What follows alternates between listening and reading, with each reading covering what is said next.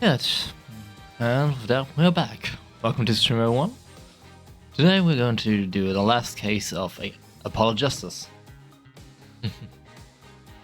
Last stream we finished case 3, and now we're going to case 4, the Turnabout Succession.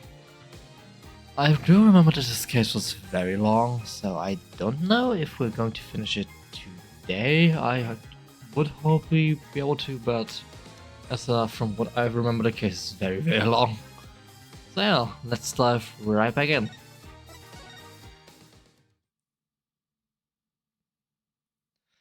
October 7, 10:37 AM. Write Anything Agency. Hey, Apollo, look on TV. Look. Yeah, I'm kinda busy. Wow, look at that. He's the last Grammar Ray, alright? Amazing. Apollo, you should be watching this. Ow. What? I was writing about our last case in my journal. Lawyers are supposed to write things in records, Apollo, not journals. And why now? The case was 3 months ago. Hey, it's a long story. I did a lot, you know. I want to vacuum pack the feel of the moment for later. And now I'm ruining the crowd by figuring out how Lamoroy disappeared. That's right, I invented that illusion too. But you're missing him on TV right now. I was just getting to the good part. I suppose I should watch a little TV with her. After all, her father is expecting me to look after her while he's away. What you're now seeing is a rehearsal of our greatest magic show on Earth. Happening right here at our very own Sunshine Coliseum. Sunshine Coliseum? Hey, that's where the Gavoniers concert was. Only 3 more days until miracles happens here, right before your unbelieving eyes. A legendary true Grammar Ray is performing for the first time in 7 years. It's going to be great. I'm so there. You and Daddy are coming too. Legendary Grammar Rays. Tracy's real father was still alive. He'd be on its stage performing miracles. I've got the tickets and everything. It's yours, Apollo. Magic show ticket received.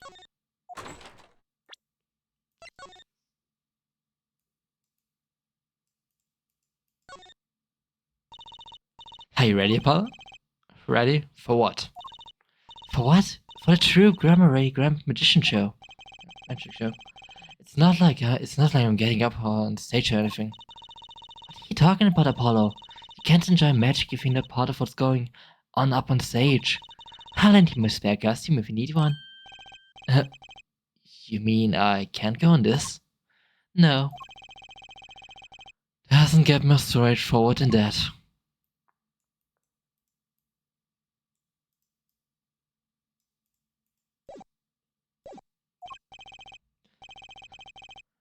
Oh, yeah.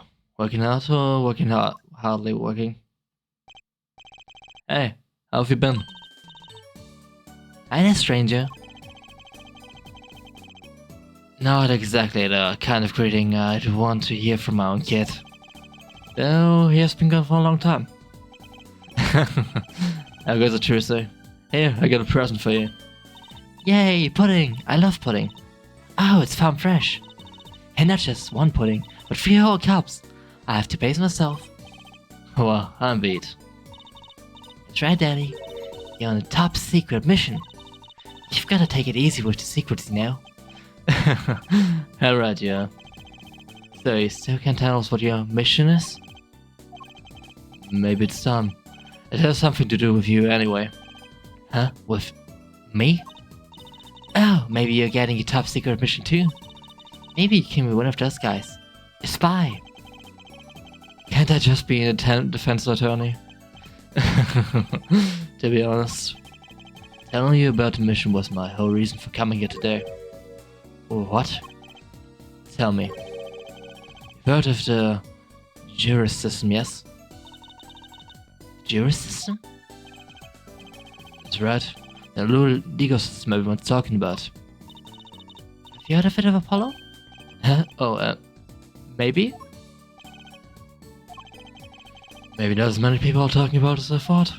The Juris system, huh? The Juris system. So, Daddy, what's this Juris system thing? Well, Trucy, do you know what a jury is? I've heard of it. Isn't that those people who sit in court in those old courtroom dramas? The ones who get to decide if a guy's innocent or guilty. Do you know Apollo? Only from TV. It's 12 people chosen from the community, right? Well, they're thinking about reviving the system. They're calling the new system the Juris system. Now we're doing whatever you like, Your Honor. Not quite that harsh. The jurors cooperate with the judge. They help analyze the case from different angles. And there will be only 6 of them. And there will be only 6 of them under the current proposal, right? Oh, you know your stuff, Apollo. The findings directly affect the verdict. Hopefully, people will start taking the courts a little more serious now. I feel like I'm on some kind of educational TV show. Starring Dr. Wright. Dr. Wright, his assistant Trucy, and Mascot Apollo, the perfect team. Mascot?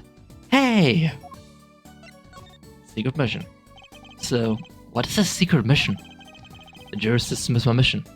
More or less. Anyway, keep in mind that new ideas like this system are always risky, Apollo.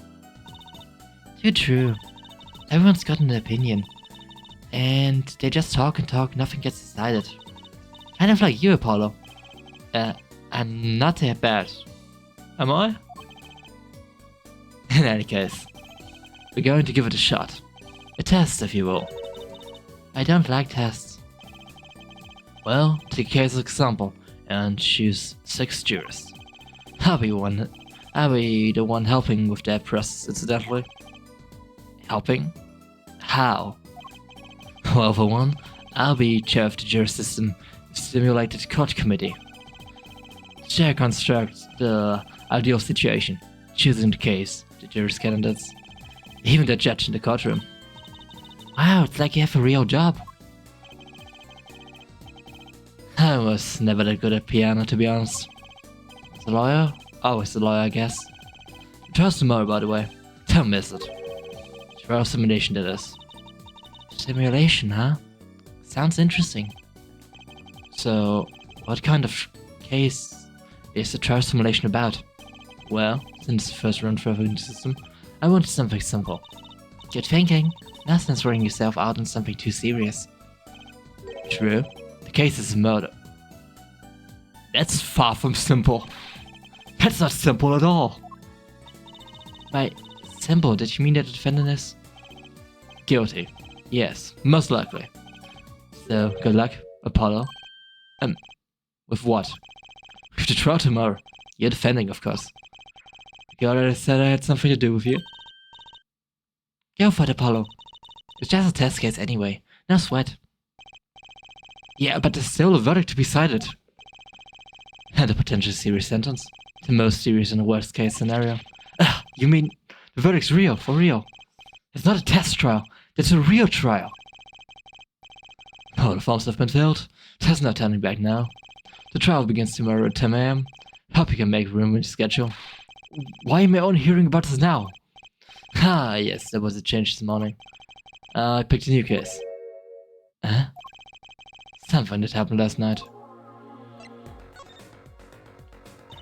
Hey Apollo, I know you're all excited about the secret mission. But what about this? The Troop Gallery's Grand Magic Show? Alright, the card tricks. They're not card tricks. They're grand illusions, miracles, the apocalypse, heaven and earth foreshadow. So what's it 3 whole... So what? It's 3 whole days from now. It's the Sunshine Coliseum. Let's go today. We can say hi to Uncle Valent. Have fun. What? I can't go by myself. You know I'm not very outgoing. Right. Wanna go with her? But what about the secret mission? Oh, don't worry about that. Hear all about him regardless. I don't trust that smile. He knows something that he's not telling me. Yippee! Now you can take me to the Coliseum. I suppose it wouldn't kill me to pop over there. Ah, Grammary. That reminds me. What's this, Daddy? Isn't that Silk at the Grammary seal? Consider it a birthday present, Tuesday. Thanks, it's great. But today isn't my birthday. Good point. What day is it today, Apollo? Today? I think it's Recycle Your Plastics Day. That's a Recycle Your Plastics Day present. Yippee, so it's plastic. I've given up trying to understand him. It's much easier that way. So, what is it? Can I open it, Daddy? No. Huh? You need that envelope someday. Someday soon. Don't open it until then. Well, why didn't you just hold on to it then? Why didn't you just hold on to it until then? Because it would be the logical thing to do. Memory envelope. Envelope about the grammar race, huh? Huh. Let's investigate the room first. Before we load the last one, I don't know if we will be moved somewhere. The plant. It's intriguing you, doesn't it? Not really. It's just the one thing in here that doesn't have some secret function. No secrets, but lots of memories. And a name too, want to get? Not really. His name is Charlie. And if you were curious. Really, I wasn't. I can't believe you're using this cutting a personal part box as shelf space. You know, I used that trick on stage the other night. Imagine my surprise when I pulled one of my shirts out of the box. You should really examine your props before the show. Hat. Is that a spare? Look exactly like the one you always wear. It's the first rule for professional. Be prepared. You know, I put it on the other day. And a strange white substance fell all over me. It was like magic. Or like fingerprint powder.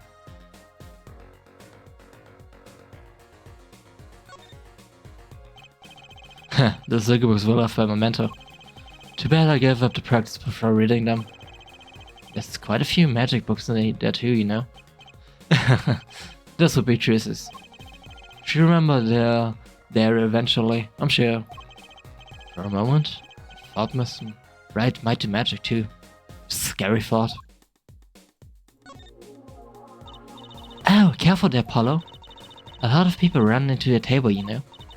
Why, some client knocked the pot clean over the other day. Why not get a more sturdy table? Maybe the table was partially to blame. There's no maybe in this. That thing is a death trap.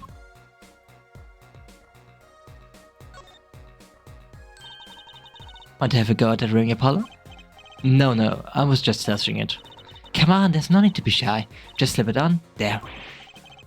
Ouch! You're way too tense. You gotta loosen up there. The human boss wasn't meant to bend like that. Out of plastic spaghetti for displaying in a shop. Where the heck does she get this stuff?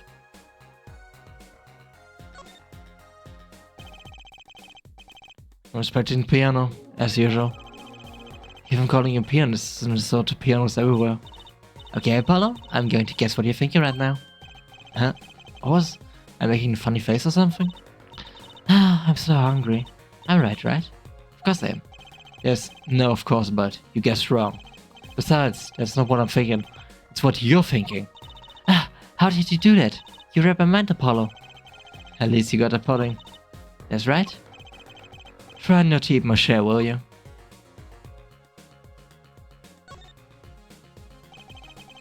The magician in the photo, is that you? My real daddy, yep. Zach Grammary. He disappeared when I was little. I hung it up so I wouldn't forget what he looked like. I see. Smiling. But I bet that smile doesn't go very deep.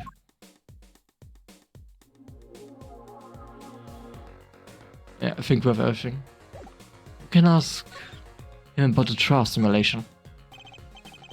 Alright, so what case are you going to use? You really want to know, don't you? Of course I do. I mean, I'm going to be defending, aren't I? If all goes well, then yes. Of course, it's just a test. We wanted everyone to start with a preconception, a blank slate as well. There's a difference between having a blank slate and just being totally clueless. Whose damn idea was it anyway? Well, mine. Come in your chair, remember? Oh. Well, if you want to know about it, I suppose I could give you permission to examine the scene of the crime. Good, that's better. But you can't talk to anyone involved in the case. What? And how am I supposed to defend? You'll let me worry about the details though. Remember, I'm in charge of this trial. All of it. But you don't want it to backfire, do you? Apollo. If I'm in charge of the whole trial, that means the entire affair is my responsibility. For good or for bad. Just do what you can. And don't worry, I know what I'm doing. Alright. I recommend going down to the detention center. Your client's waiting for you. You can ask about the scene there. But you just said I couldn't talk to anyone involved. Hell, you can talk to your client. If you can get her to talk. Well, time's wasting. Huh. Well, let's do this. Let's go to the detention center.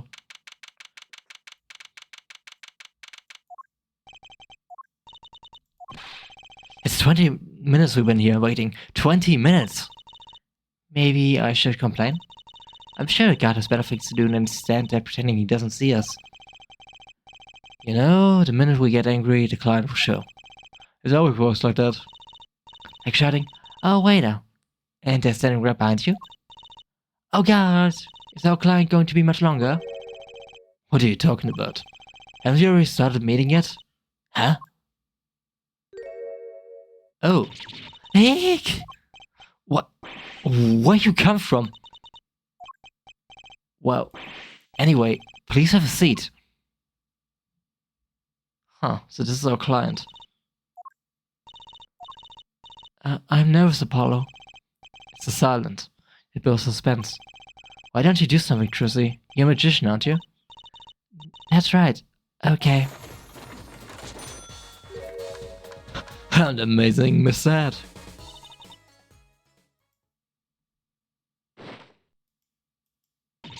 Hey! She passed out! Huh. This magic underwear might have been a better bet.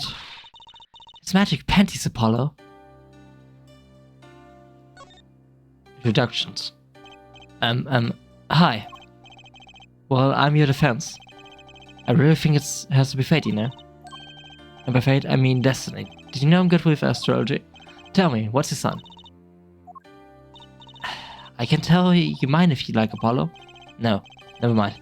I just got carried away there. I seem destined to get difficult clients, it seems. Your name. So, what's your name? Alright, I'm supposed to introduce myself first. I'm Apollo. Apollo Justice. Name Trissy, right? No. This is getting nowhere fast. The case. Hey, I know. Maybe you can tell us what happened. I'm your defense attorney, after all. Anything out of the ordinary happened lately? Oh, that is tourists from out of town stopped to ask me directions. They are Trissy. I feel like I need to ask directions myself here. Well, that was fruitless. I think I understand this pair a little better now. You're good, Apollo. Look, she's doing her nails. What? Are nails more important than defense? Is that it? Let's go, Trissy. Huh. Excuse me. Could you read this? Sure. I feel like a teenager on a first date. This is a love letter we passed from desk to desk at school. Stop looking so wistful and read it, Apollo. It's a business card. With a name and an address. The name is Vera Mishama? Vera Misham? The address is for Drew Studio. There is a card added to the court record. And you're giving me this card because... Well, looks like we're finished here. I wonder if Drew Studio is the scene of a crime. Let's go find out. Huh. Nothing much we got from that. Well, at least have a name. What a pretty business card. Looks like a postcard almost. Down the back, huh? Just a name. That seems odd to me. Huh? What does? I write your name on the front and back of the card. Why not use the space in the back for a self-portrait or caricature? And people would remember you to look like too. It's not a bad idea, actually. Here, give me one of your cards, Apollo. She's drawing something. Hey, my hair's not that spiky.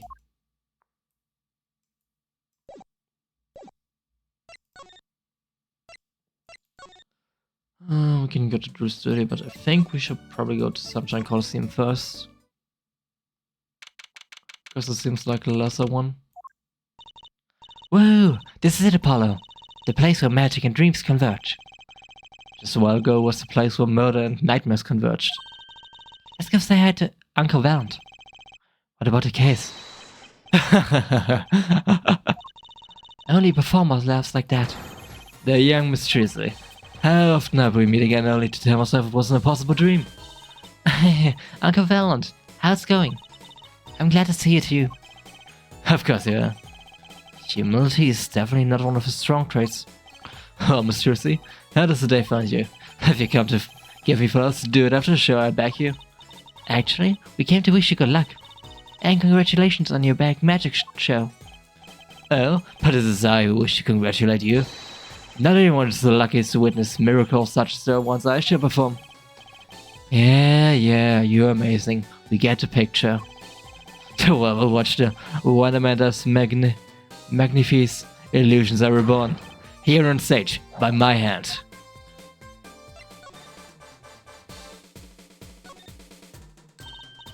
Look, Apollo, a balloon, a hot air balloon. The Grammar seal on it, no less. Well, this is a long-awaited revival after all. And it's been 7 years, you know. I spent plenty of time pretty penny on promotion. I hope it's a huge success, Uncle Valent. Oh, I intend for it to be nothing less, I assure you. You both sure seem excited about it.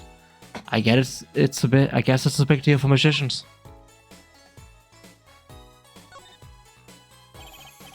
You know, I thought this at the time of the Gaviniers concert too. This Colosseum is just way too big. It's huge. It's got a big sounding name too. Sunshine Coliseum, was it? Would you like to hear what the grand finale of the show on Friday will be? What? Really? Yeah. The grand finale will be nothing other than... Don't tell me. You're going to make the whole... Don't tell me. You're going to make the whole Coliseum disappear, right? Ugh. Oh, oops. Looks like I was right. Apollo! I can't believe you used the power of perception on something like this. It was just a wild guess, really. You changed the sign since our last case. It was our Gaviniers back then, wasn't it? I hope nothing bizarre and mysterious happens this time. But the show itself will be bizarre and mysterious, I assure you. I don't have a problem with mystery, as long as it's legal. I don't think lawyers and magicians were really meant to have conversations like this.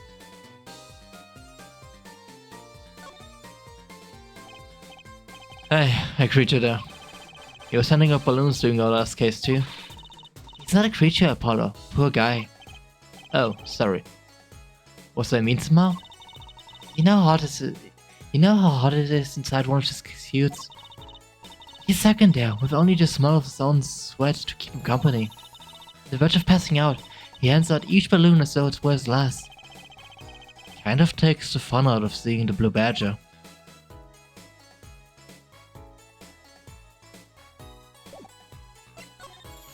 Big Magic Show.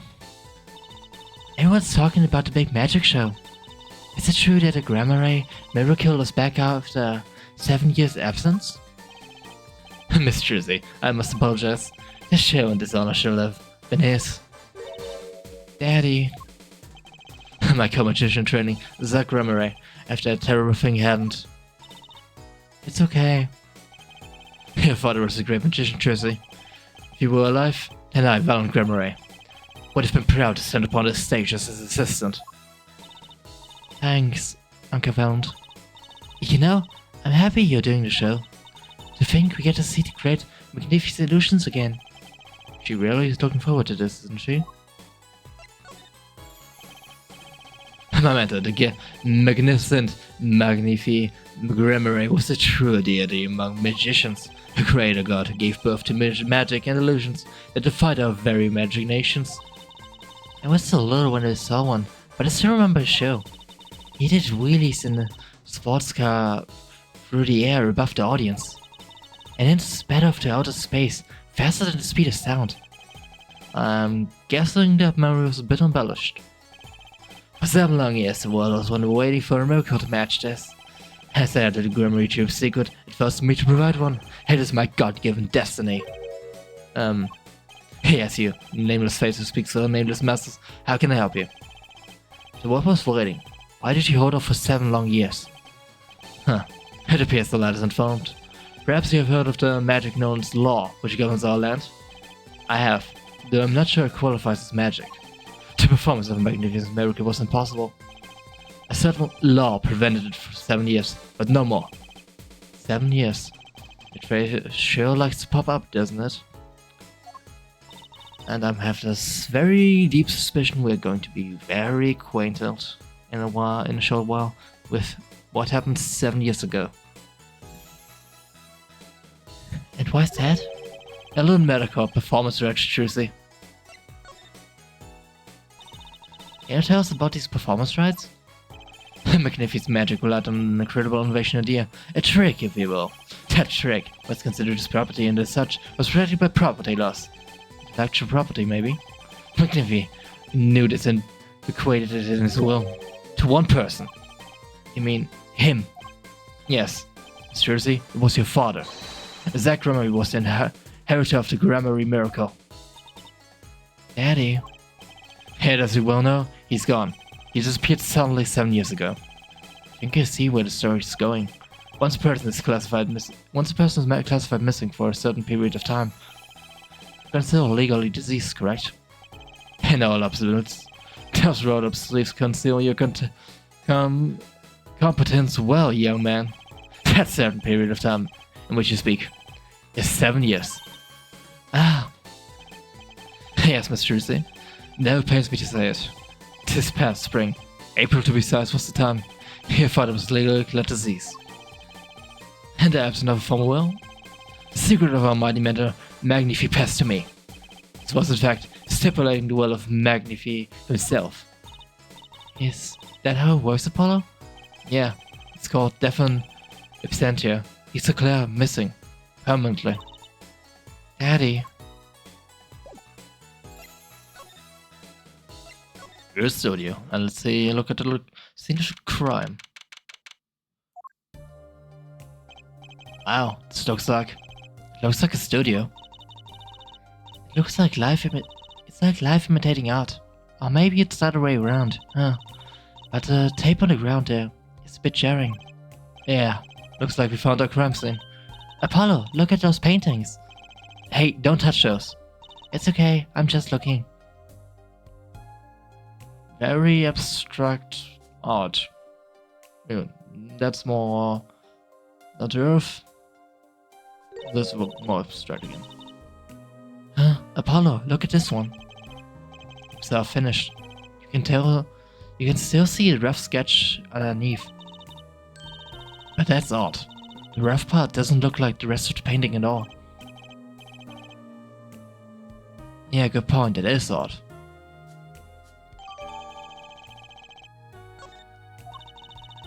Other paintings have a really different style too.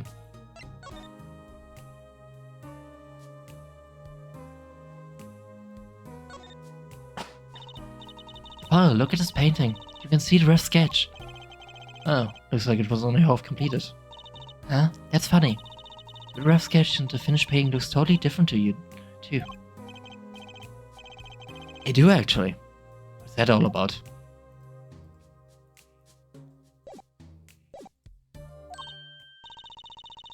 Ah, I thought I might find you too. Emma, long time no see. Oh? Seems like around you far too often. I bet I know why you hit you. You know about the trial simulation tomorrow. I've heard about it, sure. So Mr. Wright chose you, huh?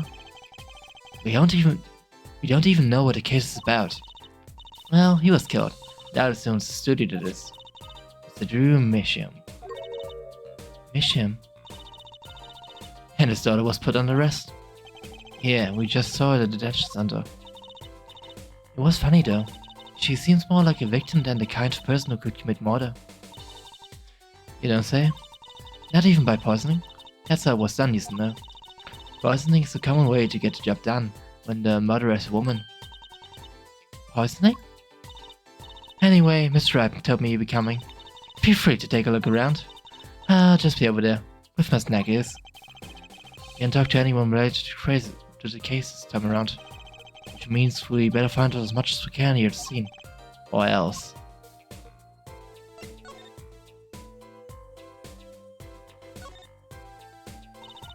I wouldn't mind taking a closer look at those paintings. I just love us, you know. How does the fake? Is that a what? These paintings are all dry. I'm just surprised at how different these all are. Yeah, and what's going on with this half-finished one? It must have been a work in progress. You can still see the rough sketch below. What's so weird? The sketch part doesn't really fit the finished part. I noticed. It is weird. Hey, Apollo! That's where the boy was. That's the spot where Mr. Drew Mission passed away. He put a coffee mug to his lips, and the next moment, there's quite a bit of paint on the ground. See that painting there?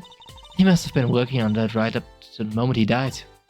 Wow, a true artist to the end. Oh, maybe he started a year ago and was procrastinating. That's the victim's coffee mug. So the poison wasn't in here. This is my first time seeing a real poison mug, of course. I would hope so. Poisoned coffee. Not exactly, actually. What do you mean? No trace of poison was found in the coffee. What? You have to figure out the rest yourself. I'm officially not on your side after all. Coffee mug out of the court record. There was no poison inside of the coffee. Huh.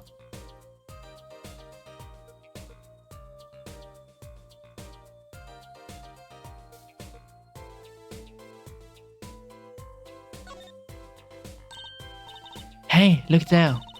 That stain doesn't look so healthy, Apollo. That must be the Blue Mountain stuff we've been hearing about. Something tells me that even Blue Mountain coffee isn't this blue. No, the stain is probably... better ask Emma.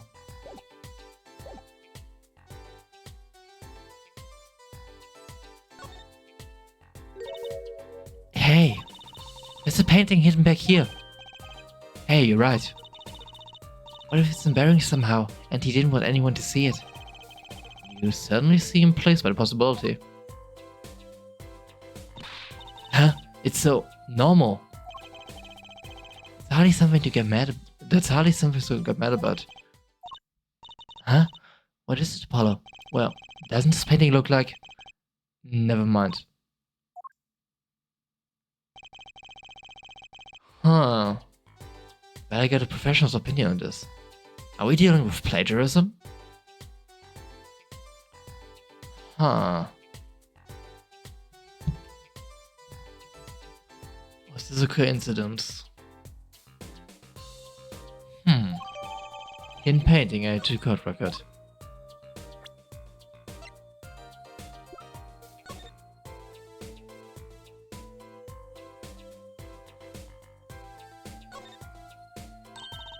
Hey Apollo, this painting, I know it! Huh, really? It's a story where the old woman is doing the wash in the river. And this giant peach comes floating on down. Might possibly be the strangest thing I've ever heard.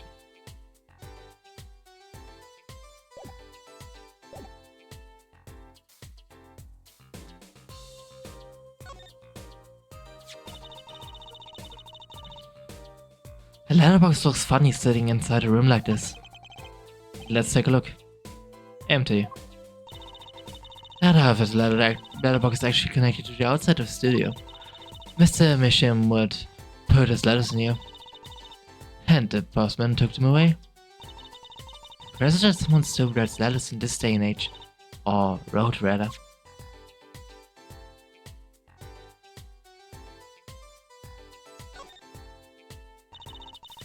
I imagine this coffee cup was for guests to use. Yes? Did the police already analyze this cup too? Not a trace of poison was found on that cup, so the killer was after Drew Mission alone.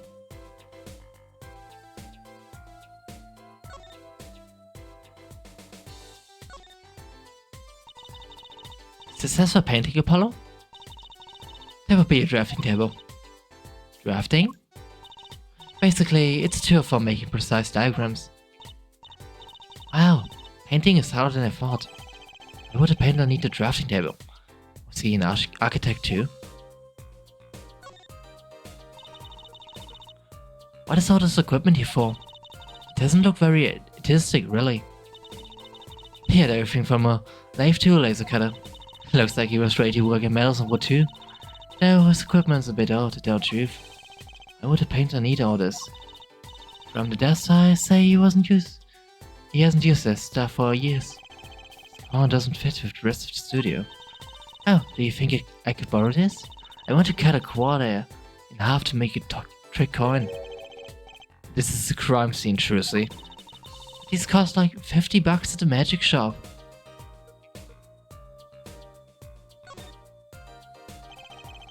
Let's take a closer look at this desk there, yeah.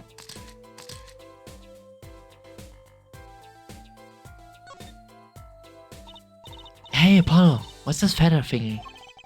Isn't that a pen? Like an old-fashioned quill pen. But it doesn't have a pointy end. That was most likely for sweeping destures of desk.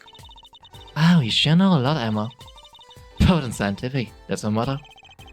Exactly, what about it was built or scientific? Is this a journal? Wow, talk about a clue. Let's read it.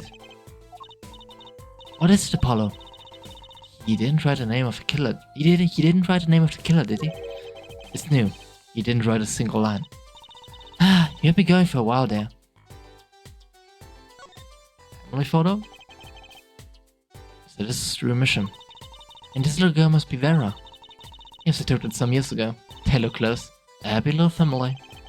Until you arrested his daughter. Ah! Look, I was personally against that, okay? She just didn't seem very suspicious, scientifically speaking. Uh-huh. Right. Huh. Something about the way that figures posed. I've seen that pose before. It's you, Apollo. See? You're making one of your flamboyant gestures. Please, I'm professional. I wonder why it's posed like that. Coincidence?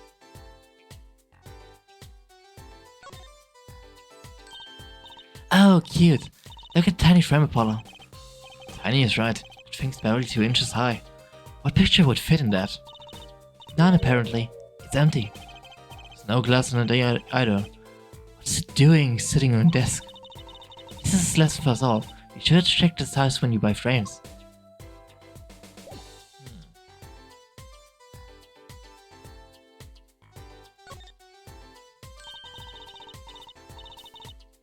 Look at these paints, Apollo. There's so many. He's got like 20 kinds of red. You should paint your suit, Apollo. How about the shade of green? There'd be enough of that. Thanks.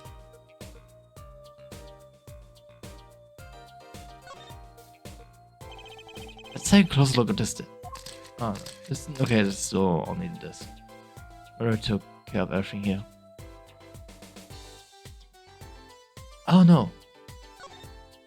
Okay, how the fuck did I miss this? This envelope has been opened and resealed. Oh, I know how to do that. You take a pot of boiling water and hold the envelope up to the seam. The glue melts and it opens. Cool, huh? Whoever did it wasn't so delicate. You're right, looks like they just ripped it open and stuck it back together. Huh? The postmark on this letter is from 7 years ago. Why would someone open a letter and seal it again? Everything with C comes back to 7 years.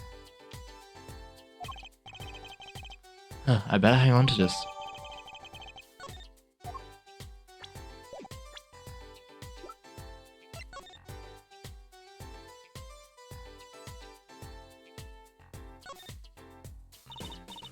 Apollo, look!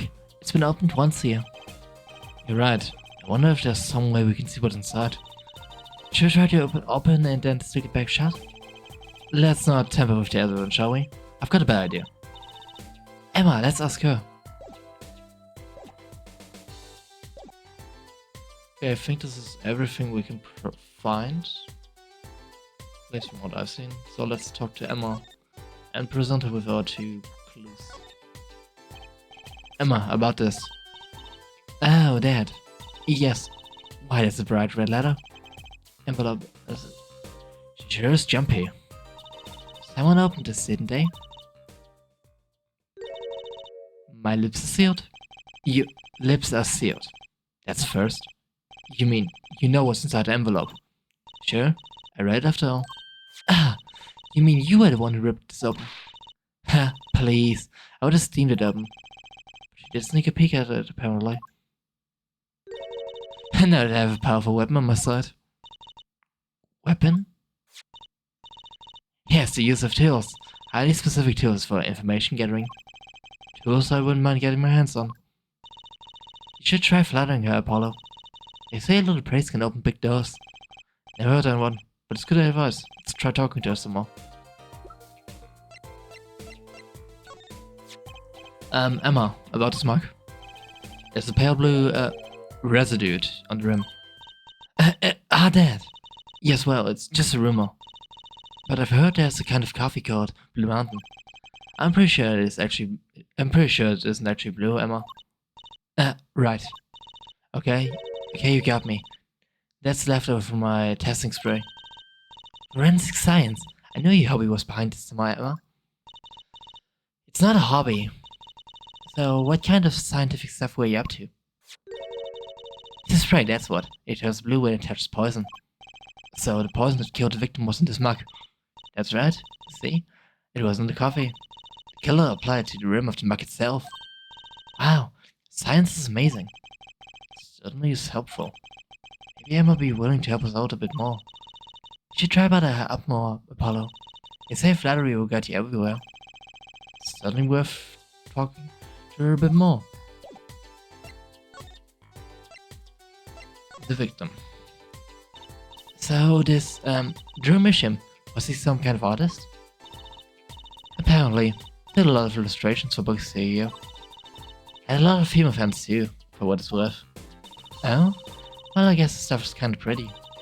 Like that oil painting over there, for instance. Yeah. That wasn't one of his illustrations, actually. Huh, so it was a standalone painting or something. Is that what she means? He was an art bird, Misham. Hadn't shown his face to anyone until the end. What do you mean to anyone? He was always locked up in the studio, apparently. His only connection to the outside world was through letters he put in the letterbox there. Letters? Do people still write letters? What do you mean, Apollo? I mean, when was the last time you wrote a real letter? Don't most people use email stuff these days? Now, Mr. Misham couldn't stand technology, it seems. He did everything by mail. Maybe he thought that way was more artistic, you know? Letterbox to the court record. In any case, the only person besides him allowed in here was his daughter, Vera. Oh, you mean the killer? Suspect, please.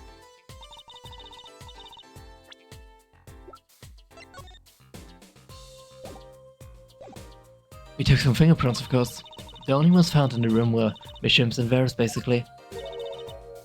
Basically? Actually, last night, the Mission gave an interview to report it for the first time. It happened during the interview, apparently. First interview ever. Could you tell us a bit more about what happened the night of the murder? So, this woman Vera. She's Mr. Misham's daughter, right?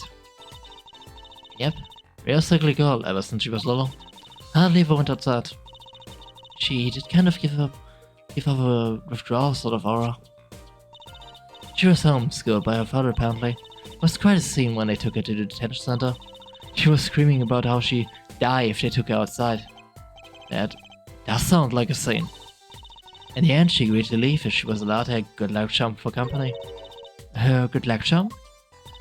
Apparently, she has this charm that magically gives her the courage to go outside. Why can't I ever get a normal client? But why would the Shadow daughter kill her own dad? Don't look at me. So, about the poison. It was found to be in his coffee, right? No, not precisely. Not precisely? What does it mean? It means see for yourself, I think. Night of crime. Like I said, last night was the first time someone from the outside came into the studio. I guess mysterious painters who never go outside make for good articles. And just so happened that he died the night of his first interview. At around 9 PM every night, Vero always made him a cup of coffee. Last night, he drank his usual coffee and suddenly became violently ill and died. She poisoned him on the night of his interview? Wouldn't the reporter see? He wasn't near Mr. Misham when she brought her father his coffee. She was checking out some equipment in the back of the room. Supposedly, that's why she didn't notice he was there. It was the reporter who got the police, in fact. Wait, but why is she the suspect? If anyone is suspicious, it's the reporter. Yet the reporter never got near Mr. Misham's coffee. Even Vero acknowledged that. Regardless, I want to know more about this reporter. Bet Emma could have us out here. And forget, Flattery go to be everywhere with her, Apollo. Huh? What are you two whispering about? Well, I was thinking. I mean, what does this we always do when we run into you at a crime scene? What is it we always do? Scientifically? Ah, you know me too well. Okay. Okay, meaning we can get, scientific now? Oh, I suppose. Just this once. Bring me anything you find suspicious and we'll check it out. Okay, envelope. Am I about this? Oh, there. Yes, why, that's...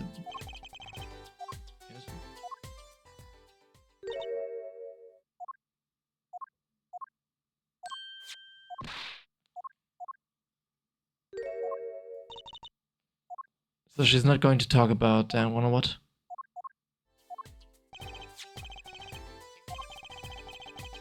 Oh no, she is now good. I was wondering about the envelope we found. I was wondering if you could help us out with the tool you were mentioning. You want to know about my tool, do you? It's called an X-ray analyzer. X-ray, like the X-rays you get at the dentist? That's right. At least that's what I call it. Huh? It has a real name, but it's much more complicated. The X-ray spectralization something. How am I supposed to remember all that? So basically lets you see things inside like envelopes? That's right, you're sharpshooting. But it's a bit more complicated than that in practice, of course. Actually, to tell the truth, I'm not really sure how it works scientifically. Can you try it out, Emma? Please. Oh, I suppose. Of course, I already checked out everything suspicious myself. Alright, let's go to Spin Apollo. Yeah, what are you doing? Oh, just seeing if I could see through your hair.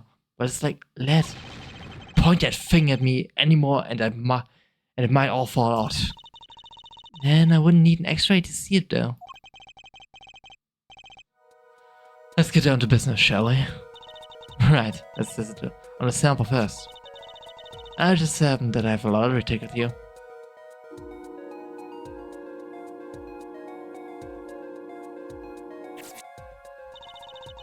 You set the sample on the device like so. I don't see anything. Patience. There's no need to get all antsy. Look at the right side of the screen. That's the layer view of the envelope. Layer view? You got it set to display the outside of the envelope now, see? Actually, it's quicker to just give it a try. Don't dial there with... for me.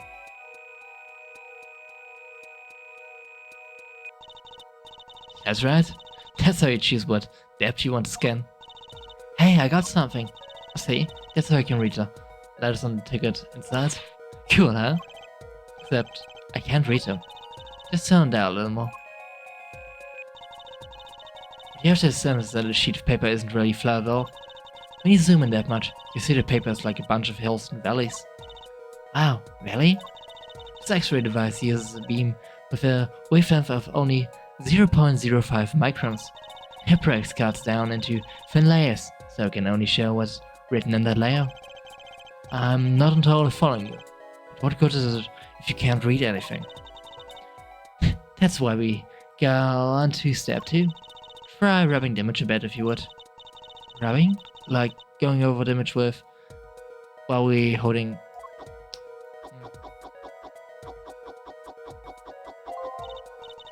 There, that fixes the image on the screen. Now turn down again, just a little. Good, now you can rub this image to fix it too. Hey, I get it. We just keep doing this until we get the whole thing. Exactly, not bad.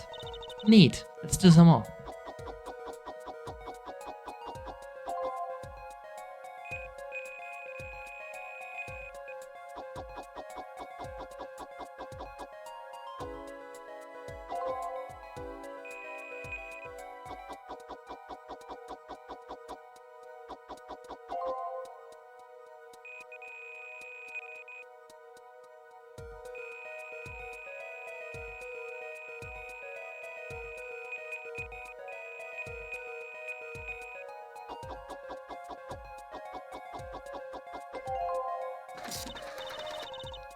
Okay, let's print this one out. Lottery. 007, big winner. Wow, woohoo! I'm a big winner. See? This is the true power of my weapon. Neat, huh? Now let's try it out on the real thing, shall we? Alright, let's do this. And while I'm doing this, I'm going to drink some water.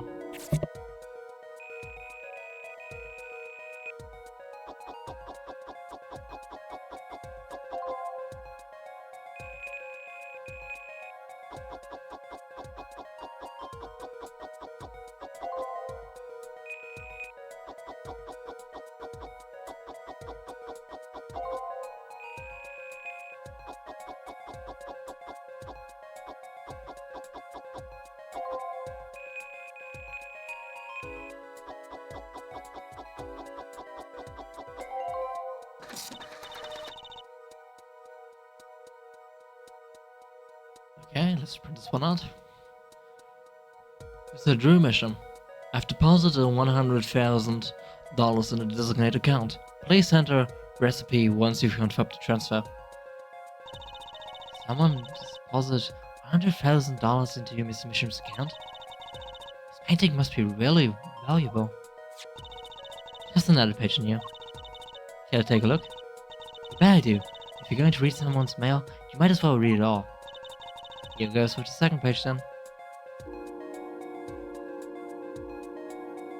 You can definitely see that this was definitely made for the DS.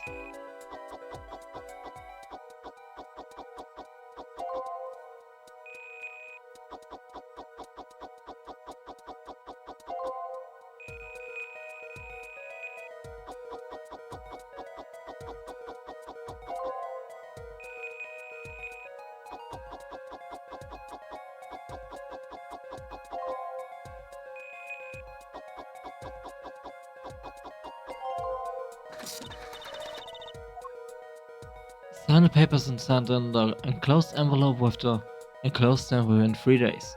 I need to remind you to speak of this to no one.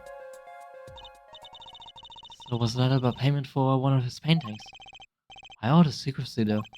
And what? I was this letter to the only one in here. 7 years old, right? Maybe it has some special significance to him? Well, indeed. She knows something she's not telling us. Looks like she's keeping mum about it.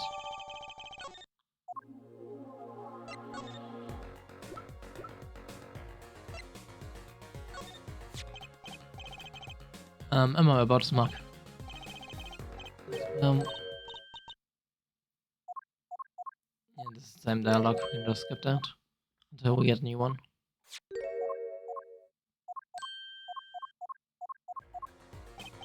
About poison analysis.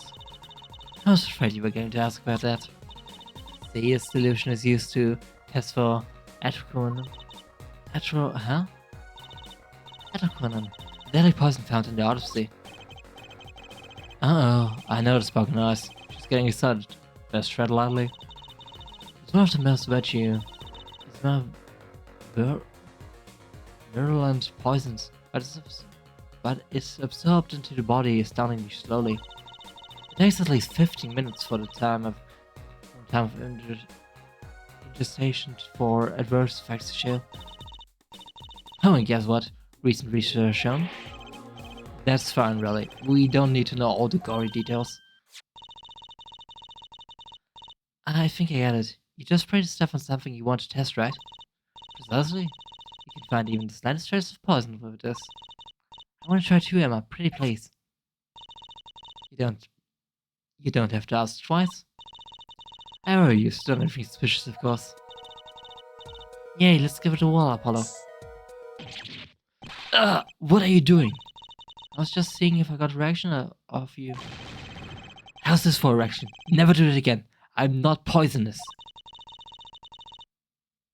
How did those helpless witnesses understand?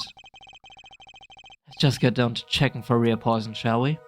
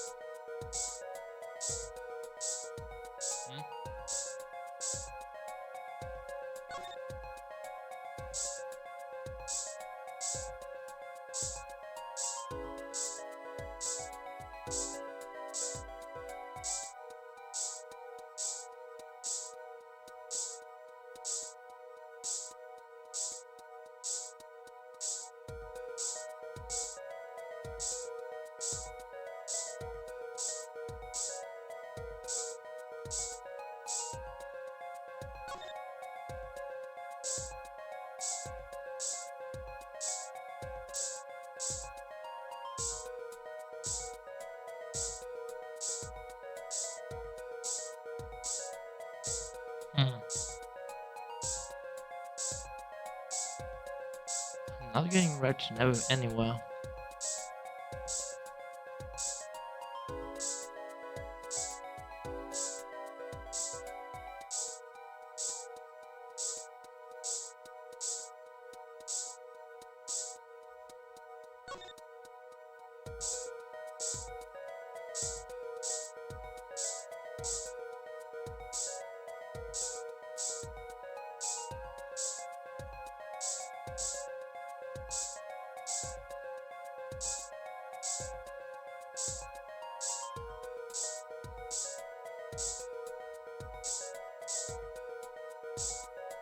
Huh.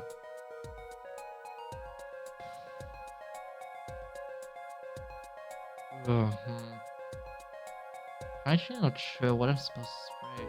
Because it didn't react to the coughing like where no poison was.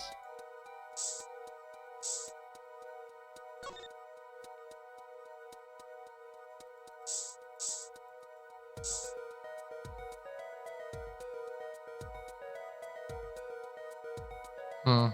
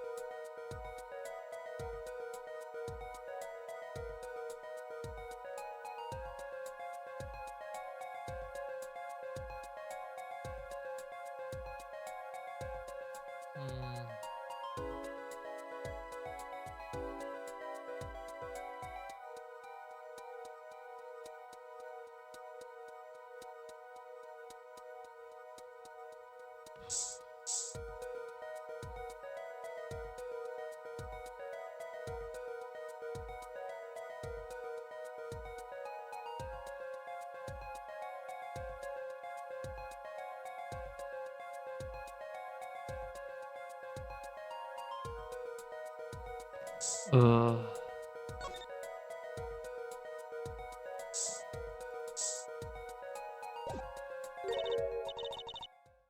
Yeah. Huh, I did not got any reaction, huh? Too bad, no reaction there. Sure, I'm gonna check out all the likely spots. Wait a second. What is it, Apollo? You sprayed a little desk over there. I don't think so. Spray probably can't reach that far, you know? Check it out, just to be sure. Oh, now I can spray this thing.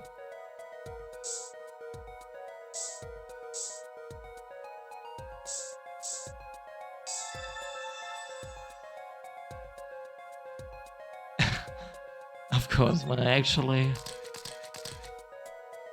try this and it doesn't work out. It's okay. Hey, irrational Apollo.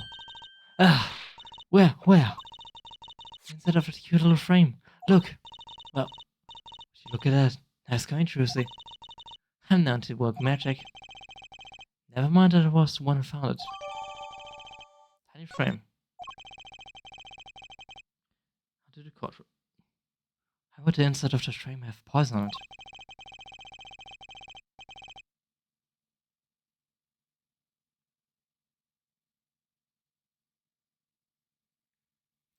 Looks like we found the only place that was poisoned in the case. So Emma was wondering. Sorry about this reporter that came here for story the night of the crime. Ah, my friend I can't tell you because he's going to be a witness tomorrow right here. Because he's going to be a witness. I thought so. I'll never forget that face. What's his name? Oh, right. Brasho. He's after escaped his cell to the papers. So a reporter comes for an interview with Painter. His first interview ever. And that night he's killed. Seems strange to you? Really strange. Let's raise a few questions. I'd like to speak with this reporter if I could. Well, I hear he's on the beat today. He said something about covering a magician.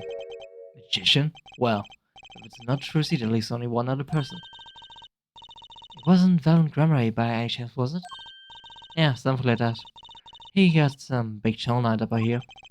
So he's out of interviewing Valen Gramarye. Looks like I'll be heading out to the Colosseum again sooner than I thought.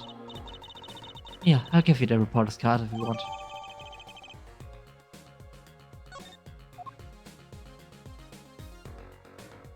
I do have something else I want to check. This hidden painting. I was wondering about this painting here. Ah, that one? What about it? What about it? Yeah, what about it, Apollo? Take a closer look at it. Both of you. Now, look at this one. This is the firm painting he was working on.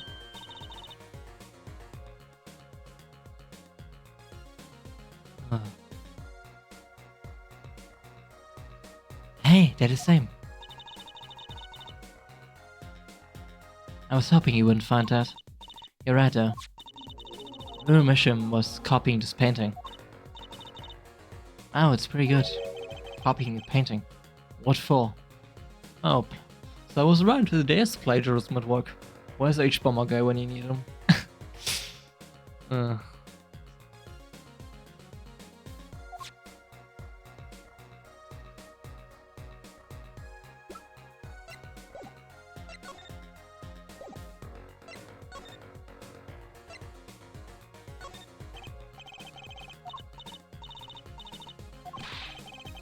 And then I want to ask you about. You want to examine it, is that? I'll be happy to let you if you have a good reason. How about that? Sorry. Yeah, she wants to do a little something on office.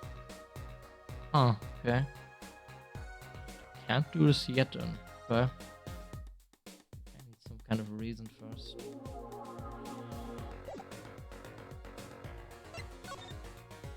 Oh, then let's go to Sunshine Coliseum.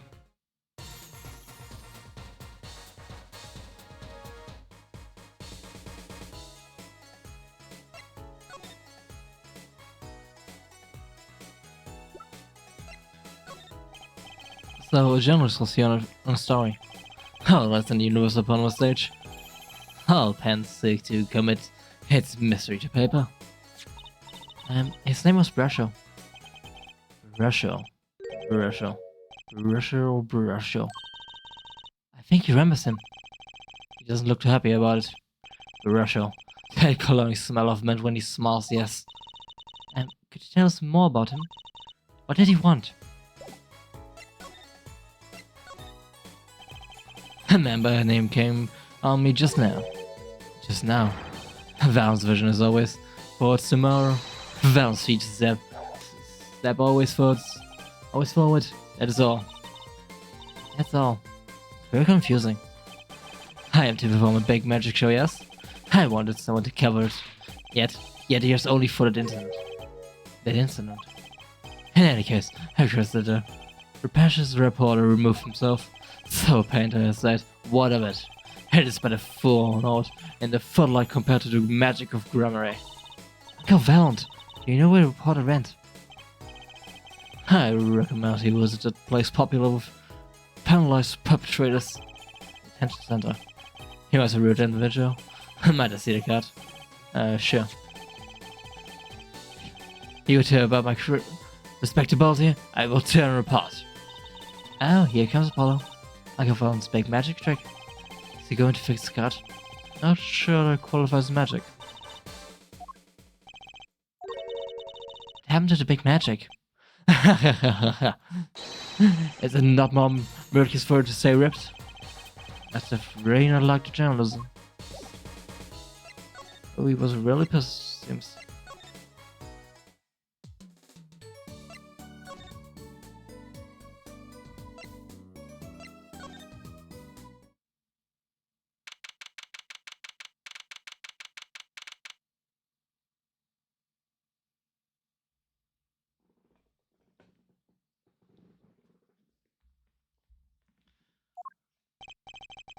Oh, you're here to see Vermisham? Yes, that's right. She's in the medical office at the moment. Medical office? Is she okay? She's still slowing down. Said she didn't feel so good. I'm sorry, but I can't allow me at the moment. Most annoying client ever. Guess we should come back.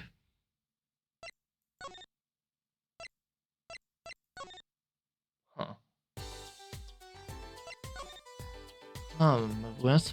Wasn't he supposed to be at the detention center? Huh. This means we probably overlooked something here then. In the studio. At least that's the only thing I can think that I probably look at something, but what did I overlook? I forgot everything.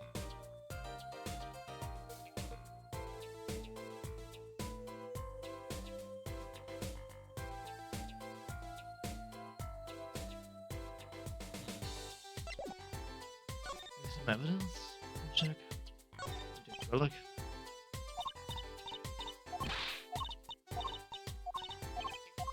Nope.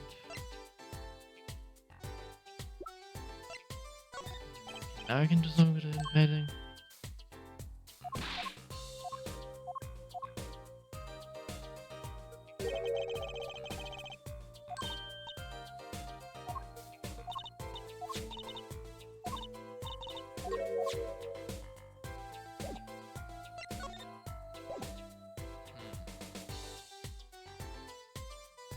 Maybe a letterbox?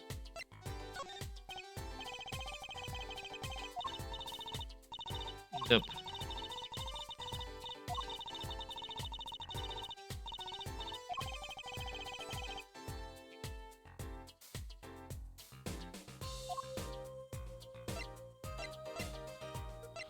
Check the envelope, check the tiny frame.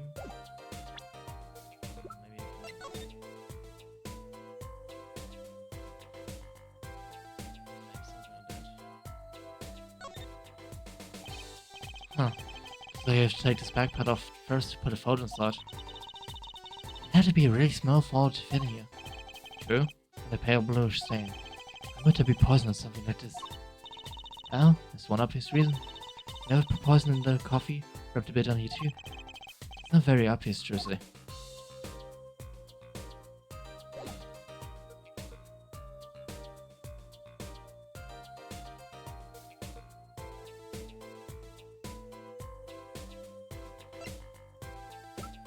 Huh.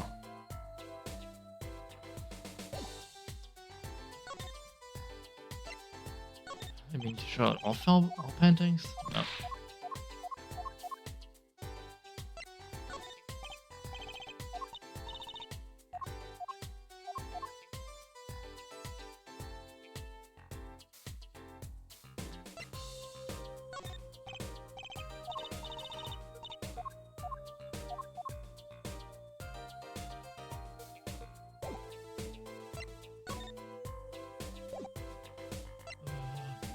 I'm actually stumped. Maybe can I maybe show the envelope to Valund? Maybe? For some info about Shruzi's dad? That man doesn't react to anything, so maybe. Are you kidding me? That was the right answer. Are you kidding me? I was wondering if you could tell me something about this. Why that bear Scribber seal? Huh. Uncle Valund? Something wrong? Seriously, where did you get this? Daddy gave it to me. Your father, your daddy? My partner's like, no, my other daddy, Phoenix Wright. Why, no, why would your Lord Daddy? Daddy, that's kind of touching. Oh, this must be very important if he's freaking out that much. Signature upon the back. Do you recognize it? That belongs to no one other than Zach Remery. What? Daddy signed this? Might be supposed to open it. I'm sorry, but I can't let you do that. What's in this envelope, I wonder? Now the time must come when I must return to make my prestigious preparations. Pay your leave, Miss Drizzly. Thanks, Uncle Valent. 3 days from now, make ready for a miracle. His reaction was very volatile.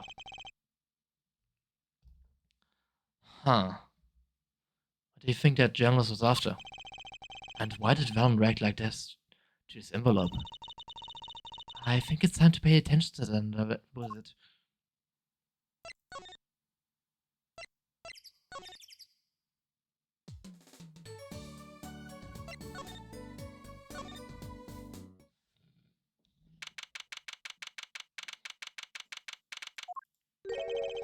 I think I heard what you're saying. We're all doing it for the money. End quote. No, not at all. Looks like someone's already meeting here. Maybe the reporter?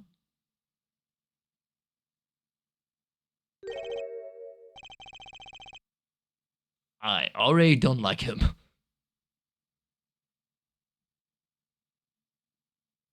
Hey there, how you doing? We might be. Sorry, we didn't know someone was over here. I'm a Polish Justice Attorney at Law. Talk about a nervous monkey. You? You're just as you. You know me. Do I know you? Of course I know you. Stares down witnesses on stand till they spill beans, end quote. That's not true. What's he writing? You a reporter by chance? Oh, you're Trucy. Am I famous? Oh yeah. Trucy right. Hates carrying a bag. Puts everything she owns in her panties. End quote. Eek! That's all not true. Just out in breezes there. I'll wrap up the interview in jiffy. Interview? So God, I think I know what's going on here. Cutting rooms is my life. What else could I possibly need? End quote. No, how many times do I have to tell you this? Look, I got work to do. You deal with him. Did you come here to interview the guard? Oh, what a pickle. I just wouldn't talk. Had to interview someone who got plumb crazy. End quote.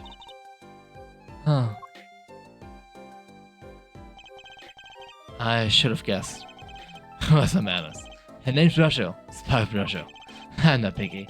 Journalists just close their eyes words. End quote. What's that nauseating strong mint smell every time he goes?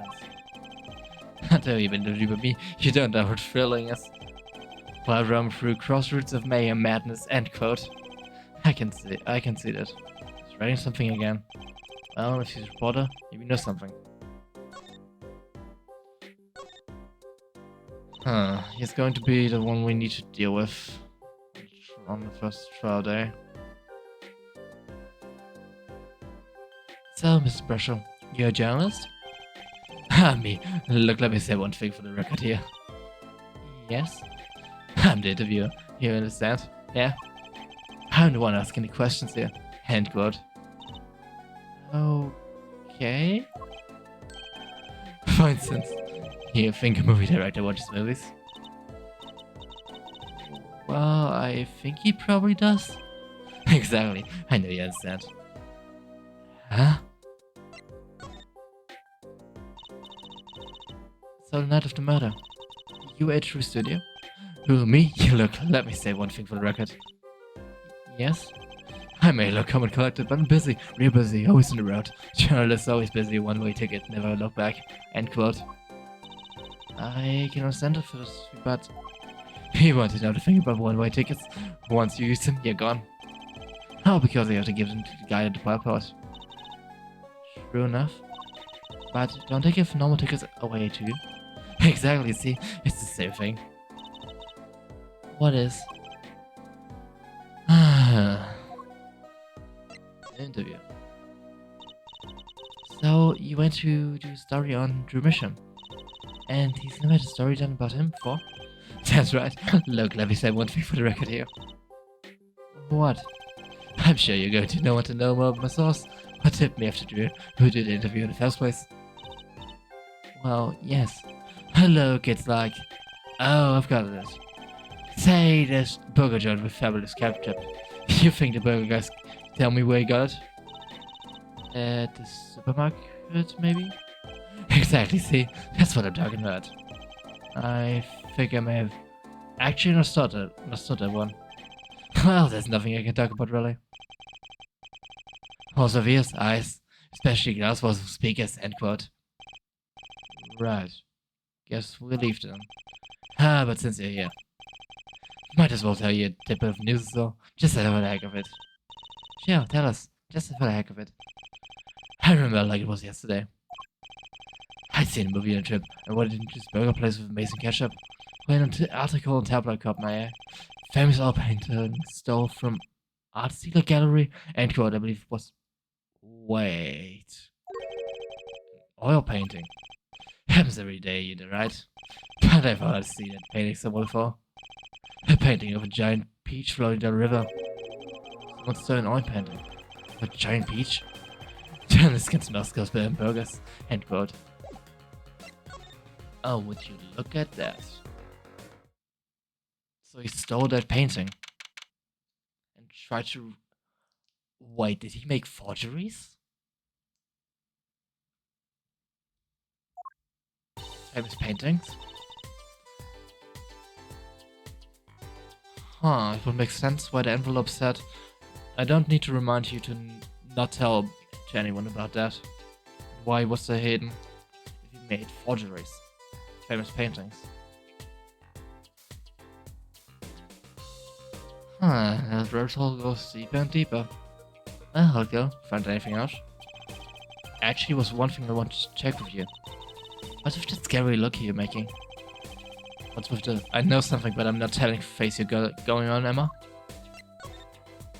Painting. I think we should now be able to present it, right? This painting came from behind the dresser. Ah, yes, sir. It was stolen, no? I was hoping you wouldn't figure that out. Do you think you could tell us a bit about this? I suppose. It's what you think. Your mission was a forger. So was correct. Nice. A forger? Forger. So, what exactly is a forger? Well, basically, it's someone who makes forgeries. Fakes, in other words. Fakes? Copies of an original. Exact copies, so precise you can't tell them apart. Well, why not just photocopy them? The big problem with forgeries is that people try to sell them as a real article. It's a crime, of course. So, Drew Mission was a criminal? I'm afraid so. He received money to create elaborate forgeries. To supplement his work in illustration, I guess. I see. Actually, that's why I brought this here in the first place. What do you mean? When you're trying to determine if a painting is forgery, the rough sketch underneath can be a valuable clue. The rough sketch is like practice for the real thing. Like doing a magic trick in front of a mirror before you go on stage. But not in the case of Fodray. Not necessarily anyway. You know what the finished product is going to look like after all. Oh yeah, I guess you would. That's why I brought this. I'm going to use it to see what's on the painting of the finished pieces. I get it now. That I really needed to go to Sunset Lamps, seeing as one of the paintings was only half finished anyway. Still, it'd be neat to see Mr. Misham's rough sketches. Kind of like what he was drawing when he thought no one was looking.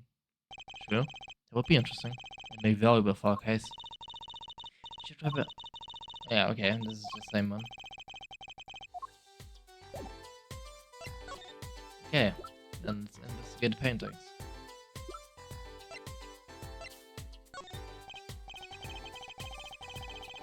I kind of want to see the rough sketch on this painting. I was wondering if you two there might be a trick. Oh, fine, fine. Just a sound there. Let's check it out.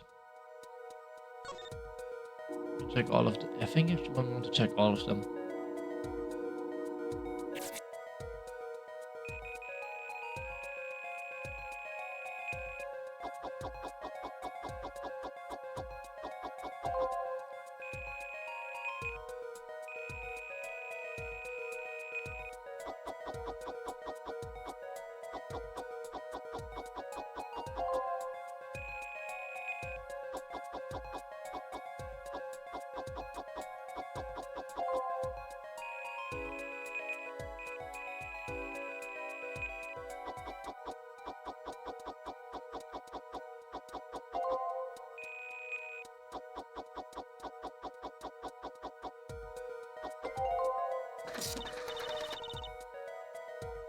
Wait a second.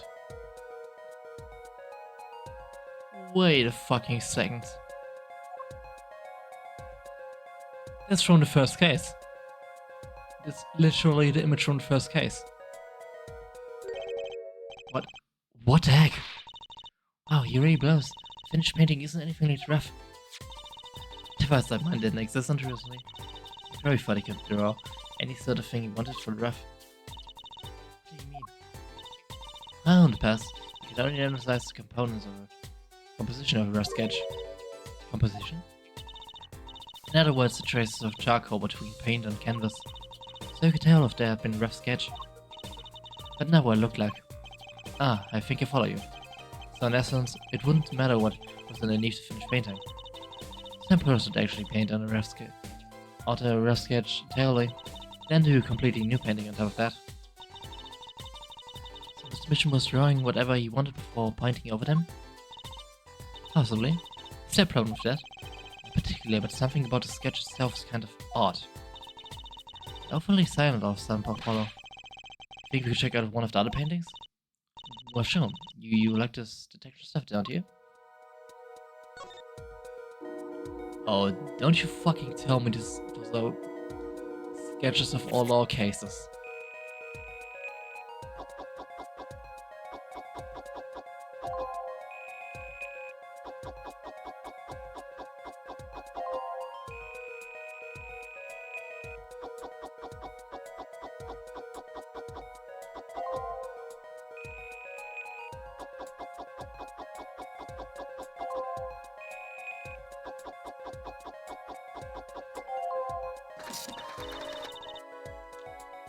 Oh my fucking god, this is case 2. This one too. What's wrong, Apollo? You look so serious all of a sudden. You think I could look at the last of these? Found me? Like I what? Then this is going to be the third case. But why? What is the purpose? Okay, this entire case just got very mysterious. What the fuck?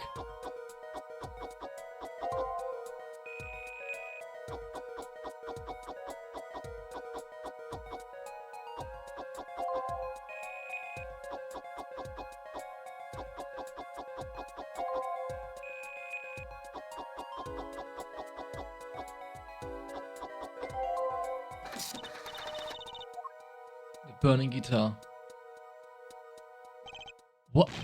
What the heck is all this? I hesitate to ask why you're getting so excited. You sure your device isn't leaking some kind of strange radiation? Seriously, look at these 3 sketches. Do you notice anything?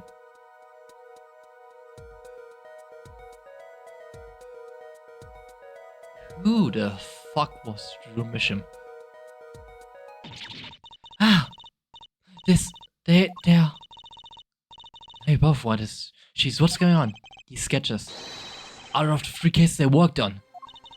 What? Murder in the poker room at the Borchbau Club. Dead man pulling the noodle stand. And then... the events that transpired during the Gavaniers concert. What could it mean? How could he have drawn those things? And why? That's what I want to know. Wait, is Drew Misham your father? Give me a break. Does it seem even remotely possible to you? Never heard of Drew Misham before. I hadn't even seen a picture of him. But there were my cases. Were on his canvas. Every single one of them. Couldn't have been a coincidence. Just who was this Drew Misham? What did he have to do with me? Oh boy, what a way to end first investigation day. Who the fuck is this guy?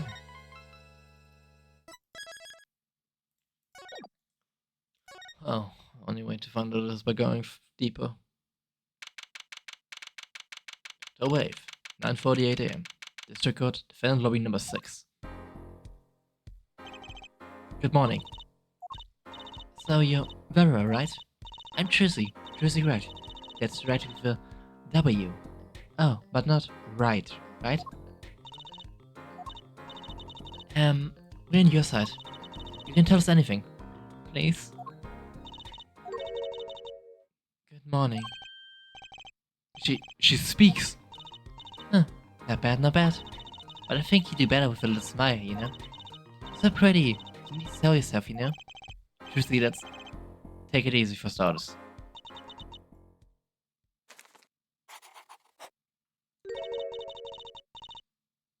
Thank you for taking my case. Okay, I'll just start, I guess. She goes with the nail polish again. That's right, really. It's so cultured.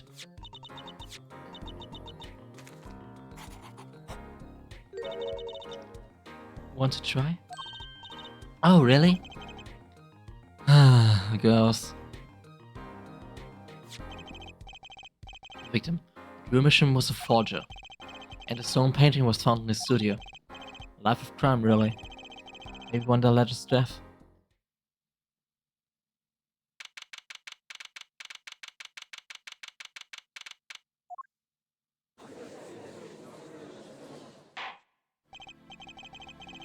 Well, we will now begin the trial of Vera Misham. Is the judge okay? His voice is all raspy and he's looking around all nervous like... The repercussions of today's trial will most likely be felt for a long time. And maybe indeed alter our legal system forever. Today is a test of the jury system. And the first step was a new order in our courts. Any secret mission? The juries will function like a jury. Let's hope their inclusion will help the court to better reflect the people's will. Why aren't there any jurors in the courtroom? Because circuit cameras watch this courtroom at all times. Jurors have access to everything that transpires. Jurors! Judge well, judge cool. No, see here, Prosecutor Gavin. I was going to say that. My apologies, Judge. Jurors, today, judge today's trial coolly, if you would be so kind. Jurors are undoubtedly by the letter of the law. They don't affect the trial of evidence, but by their feelings. And we're about to find out just what effect they're going to have. Very well, Prosecutor Gavin. The details of the case, if you would. The victim is the painter Drew Misham. He was killed in his own studio. His coffee was poisoned by whom we may ask? By none other than the defendant, Vera Misham.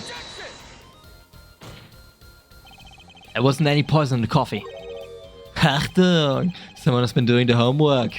Indeed, poison was not present in the coffee, but on the mug itself. The mug. Ah, residue was found on the rim, I see. The autopsy report describes the manner of our victim's death. God accepts as evidence. According to this report, the victim's death was caused by atroquin poisoning, A chemical compound that does not occur naturally. The lethal dose is a mere 0.002 milligram. A touch of atroquin in the body. The touch of the Reaper's scythe. Very well, Prosecutor Gavin, you may present your witness. I for you today a simple man for a simple case. A man who witnessed the murder entirely. Journalist, no doubt. The witness will state his name and occupation. Right. Oh, well, for starters, my name is Sparkle Brusho. My name is a lone observer of the world. In other words, a freelance journalist, right? If you don't mind, I'd like to state something here for the record. Yes, Mr. Brusho? I dislike the conclusion, specifically the aspect of jumping to conclusions. Preconceptions make park sandbox of endless desert waste. End quote. But you are a journalist. You said so yourself yesterday. Well, that's true, oh yes. But you must understand, I said before you today, man with a dream. I'm offering you my testimony in exchange for exclusive rights to the story. This is cop turns Mr. Brusho to that brush. Mr. Brusho enters quote. Let's hear your testimony then, shall we? Simple case, Kevin. For me, the jury's still out.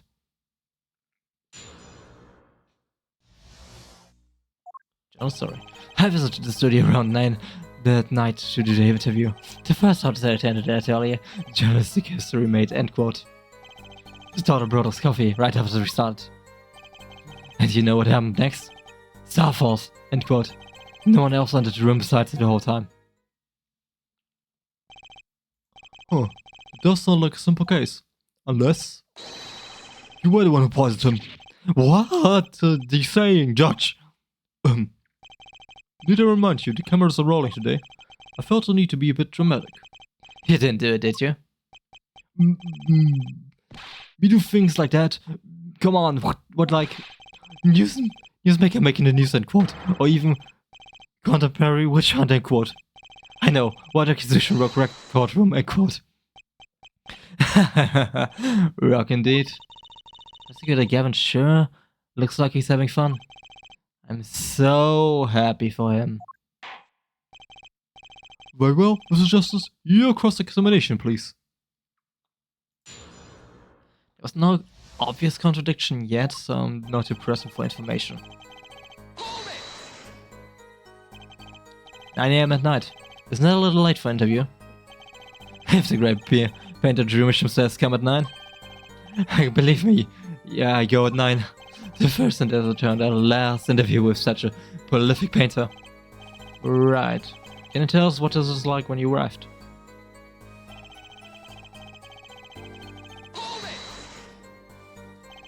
You were the first reporter ever in Drew's studio. That's right, you will look back on the night as a turning point in journalistic history. Basically an insignificant step for all of mankind, but a giant step for that Brusho guy, end quote. No one on the outside ever had access to the studio. And would serve the reason that the deed was done by an insider, by which he means Vera did it. So how did this epoch-making interview go?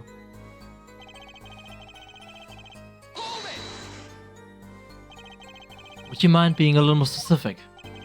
Oh, let me tell you, I enjoy Kipper. In fact, it all began when I was in 3rd grade, no wait, 4th grade. That's not what I meant. I believe I know what her voice is drumming at. This coffee the victim was served. Did anyone other than the defendant touch it? Right, that. That's what I was going to say, really. Well now, if you got a question to ask, you better straight up ask it. That's what I tell all the new crews several times if necessary. Right for a grade schooler. That's my motto. Which isn't to say I can only write grade school level high stuff, mind you. Who touched the coffee? I don't know. I was in the back looking at the studio equipment when she served it. And what happened next?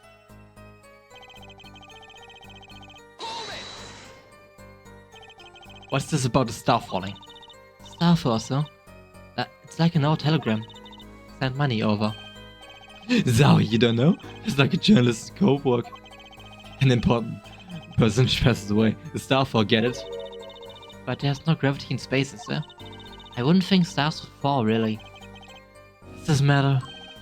Oh boy, this is good stuff, good stuff. How about star breaks? Nah, like sponge. I know. Star dies. Nah, like Sigma imagination.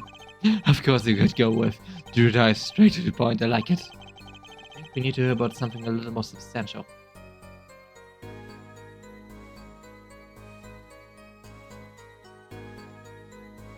The moment of death, probably something. About when Mr. Mission passed away. Oh boy, what a scene it was. He puts his coffee mug down with a crash, right? Yes, and then? Then the cold finger of death touches his spine. Life flames, sputters and fails. So cold was that he could do no but travel uncontrollably. Actually, Life Flame is a little tired. Life's river fear is over. Yes, that's a good. I think he's starting his article already. Could you describe that a little more simply? Well, as you can imagine, I was pretty surprised. He hit the floor, they say. Artist to show his final performance. End quote. Endocrine paralysis, the central nerve system. Central nerve system.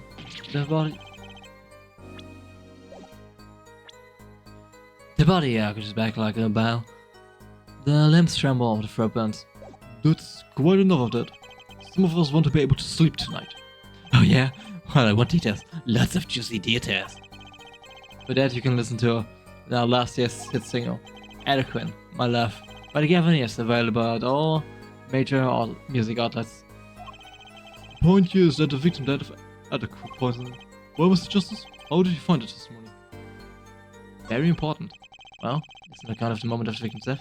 I'll say it's very important. Please add it to the testimony. Very well, the court requests the witness add to his testimony. No spasm, that was definitely death by poison.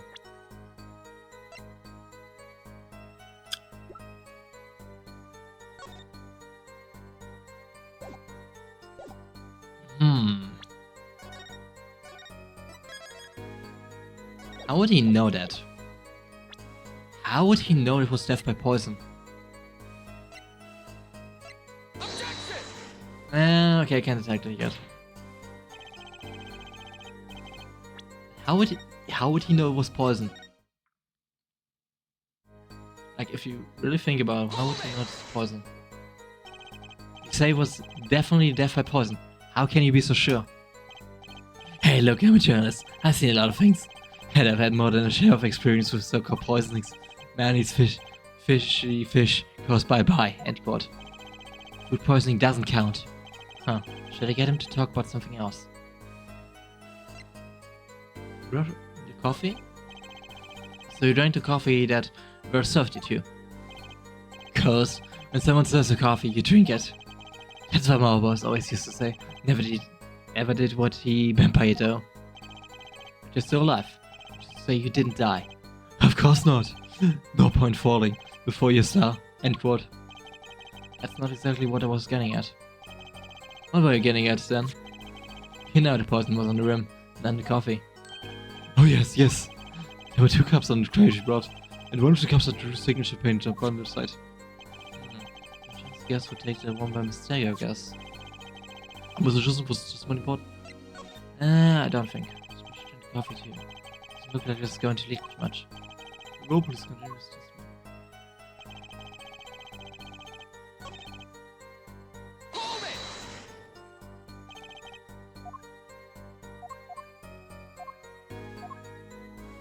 Let's talk about the Stars coffee. Say Mr. Mission had the coffee too. But did you actually see him drink the coffee? Cause he uses his wins, but he also has his wins bigger. End quote. I live in a man see the dog eats dog and write about a word yet. I guess I can't say I saw him drink it really. He had once a called sip of that. Man puts lip to mug drinks. End quote. The poison is quite vigilant, I hear. My stomach did a so-called somersault. Since I gulped down that coffee without so much as a second glance at it. Wait, maybe something's there. Some kind of so-called trick. Anyone want to venture a guess? For the record. This guy have a pause button? Would Mr. Just did you find the testimony valuable? Hmm.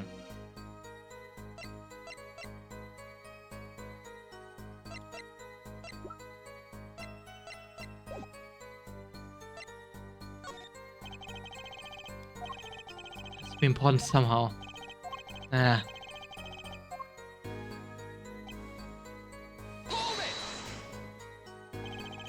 Can't say it for sure. For sure. I'm sure. Juno Studio isn't a big place, kiddo. I'd know someone else would come on. Why did they have been hiding it there from the beginning? Even if someone had been hiding in the studio. They hardly could have poisoned that mug without anyone noticing. You think I spark brusher would miss something as obvious as that? No way.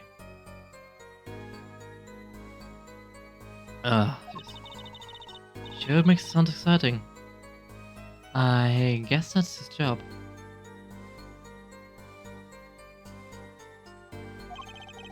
Only one moment we need to focus on, really. The moment when Mitchum died? Exactly. There has to be something there. Has to do with this. Maybe actually might be something in the statement about a coffee. Seek the Stars coffee.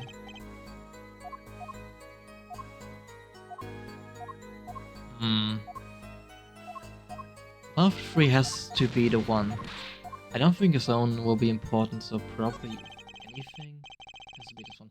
The victim drank his coffee, then immediately fell over. Wait. Wait. He did. Okay, this is contradiction. He said the victim fell immediately over, but it takes 15 minutes. That's contradiction. Ah, so this thing was important. Okay. Oh yes, you can go to press with that. Your Honor, this is a vital piece of information. Please add to the testimony. Very well, the witness will add us to his testimony. Vital, right. So with that, the next moment, he was on the floor. Yeah, that is incorrect, because we learned that poison takes 15 minutes.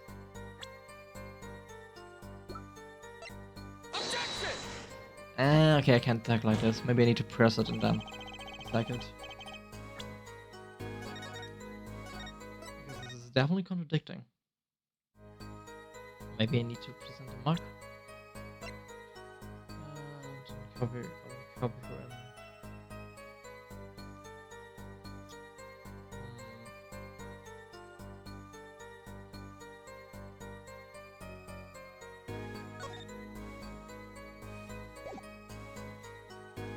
It has to be the cup room then, if not Odyssey report. Yeah, because this other thing which was Autoquin.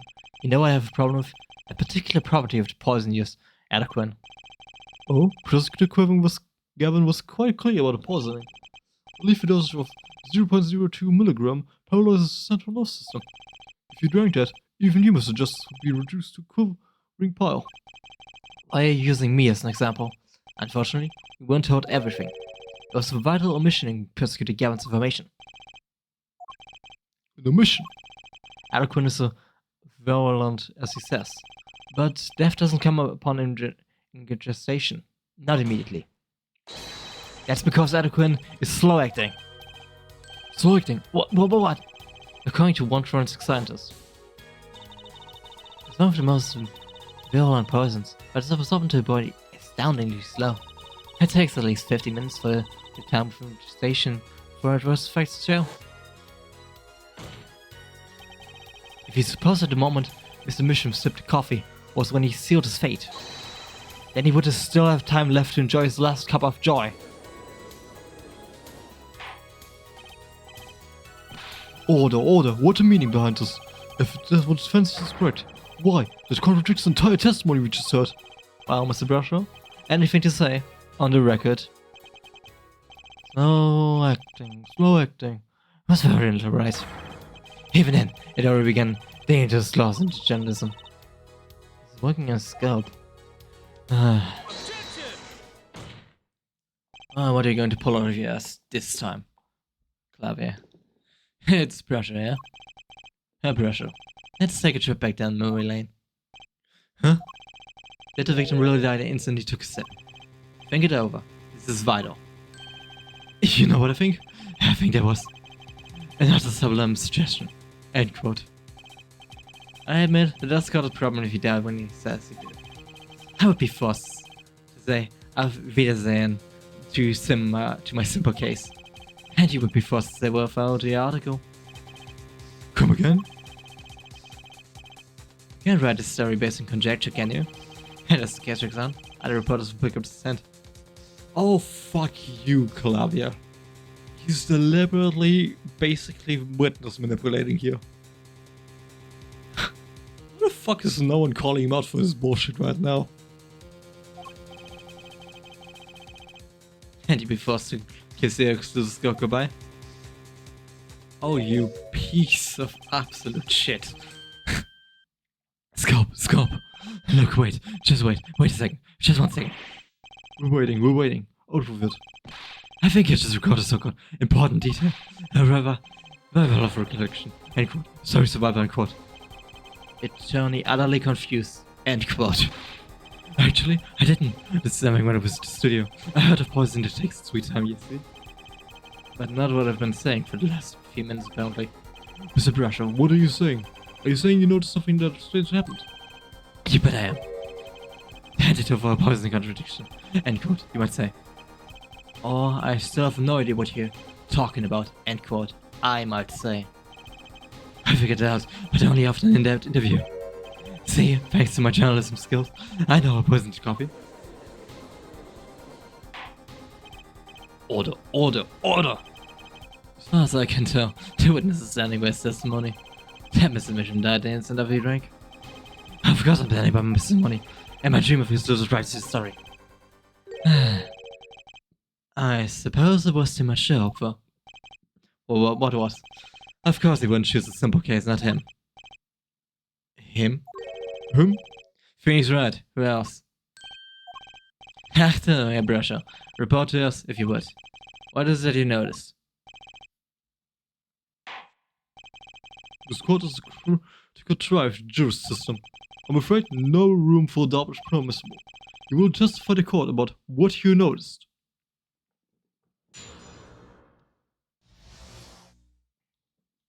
What Brasher noticed?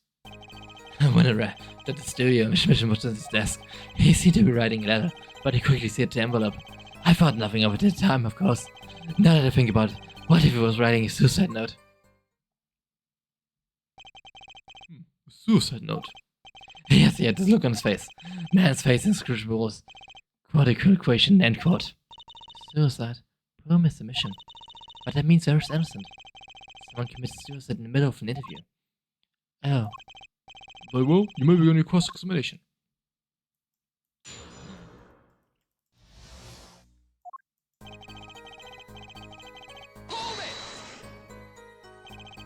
Was there anyone else? Anyone at the studio other than Miss Mission? Well, it's all Rivera, of course. Is anyone besides Miss Mission very present? Not a single one, not a cat, not a rat, not even a mouse. Only person who didn't belong to the studio there was you, wasn't it, Mr. Brasher? Ah, I know what you try doing. I know your game. Attorney uses classic Ramson Fenelon employ, end quote. If you intend to share this report as a suspect, I assure you also intend to present evidence supporting that assertion, correct? In the meantime, let's move along, shall we?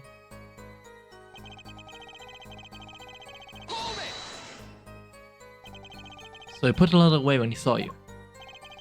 He reported against one, end quote. That's my secret. I'm not sure I follow. It's a night of the interview. I arrived 15 minutes ahead of schedule. The handle turns, the door opens, and I barge in. Are you sure it's okay to do? I mean, isn't it unlawful entry, Willer? Mr. Bishop sure seemed to think so. You should have seen him. He grabbed his letter and the yellow envelope as fast as he could. I never see when the spot when it was on. It seems significant. Oh, Mr. Justice? Yes. Well, yes, because it wasn't a yellow envelope, it was red. It's again very, very clear contradiction.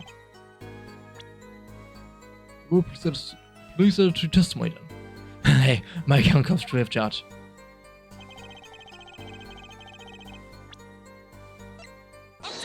Objection! As just happens, there was a single letter in desk drawer at the scene. In a red envelope. What? Prosecutor Gavin. Yes. Was the yellow envelope found at the scene of the crime? Unfortunately, no. Better for it. It's easy to mistake the color of an envelope. I guess. But not this envelope. You see, it was postmarked already. 7 years ago. Well, Mr. Brosho? I can explain that. You're right. You wanted to get the letter in the envelope pronto. Get out of sight of my bed. Dirty eyes, right? So I grabbed the nearest envelope and crammed away. What about the whole red and yellow envelope contradiction, champ? Does justice have anything to say to this claim? Definitely. I have a lot to say to that. At night, the victim put a letter he had been writing in a red envelope. It's impossible. That's impossible. I like your expression. So full of confidence. Simple, really. As it just happened, the defense team investigated the content of this envelope. With them, the assistant of forensic sciences. What? Note that this letter is addressed to Drew Misham. Oh! Why would he address the letter to himself? Let alone send a suicide note to himself. I've been scooped. Order, order, order! Mr. Brosho, can you explain this to the court? Oh my. How could I have forgotten? I suppose this happens to the best of us. Reporter gets old, forgets lots. End quote. I'm still waiting for explanation, Mr. Brosho. Well, that's the thing, see. After he put his letter in his envelope, Mr. Bishop sat there searching his desk drawer for something. His desk drawer? He has a stamp. It's a good postage stamp. End quote. Stamp? Whatever for? Oh, to make his letter. What else? And then, well, yes, I think if someone put it in this letterbox. Yes, it was a yellow envelope. And he put it in their box. Well, apparently this yellow letter has nothing to do with this case. Oh, I wish it did. Just think if it were a suicide note. What a story. Sarah suicide note known in front of the protocols. End quote. As I was saying, there's nothing to do with this case. No, it has everything to do with this case. Because if this were in the thing, it would still be there. What's that? Yes, Your Honor? It makes me wonder about the content of the red envelope.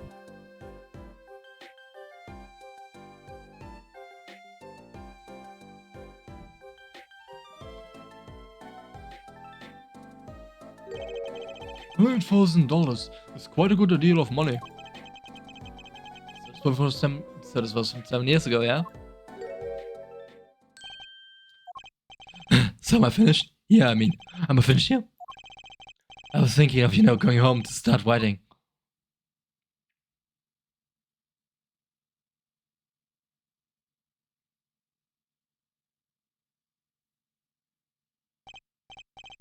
I hate to state what should have been pretty obvious to anyone, but when you catch the scent of the story, you make that, rather unique face.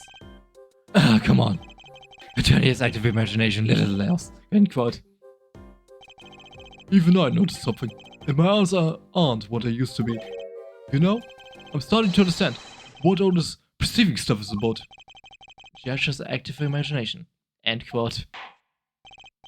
Please, continue with your testimony. Tell us about the sense of a story. Hey, I'm the one asking the questions here. Usually.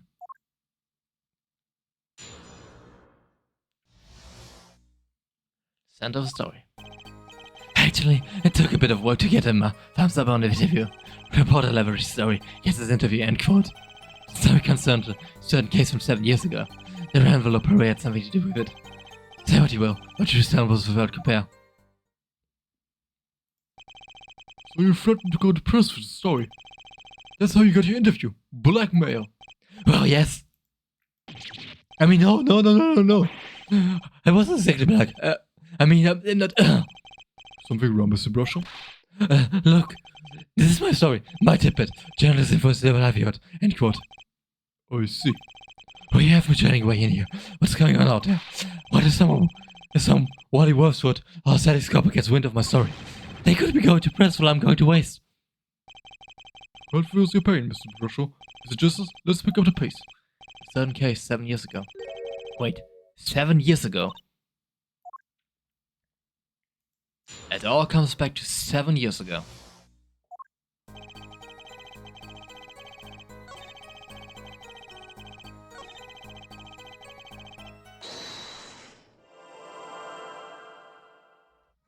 I can perceive.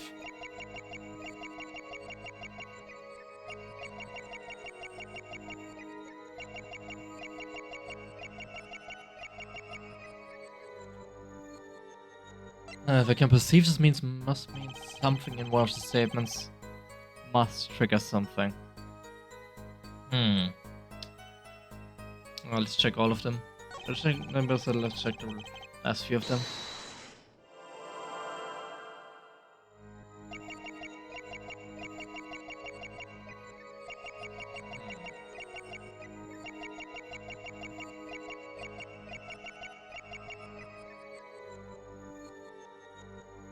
Here again.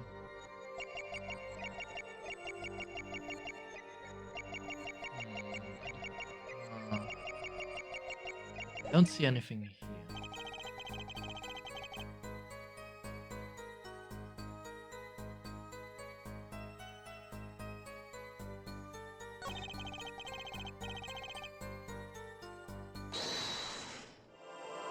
I don't see anything on 3 and 4.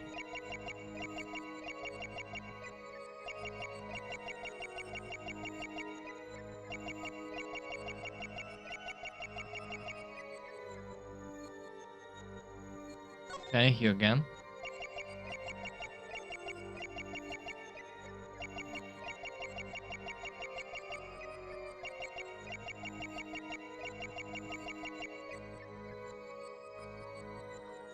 I think I saw something.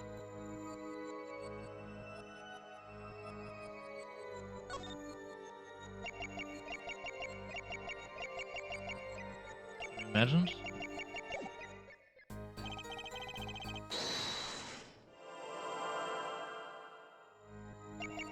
I saw something.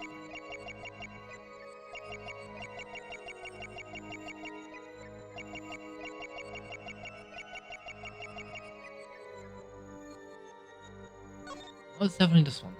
Has to be this one.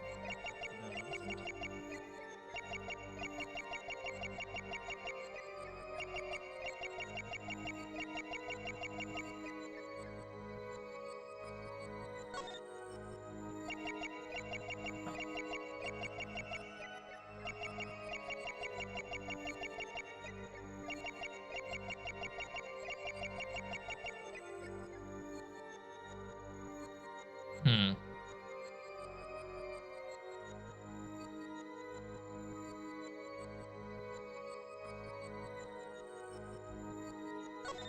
Huh.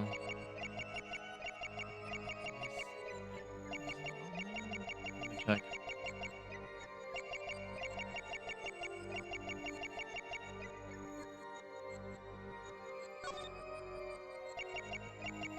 This is way too unique. Not to some. Wait. Is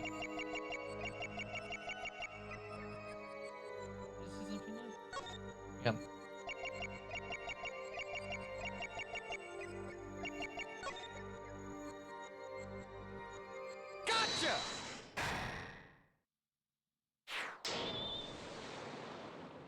Huh. Sweat much, Mr. Brusher? Yeah. Well, I can't help but glance, you know. It's more than that. Mr. Misham's talent was mentioned. He suddenly began to sweat buckets. You're hiding something. You're hiding something about his talent. What? That's ridiculous. Evidence, son.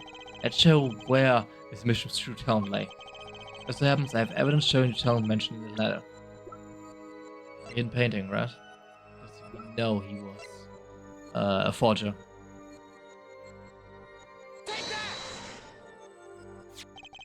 His painting was found in Mr. Misham's studio. There are 2 problems with this painting. First, it wasn't painted by Mr. Misham. Second, is that there was another painting in the studio, which looked exactly like this one, except it was only half done. and we have a letter discussing a payment of $100,000, which suggests a certain business operation. Business operation of making forgeries.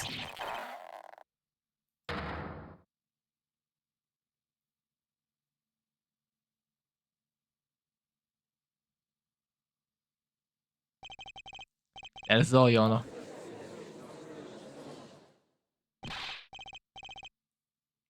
Everyone, please, everyone. Can we keep this private? Please. This is my story, my scope. Forgery. That's a serious crime. Rumorship is known as an artist these days, but there were rumors he dabbled in another kind of art until a few years back. Not art, meaning forgery. Rumorship was talented, right? Talented at making precise, detailed fakes. A talent, the fact that certain criminal elements were quick to discover. Criminal elements? What? You can't seriously be talking about. Exactly. I'm talking about forging evidence. Oh. Ooh, shit. The rumor started circulating 7 years ago. 7 years ago? So, are we to understand that this letter, this payment of $100,000 was for... Exactly. Forge evidence, Ned's tightly profit end quote. Order, order, order! Boy, it's like our victim was living a double life. Aha, this is my chance. Instead of victim attached to the criminal world, right? You could have had plenty of enemies we know nothing about. This is my first time hearing of this criminal world. We certainly found a criminal connection when we conducted our investigation. How do you explain all this money? You have to admit there's a possibility of some illegal activity here. But there's no proof tying this letter to our case.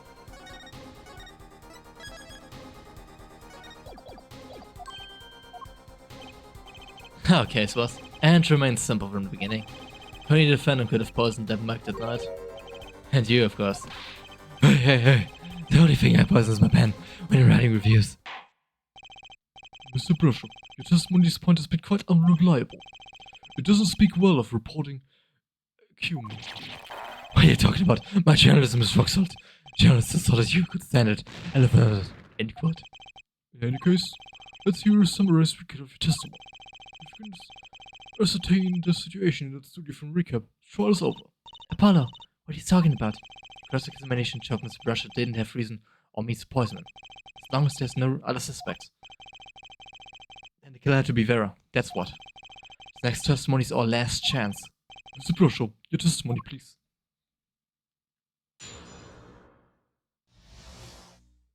The interview, a recap. The only other person in the studio that was defendant. It was Vera who picked coffee. She submitted as much herself. The only thing that touched Bruce's lips during the interview was that mug, and nothing left at the studio after he died. Nothing. Clearly, the only other one who could have poisoned him was his daughter. The only one who could have poisoned him was his daughter. No, could have been him though. And that's this one.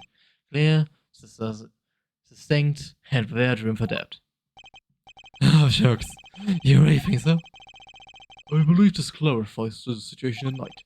Remember, Mr. Justice, you might begin your final cross-examination. Right. I still have one trump card left to play. They won't let this trial end until I use it.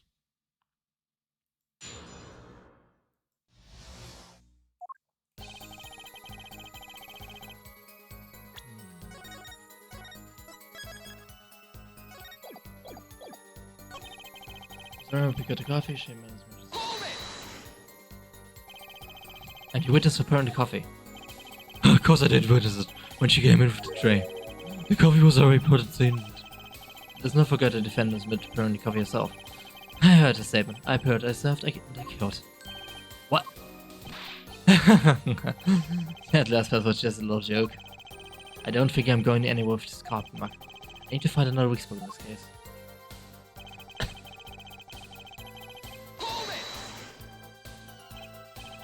You sure about that?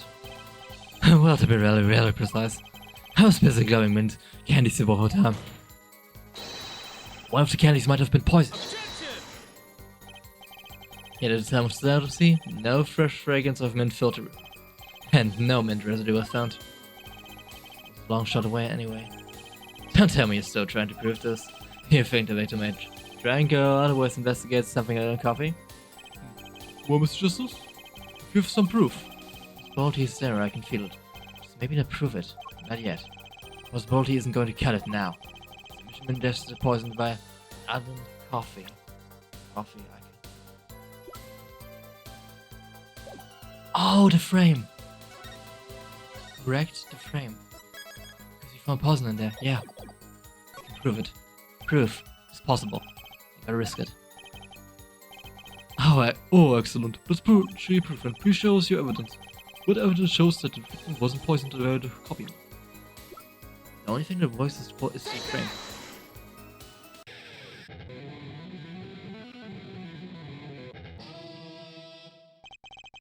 Must explain this over and over. We don't need possibilities here, and for that, we need proof. I know that. You should also know that every proof at this moment. Perhaps you're a bit early. I can tell you what we know at this point. The victim put nothing in the spawn but That whole in this case let me explain before I can prove anything. First things first, I better uncover a weak spot before I try striking again. Okay, so I can't... Considering I didn't get a penalty, this definitely was what I was supposed to do, but I first need to probably get more info before I can actually bring this up, okay. And one thing, you sure? Yep, sure can be. Well, with one exception. One exception? What? Jonathan Spark Russell sent to Violi Studio. End quote. Come on. It's a joke. Get it? Not funny, I know. But still. Something leaves the studio at night. Why does it sound familiar? Where have I heard something like it before? Now when we prove more of it is comedy of sorts. I'd like to turn over offensive funny before the training testimony. Do you have any idea what, if anything, might have left the studio that night?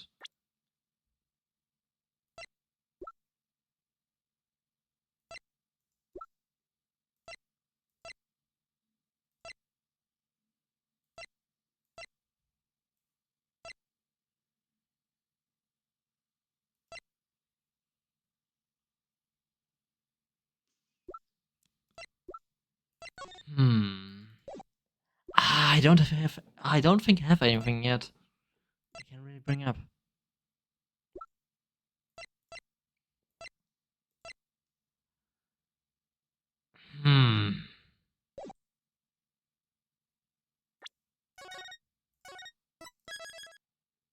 I think one thing might have very well left the studio tonight, actually.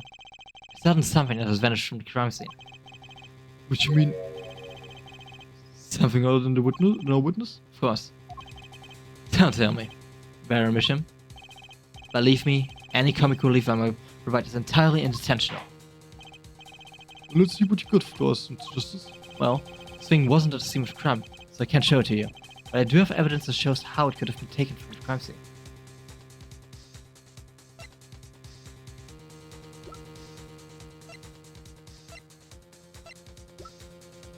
Letterbox?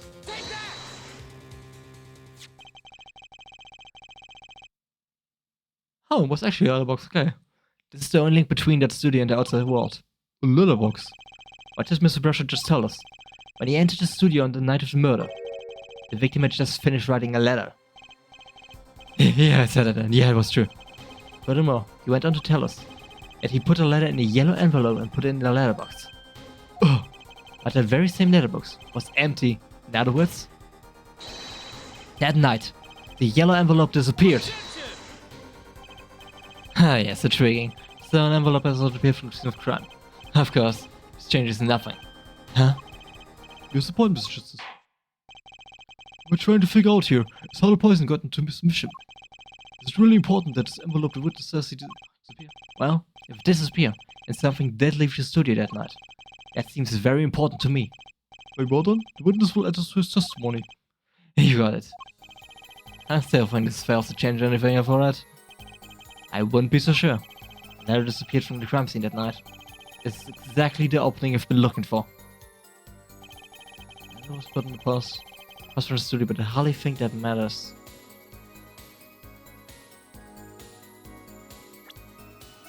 Can I prove what was put in? I don't think so, and I need to press. Nothing could be more serious than an envelope disappearing from the studio. And you are hiding that fact from us. Yes, well, actually. I don't argue the possibility that it'll disappear from the studio. But for it, isn't there a much more serious question for us? Right, how Mr. Mission was poisoned, I know. Mr. Brush's testimony has changed, which means the fact of the case has changed too. And what he's told us means something entirely different now. I'm starting to think. Let's keep thinking, Apollo.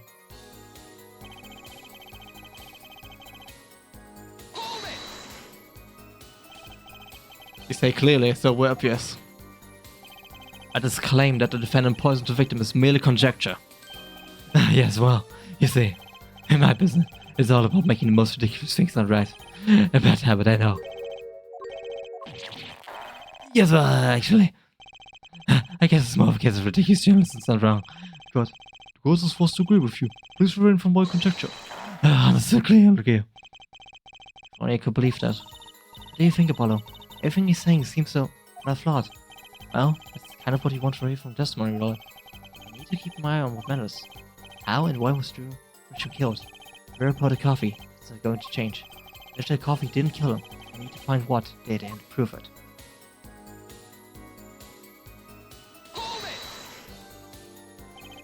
But it doesn't prove they're poisoned it. How many times have I heard one of it? The poison reaches the victim via the coffee mug. And from where did the coffee come, huh? Not to beat a dead horse again and again, but perhaps you can fill us in. I'm honest. You need a horse pet. I'm your mean. You so Peter. I'm your man.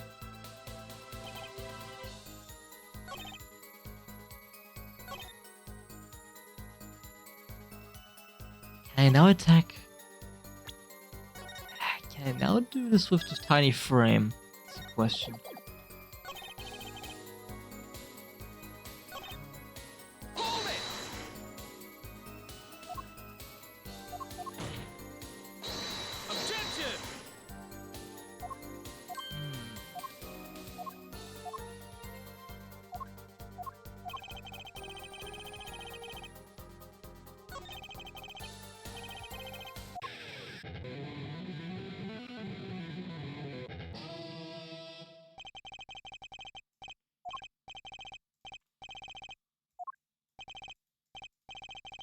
Okay, Gavin, I hope you understand. I'm ready to give you that proof. What did you say? I have proof of the disappearing envelope. As I'm writing, I did. It was picked up by the man when I assume. Of course. Which means? The envelope had a stamp on it.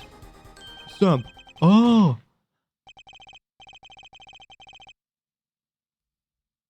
Oh! That tiny frame was for stamps. Then. Oh! As we all know, stamps come with dried glue on the back. In order to use the glue, you have to wet it. By licking the stamp.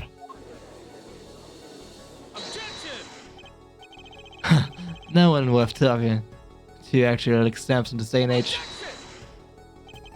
Even if you wanted to talk to him, you couldn't. He's dead after all. Okay, so you licked the stamp. Wait.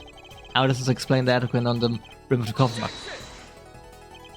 If you licked the back of a poisoned stamp, the poison would get on his tongue, yes? What would then happen if you put a coffee mug to his mouth, huh?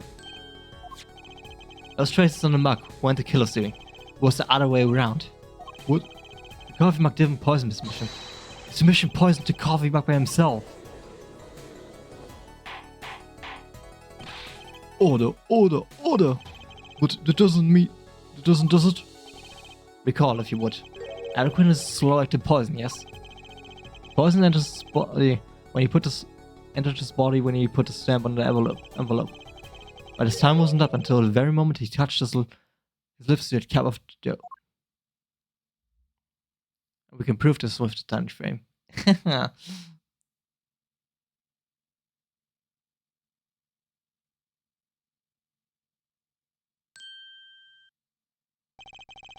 You have something to up, Mr. Brusher? Uh-oh. His nose picking up another scent. As I believe I mentioned earlier. Oh, this thing, you see. After he put it in an envelope. His fashion said that searching his desk drawer for something. He has a stamp. So-called postage stamp, end quote. But you know, I don't seem to remember him ever finding one. Maybe it just ran out. Incidentally, we searched the desk drawer at the scene of the crime. There were no stamps. Not a single one. It does pose a problem. How will we prove the stamp was coated with poison? Actually, I'm glad no other stamps were found. It makes proving the stamp he used was poison possible. Good show, good show. You can't even prove there was a stamp at the scene in the first place. Well, let's see what the defense will say anyway. Where's your evidence that proves the existence of the poison stamp, the tiny frame? Because we found poison there. Now we can use it. Well, it's certainly secured in the frame. And by little, I mean really little. It wasn't the victim's desk, Your Honor. Quite empty, as you can see for yourself. I noticed it too during my inspection. So what? Huh? Apparently we weren't as observant as you should have been. You see? When you saw this frame, it was missing something quite important. Missing something? Yes, a pale bluish stain on the inside of the frame. Adequate residue. What? Why wasn't I told about this? Frame's only 2 inches square. Face of the frame is even smaller. Maybe an inch wide at most. You aren't saying. Oh, but I am. Tell me, what fits in such a small frame? A commemorative stamp, perhaps? Order, order, order! The poison stamp was in this frame. Impossible. Prosecutor Gavin? Why would he put something like that on his desk? Don't tell me he had it there so he could commit suicide if a mood struck. You know, can I say something? I had a thought too, see? What, Mr. Brushel? And please, stop treating me all like that. The victim was a forgery. There's a lot of money in that blind fog. Forger forges friends makes enemies too. End quote. So the poison stamp might have been a murder weapon. Aimed at him.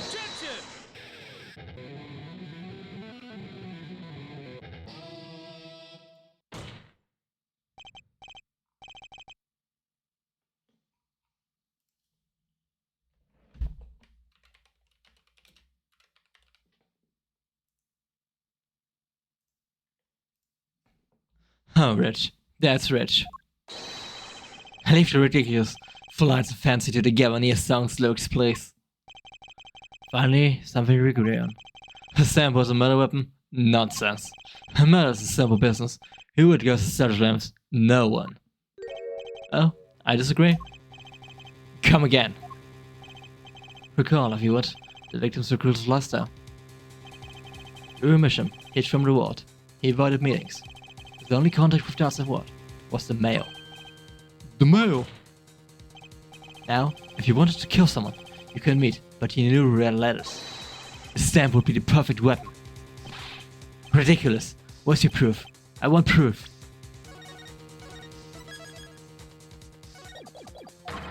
Show us evidence that this poison stamp was sent to him as a murder weapon. I don't have evidence, per se, but things are finally starting to come together. What is it, Apollo? Your fists are trembling. I think I know what happened. I don't believe it, but I can see it. I think I know how Mr. Mishram was killed. Well, fill us in, Mr. Justice.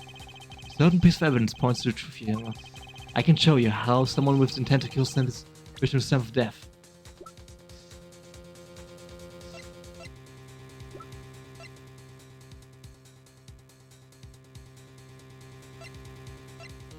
Envelope?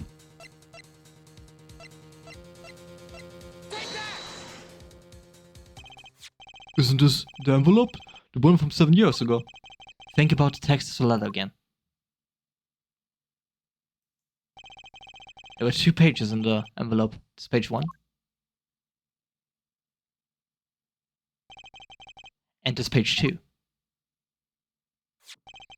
I want to draw your attention to one trace in particular. Sent in the enclosed envelope with the enclosed stamp within 3 days. The enclosed stamp, Your Honor. Wow. In other words, if I have this straight, stamp, poison, on the stamp, lick, gasp, end quote. Now, what do you have done exactly as the letter asks? You would sign the document put in the envelope and put the stamp on it, right? And he would put it in his letterbox. 50 minutes wouldn't have elapsed between affixing the stamp and mailing the letter. But the clock started ticking, and when the time came, he drew his last breath. The murder weapon would be taken away from the scene. Quite convenient, thanks to the process.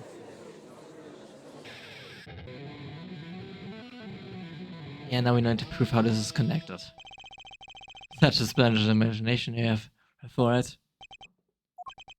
Let me confirm one thing with you, if I might. So, this poison stamp was inside this envelope from 7 years ago? Yeah? Is that what you tell us to believe? Really? Well, it's a little bit of a stretch, but there's a possibility. Considering it seems everything comes back to 7 years ago. We really need to know what's happened 7 years ago. Yeah, it's a very small possibility. How small, I wonder? And poison stamp in this envelope. Stamped at the pen became the murder weapon. How would you intend to prove this seeming coincidence? Well, it was 7 years ago, and we don't even know who sent the letter. As your answer, silence, I say. Very well, I move on to it. It's not nice to pick on the Fräulein Clavier.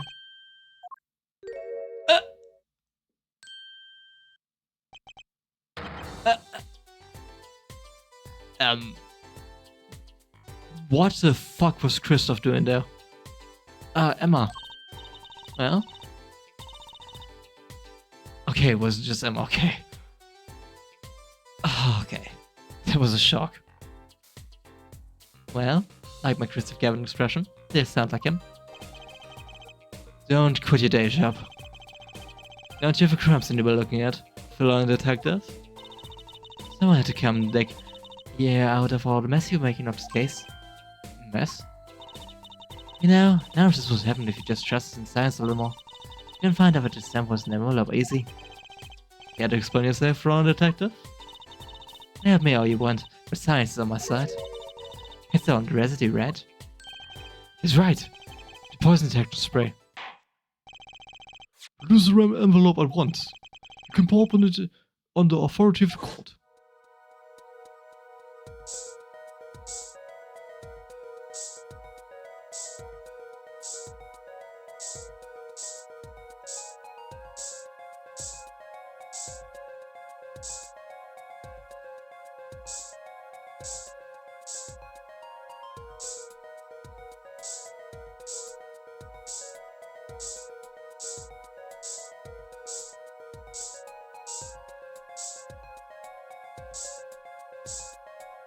Oh, where is it?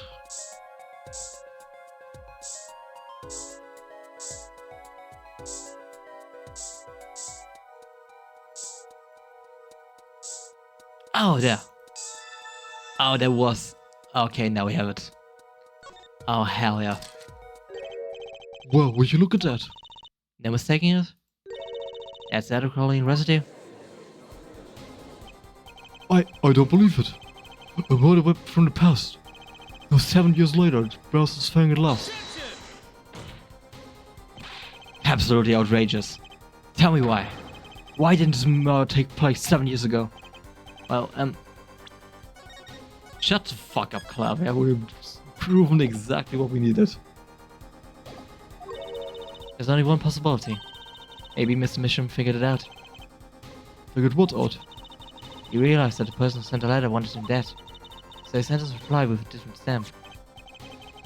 What is the sort of evidence in frame?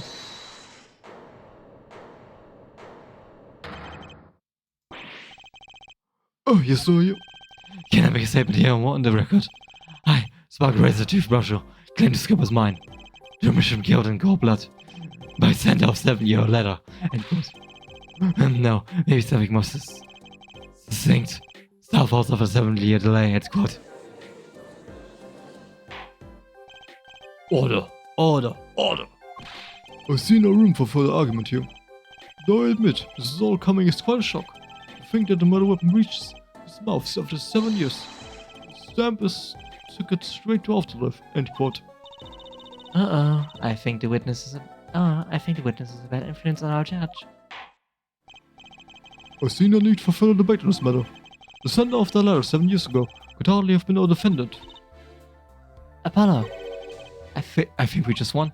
Very well, this court finds the defendant. Ah, shut the fuck up, Calavia. Is this the bright future of our legal system? Prosecutor Gavin? Hey, take it to the afterlife from 7 years ago. Tickets for Gavin should have been valid after 2 weeks. but it doesn't make any sense either way. It boggles my mind that many people have noticed this. There's a fatal contradiction in a false claim. A contradiction? The poison symbol was placed in the envelope 7 years ago. While Brown was framed up until now. If were the case, and why would Drew Misham have done what he did? And I explained that. He must have realized it was poisoned. It will last to rub. Ah, I see what he wrote on. 7 years ago, they followed Drew Misham. Sent us the trap and put the stamps in the frame. I did not debate this. But this begs the question. Why 7 years later did he use that stamp on the night of the murder? Ah, surely you don't mean to suggest that Mr. Misham simply forgot? Ah, right, I need to prove that. He put the murder weapon in a frame on his desk for 7 years and forgot. You expect us to believe he's spraying the trap on himself?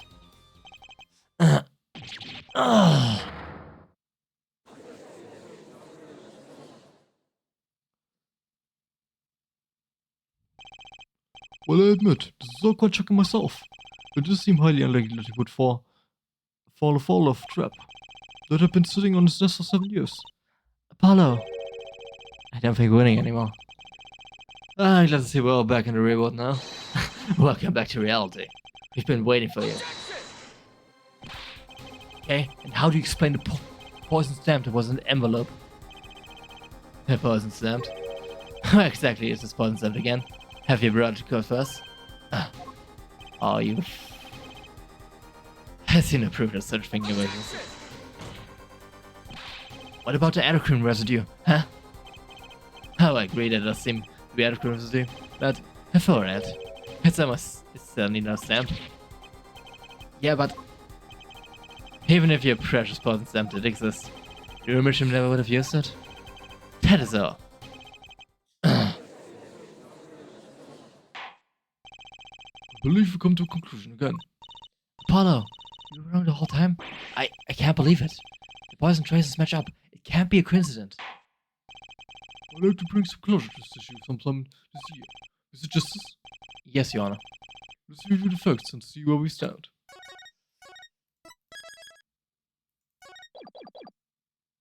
Wait a fucking second. Oh, don't tell me. Phoenix said open it only on the when the time comes. Don't tell me you mean stab by that. It says I can't read it. That seems odd to me. I mean, isn't the signature intended to show ownership? What's the use if no one can read it? Isn't it enough you can read your own? Oh, I never thought of it that way. 7 years ago, Drew Misham received a red envelope. There were traces of the poison that occurred on the documents inside the envelope. A similar traces also found at the crime scene. On this tiny picture frame, the defense indicated the possibility of a yellow envelope. An envelope that left the scene of the crime of the poison substance. And what is in the yellow envelope? We need to somehow produce evidence real fast. Yes, but even if the envelope contained poison stamp, Drew Misham, knowing this, put it in the frame. He never would have used that stamp. I'm afraid you're right, which means there's a fatal flaw in the defense case. They haven't been on the ground correct this whole time. I'm sure of it. Traces of Eloquent. The envelope, the frame, and Drew Misham's mysterious death. They're all connected somehow. Well, Mr. Justice, do you have a conclusion for us? The defense stands by its case, Your Honor.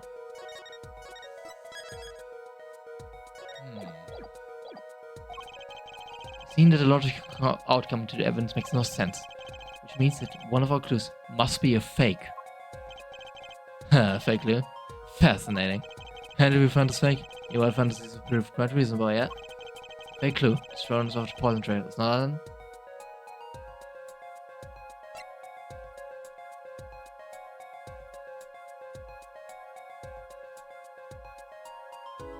Fake clue that's thrown us off of the poison's trail is...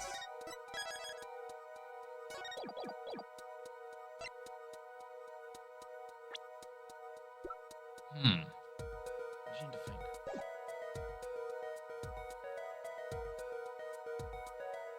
Mission, huh? I'm actually thinking. It's not the envelope. It's not the frame. It has to be Drew Mission.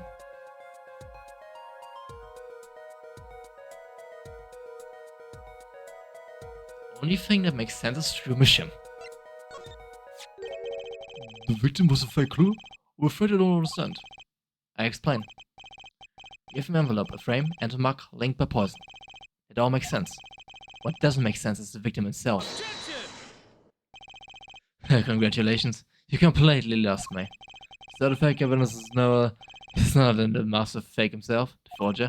It makes a good story, I give you that. Fake clue, fakes, forgeries. Ah! I know the face. I just had an idea face. I don't know if I'm right, but I'm going with it anyway. What if our forger? It's a fake. Come again? 7 years ago, our forger sniffed a trap and stepped aside. 7 years pass. Now the forger stumbles into the very same trap and dies. Why? I want to know. Because the forger who was killed was a fake. Here we are again. The victim was a fake. One forger smelled the trap. One forger fell into the trap. That's 2 forgers, and one of them was a fake. Oh, this is a case of stolen identity. Order, order, order! So you're telling us that Drew Misham, the victim, was a fake? Well, if he was a fake, who was the real forger? You better not be claiming there was some kind of switcheroo. I'm afraid you're going to have to back up your story. How do I back this one up? Mr. Justice, show us just who the real Mr. Tree was. Drew Misham wasn't the real forger. There's only one other person who could have been. Understood, Your Honor. Forger Drew Misham was himself a forgery. The real forger was... Wait.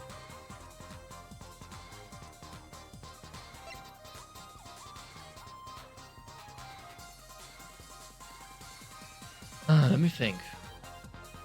Only one who could have been... Valent? Or Vera?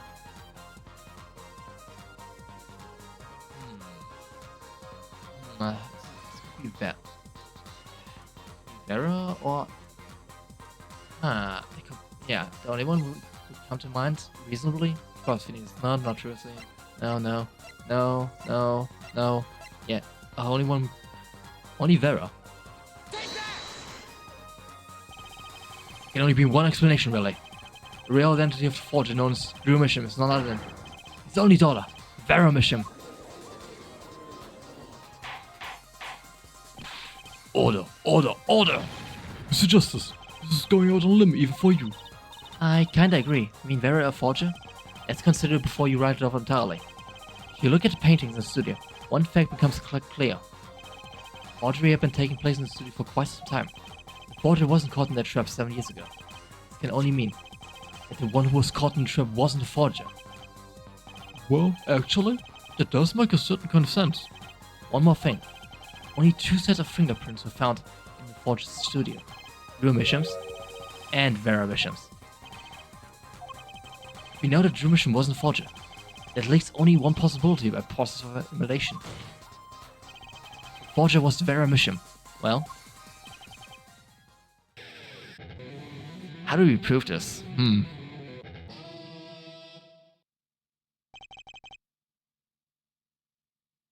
Fascinating.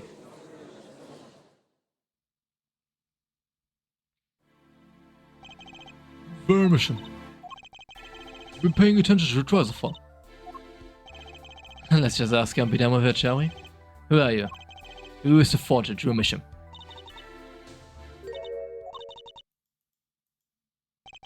What's that? An expression of emotion I saw on her face?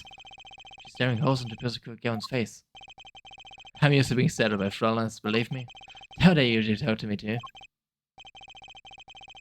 Tell us, were you the one who forged these works of art?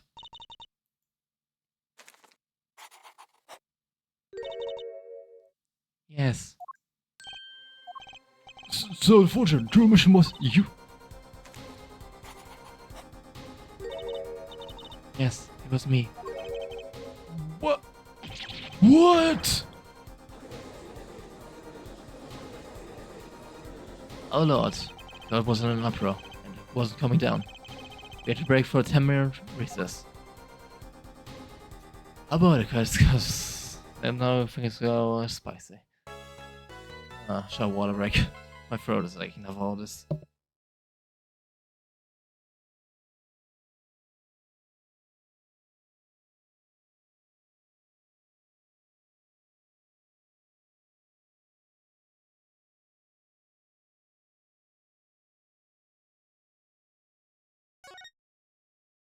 Ah, that's better. So Vera's the real Drew Misham. The real forger, huh?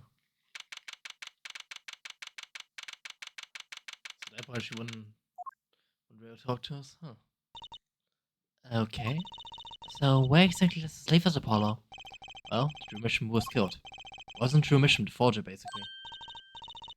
Huh. Well then, who was he? Well, he was actually doing her nails. So, you really made these forgeries?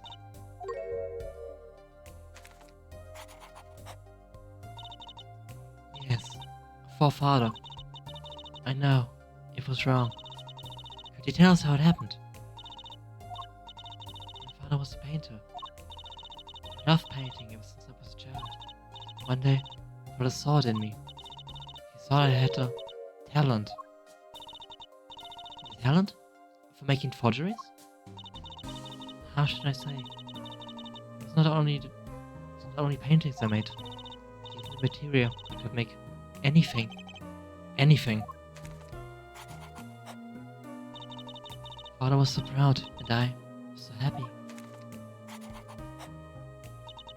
But in the end, I was making those forgeries. I've never had a good constitution or personality. I know very little of the world outside my door.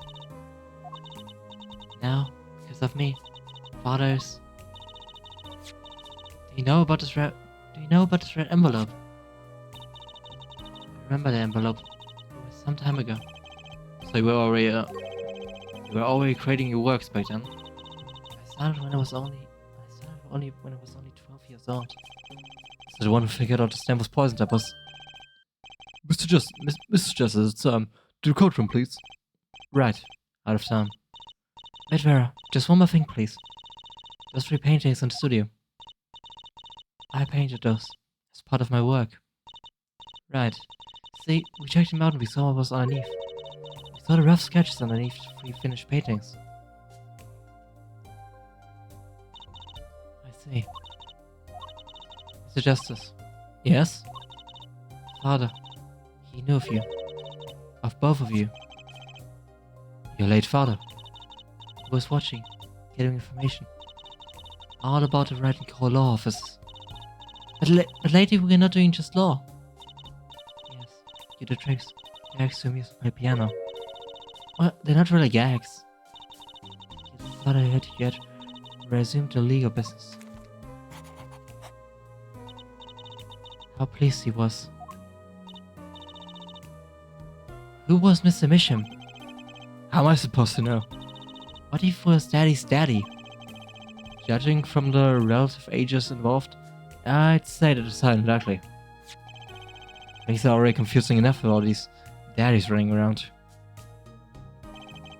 We know that the victim's daughter, Vera, was the forger. What does this mean for the case? Guess we're about to find out. Hold on. This is actually getting really confusing. Court is now back in session. Vera seems very tense. She's practically chewing her fingernails off clean.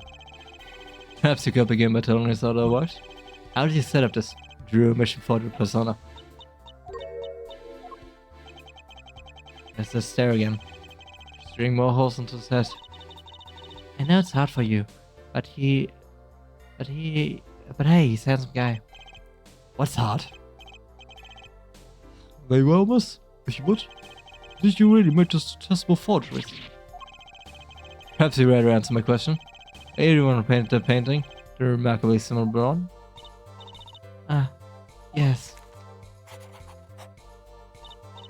I painted it, yes. Father praised me quite highly for it. So she was the one who made forgeries. And she did not wish to reveal the truth of the operation. So the victim was a stand-in, a decoy. To the world large, he was the forger, not her. I've done a bad thing. Haven't I? Regardless, we need a little more information. About, for instance, this. You have seen this before, yeah? Yes. This wasn't death scroll. Well, you may proceed with your testimony. Tell us everything you know about this envelope. Witness testimony. Red envelope. I created things when Father saw them. This envelope came after my first work. That was added in the painting. Once I handled the deal, all of it. I received the stamp that was in that envelope. It was after the job that he moved to the current studio. There certainly wasn't much of great interest in your testimony. Not that the witness realized it. Well, please begin the cross-examination. Right, okay. I need more info about this forger. His true mission. Who was this?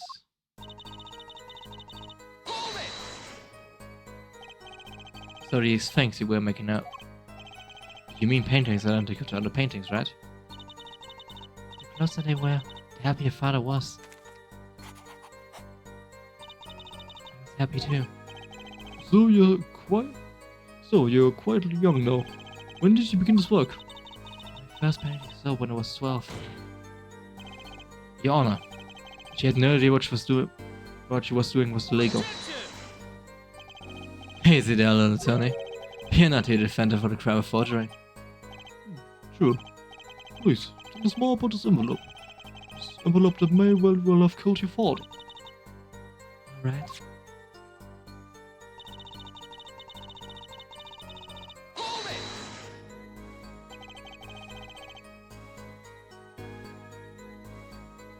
About it in the painting, you mean?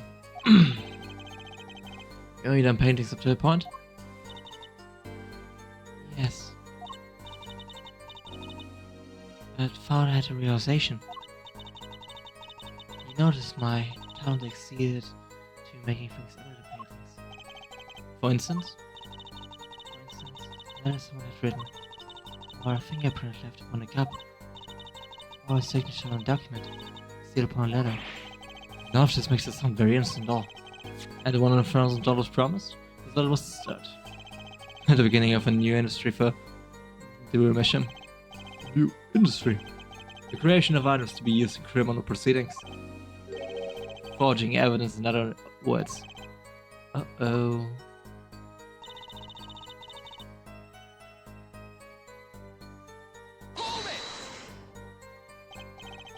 So you didn't know the things you were making were being used? I enjoyed painting very much. I think I understand. The Florian has lived in an unusual little world. Can you tell us what happened to the papers that were in this envelope?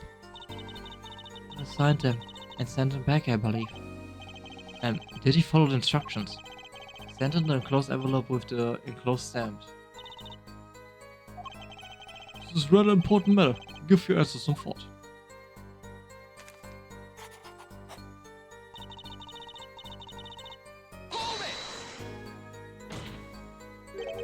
What do you mean you received it? Did you do something wrong? You didn't use the stamp because it was dangerous, correct? Deadly poison on the back. Adequate. A moment here for it. You can't force an answer upon the witness. Now then, perhaps, you would tell me, Fräulein Werner, how did you receive the stamp? Something wrong. It was beautiful. Oh, you mean it was one of those commemorative stamps? Yes, I think it was. So you didn't know about the poison?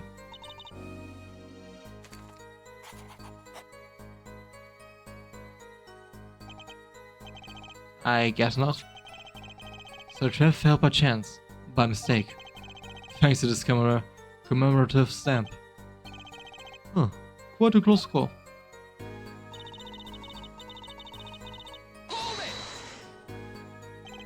You mean you moved to where the current Drift studio is? Yes, so very few people there. I began drawing picture books. This single job had him tied to the criminal underworld. I think Miss Mission wished to reduce the visibility in the world at large. We had met someone for some reason. Another post is the creative to work. So that was the real essence of the artist's true mission. He did the work and he supplied the face. So, you really didn't know anything, did you? You had no idea how much danger you were in.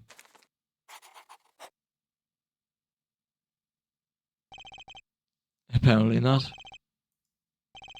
About this commemorative stamp, could you tell us more about it?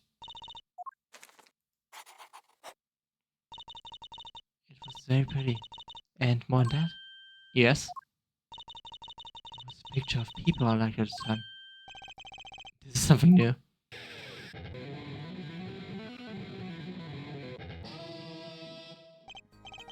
Apparently, we got some cross-examination yet ahead of us.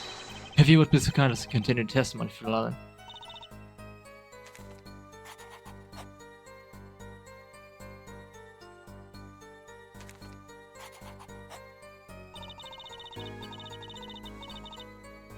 Sam was a picture of my favorite magicians, so I kept it. Magicians? I love mysterious things, I always have. Even though she fainted when she saw Mr. Hat. You're confusing mysterious with freaky. Father took me when I was very young. It was a great big magic show. I loved it so much. See? See? Isn't magic great? Fine, great, yeah, sure. No need to get all excited.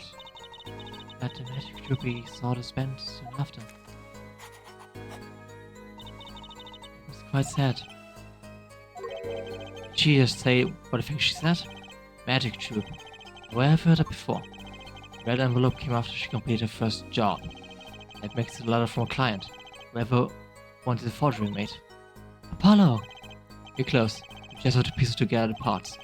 Deadly weapon in a red envelope. And the path it took to take Drew Mission's life.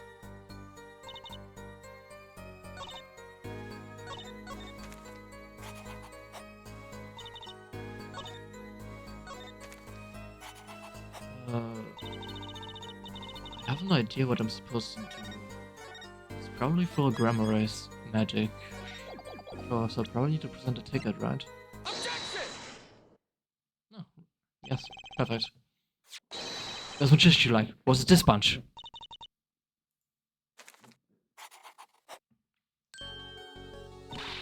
Apollo! You're not a bunch. I see. Still, I have to wonder. Why include a commemorative stamp like that in the business deal? Good question. Well, pretty stamps are always better, and you can't beat Troop Grimray. But the whole other plan was the fairy piece of it. Ironic, don't you think? Prosecutor Gavin? Prosecutor Gavin? Grammaray. What's with Gavin? Might I just ask one question of this witness? In your testimony just now, you stated this was your first work that was other than a painting. Oh, is this related to the case 7 years ago? Please, tell me. What exactly did you make? That's what. No. Answer the question. Now.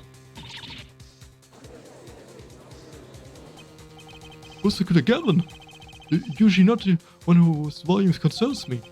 Yes, it is unbecoming of me. I apologize. But I must know. Please, Miss Mission, tell me.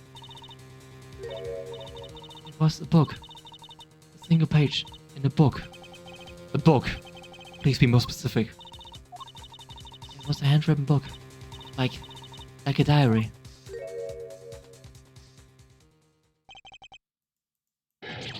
No! I don't. No!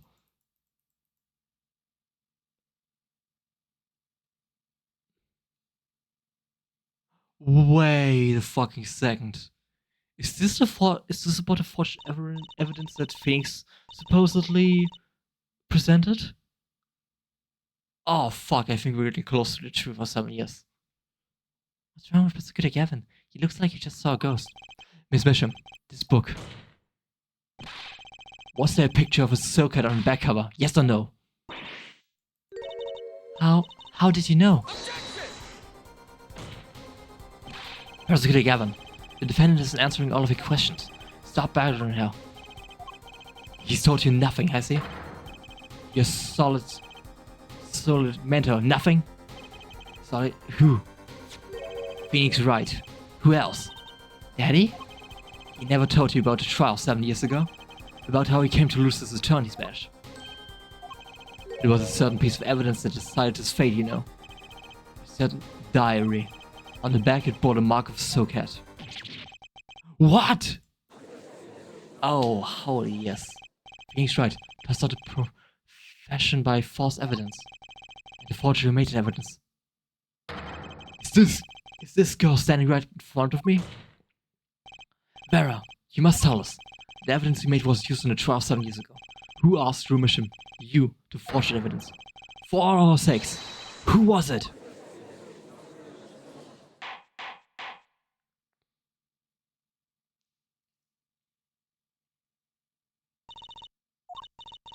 We only met once.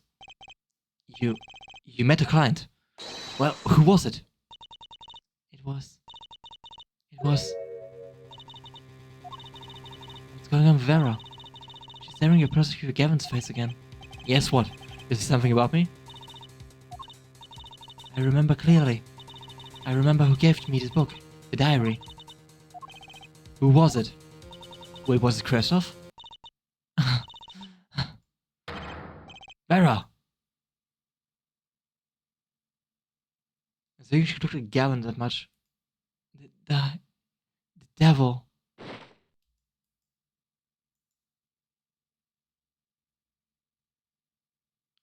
Wait, does this mean this was Krestoff? Defendant mission. Condition. Unconscious. Examiner's diagnosis. Acute adequate poisoning. What?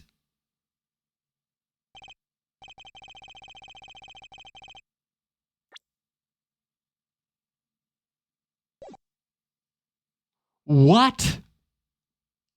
This ends the recording of the trial for the murder of Rumisham. Barry Rumisham was during the trial poisoned by an unknown assailant. The dosage was just under a lethal amount, sparing the defendant's life. She's currently in intensive care. Is not to be disturbed for any reason. A very simple case, at first glance, until it finally began to show its true colors. The long road to the truth takes us to the records from that trial. Oh, do we get to play the trial from 7 years ago? In some way, that was the starting point of it all. And this is where we must go. To find the whole truth. Oh, we finally get to find out what happened 7 years ago. Oh, hell yeah. We get to play Phoenix. 7 years ago.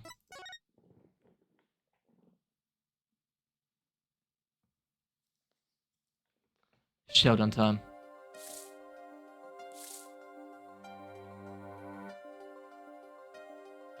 I lost.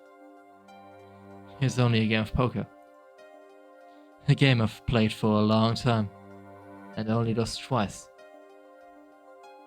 Who was first? The man I killed, of course. Well, seems I found a partner I've been looking for all along. Over a game of cards? Why yes, over a game of cards.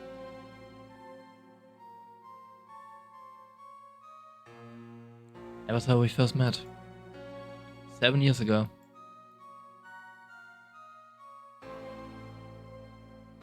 Seven years earlier. Phoenix Wright's final trial.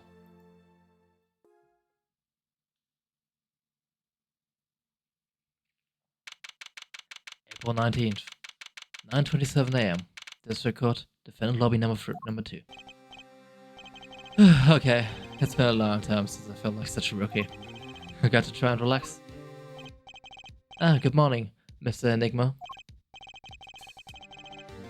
I'm sorry to have sprung this on you so suddenly.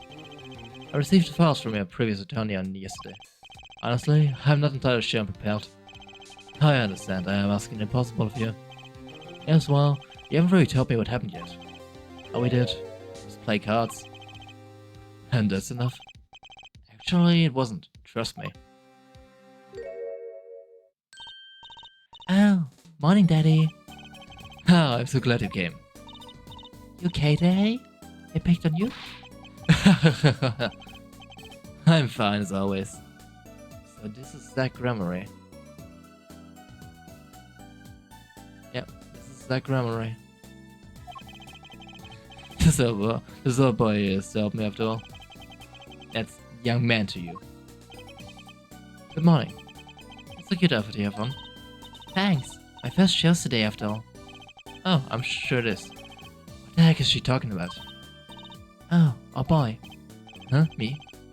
Look what he started. Here. Seems face clock will make me wait longer. Seems face clock will make me wait a little longer.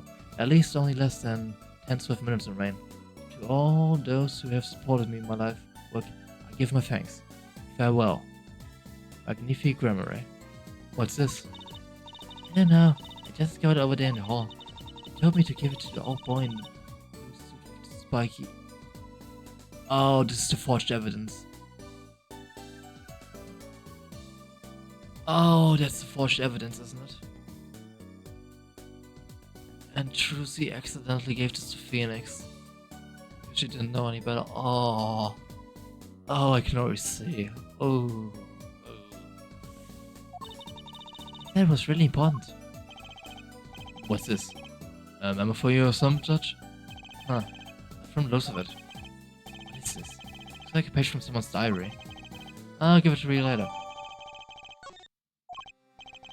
Oh, you feel a bit drunk today.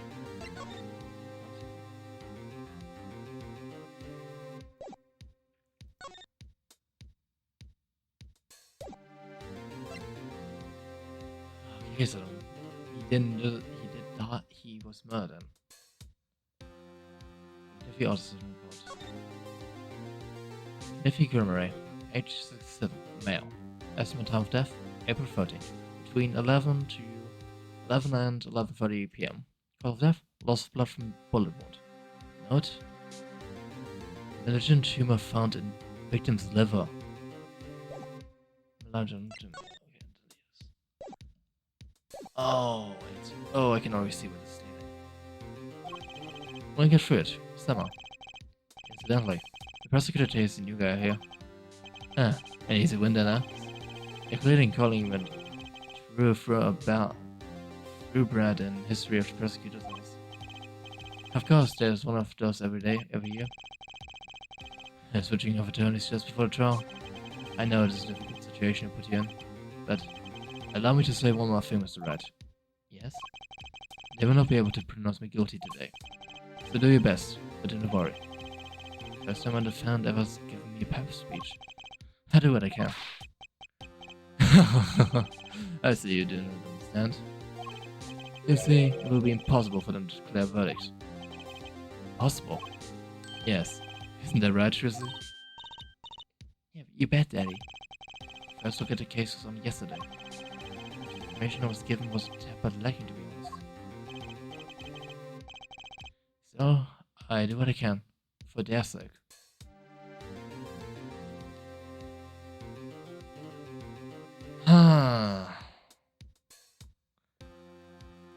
This is like Grammary, but his face reminds me of something.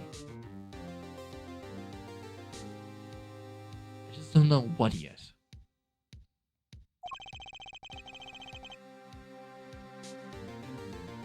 I believe the curtain will be lifting anytime soon. How many capable announcements, Red? Client is shady in. Oh. Shady Enigma.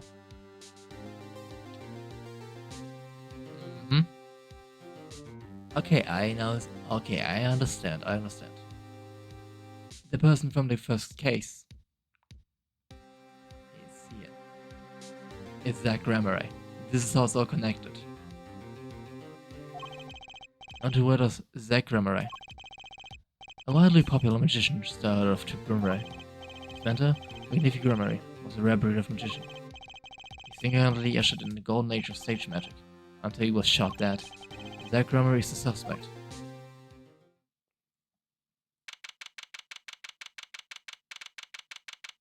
April 19th, 10 AM. District Court, courtroom number 7. And this is Clavia's first trial. Court is now in session for the trial of Shady Enigma. The defense is ready, Your Honor. Is the prosecutor ready? I was just thinking, is this what all the fuss is about? Bit of a basket, really. Buskell, some new kind of crime? One of the worst. This is a trial, yeah? Where are the sweaty palms? Bounding hearts? My Japanese country got 10 minutes of rollers gigs got. Who are you again? Calavia Gavin. I came to get the party started legally, yeah? Gavin. Defense attorney Christoph Gavins? Ha, figures my bro more famous in this part now of town. Calavia Gavin. Singer of the mega hit band The Gavineers. You're out of your league, rock boy. I know what you're thinking. You're out of your league, rock boy. True, might be a single of 13 years hard time for love when plotting overnight. But that's just another hobby to me compared to this, yeah? Talkative, aren't you? I like your affected Euro rock accent, by the way. I'm just getting warmed up here, Attorney White. Perhaps you'd be so kind as to fill us on the case. Achtung, baby. Time to go and open the act. What was his name again? Ah, yes, Detective Gumshoe. Hit it. Oh, we see Gumshoe again. And you? Hey, you were the one who called me up here, sir. Name's Dick Gumshoe. I'm a homicide detective down at the president. Detective Gumshoe. Long time no see. Hey, you. Huh? Me? Today's the day, pal. Today I win, you lose. I got confidence in my testimony today, see? What? You tell me you lack confidence in your testimony? Hey, detective, this is my stage. Can the antics. Huh? How to say viewing and such. And I could care less about your history together. Wow. Even Calavia's shitting on Gumshoe. Guy can never catch a break. First Edgeworth, then Von Karma, then Chief Gant, Francisco, Godard, and now Calavia. Oh my, oh my.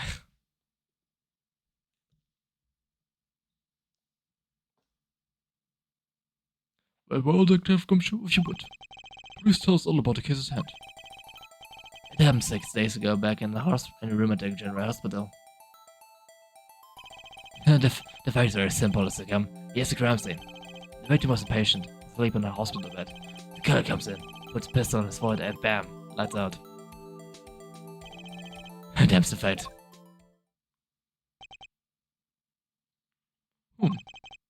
Not so long ago, the victim, McNiffy Gramarye, was a famous man. Yet the entire country under his magic spells as it were. Ah yes, a great magician. He retired years ago though. Say the name McNiffy to one of my generation, and you'll be lucky to get a blank stare. Yes, I'm sure the youngsters today know his disciples even better. I dare say Troop Gramarye has made quite a name for themselves. Anyhow, the retired McNiffy been in the hospital for last year. What was it again? Malignant tumor or something.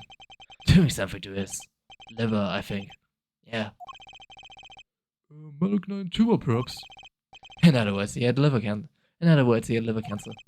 He had only 3 months left to live, in fact. Oh, I can see where this is going. I can already see where this is going clearly.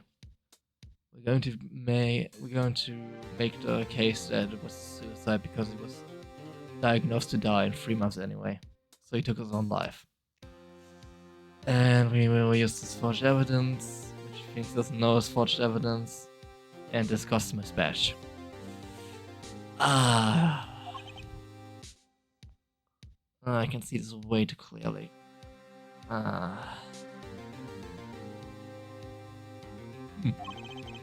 Facts do seem simple enough, but something's not right. The victim was already climbing in 3 months. Stairway to heaven. Why not wait for him to knock on heaven's door? Why shoot him? I wonder if Buddha is quite so lyrical, but it's true. I make the effort to commit murder when the victim was about to die. Incidentally, the victim had a serious case of diabetes. Diabetes? In fact, he was about to shit up with insulin. And he was shot with a pistol. This syringe was found at the crime scene. Chronic diabetes and cancer. As much as it pained me to say it, the victim was clearly in his life.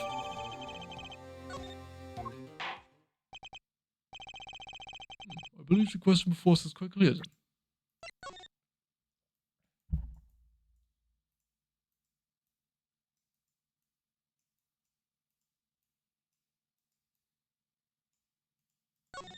Is there anything on the syringe? I always hated getting shots. I guess Magnific was giving himself the insulin shots. There's no way I could do that. Ugh. Wait. Magnific used this to inject his insulin. Why are there no traces of it? It having been used. Huh. Something to keep in mind.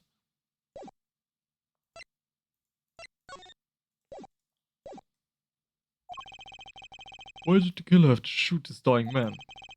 What reason could he have? Very well, Detective. Perhaps you can enlighten us as to the circumstances of the shooting. Yes, sir.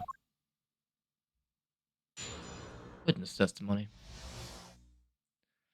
If it's the same as always with Gumshoe, then we can only press for information. The circumstances.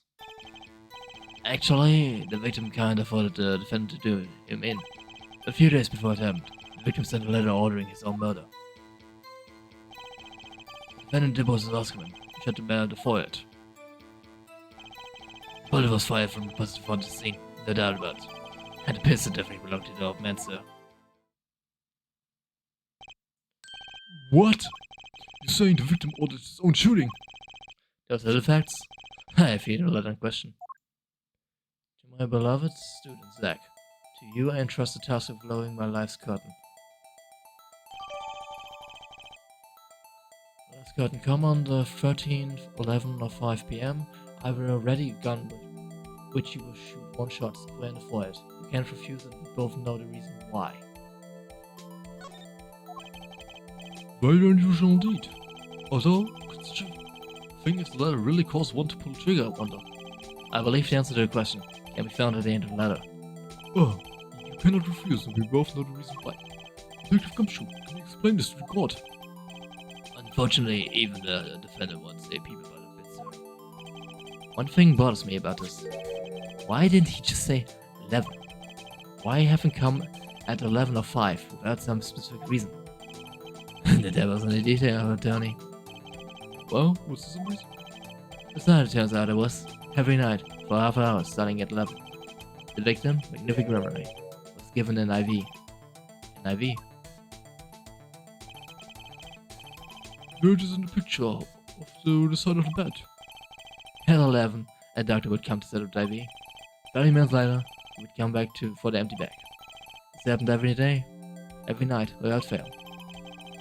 So that was the only time they could have met without a chance of an untimely interruption during his IV. Very well, shall we begin? Mr. Wright, your cross-examination, if you would. What's this reason he couldn't refuse, I wonder? He could have at least mentioned it to me.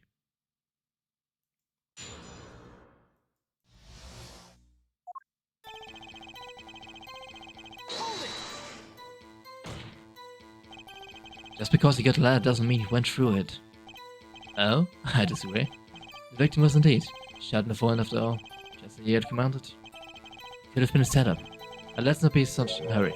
Maybe we should let the Boostons talk about change. Thanks, pal. Fine, I can play it slower, as well as I can play it fast. I love to test my Detective Gumshoe.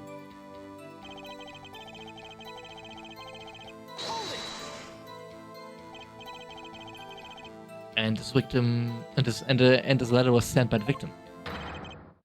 There it is, gotcha. Your mind is up, pal. Huh? I had the handwriting checked out, of course. It's the victim's mistake. Ah, I see. It's a good one for the boys. I didn't lose. I was just ascertaining the facts. So why am I so annoyed? Put a letter ordering your own death. Some point there used to be, I guess. Not sure this is exactly commonplace even now, Your Honor. So anyway, guess I keep going while I'm at.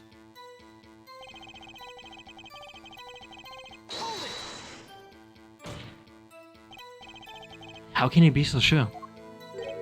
Hey, you gotta learn to stop relying on people to be thinking for you, pal.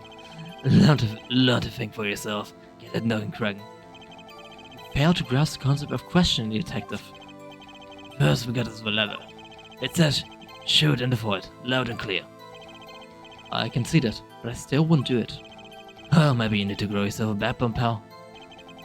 You fail to grasp the concept of shooting people is bad detective. We also found the defendant's pistol to see. Traces of gunpowder residue shows that it has been fired recently. Well, Mr. Red? As far as I can tell from looking at this photo,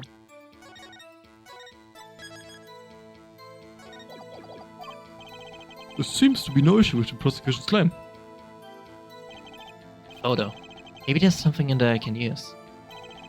So they're saying the defendant shot the victim in the forehead. I think there's a hole in the prosecution's argument. Clearly misignificant.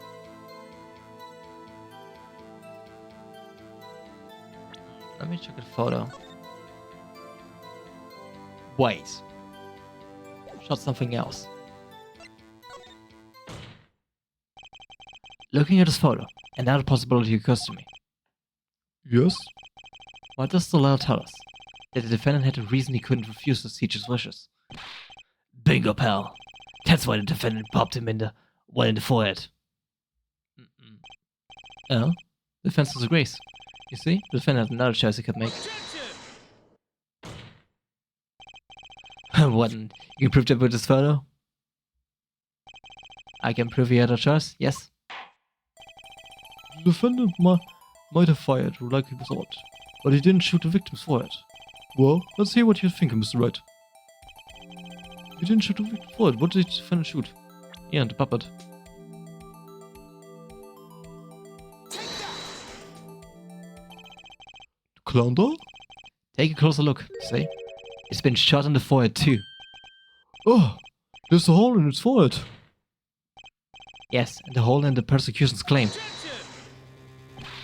Ha! And I suppose you have a reason as to why you shot the clown doll?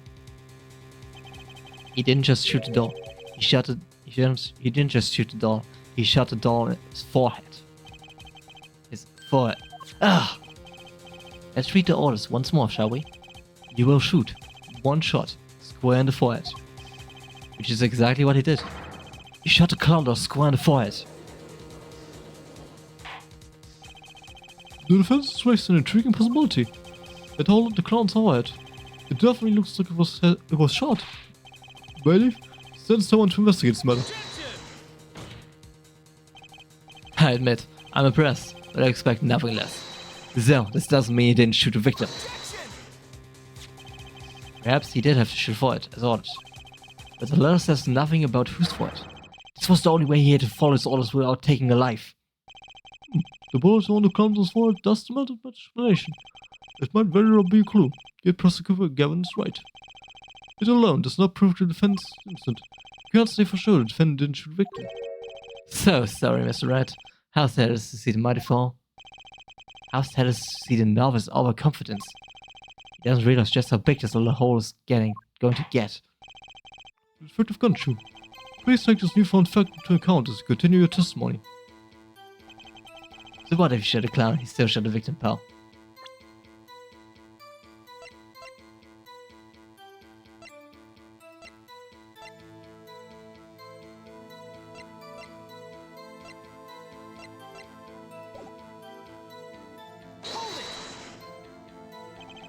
So let me get it straight. You're saying my client first shot the clown doll, then shot the victim? Hey, not a bad summary, pal. More for confirmation than a summary, but it was really more for confirmation than a summary. But our defense attorney seems pleased enough with himself. Do these people ever miss a chance to mock me? Well, now that's Mr. Red's gotten that one out of the system. Shall we continue with his testimony? I didn't have time to get all of these before coming in here. His testimony might be my only source of information. Better pay attention. Read this rather carefully.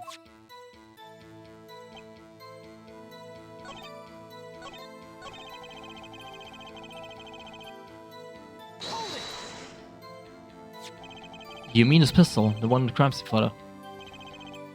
That's the one.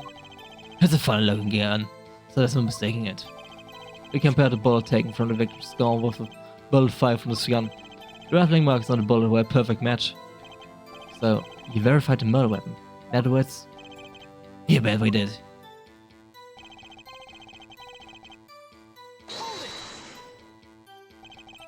Why are you so certain? What part of sentence you have been stuck in all the time, pal? You never heard of a second. Burns quick draw shoot him. Huh? What's that? One of the defense specialties.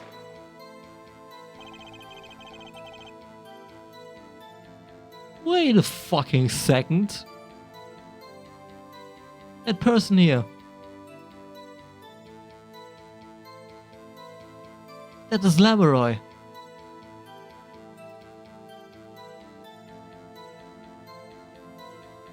Valant, Lamoroy, Zack.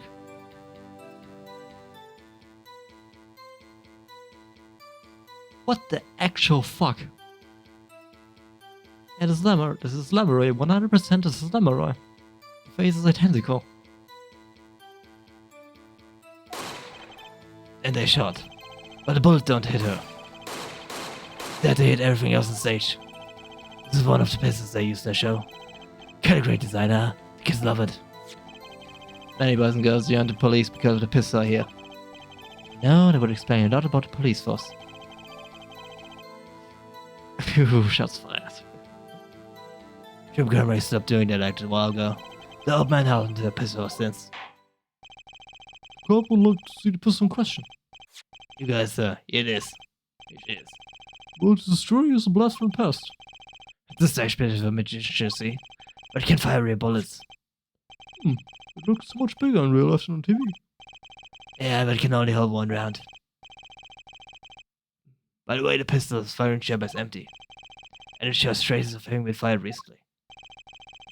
Wait, only one round? How could he have shot twice then? So were any fingerprints on the gun? Unfortunately, no. Of course, the defendant and is known for wearing gloves. You might say a lack of fingerprints is in fact a fingerprint of his own. Oh, intriguing point. Well made. Whoa. Not well made. Not intriguing. In any case, the court accepts evidence.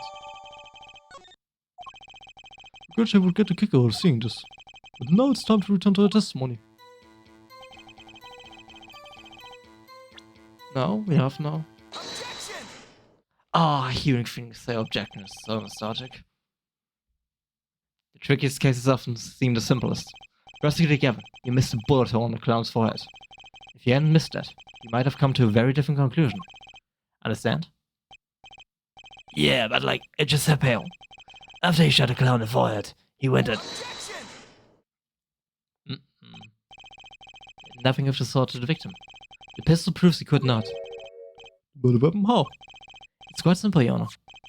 This pistol only holds one bullet at a time. Ugh.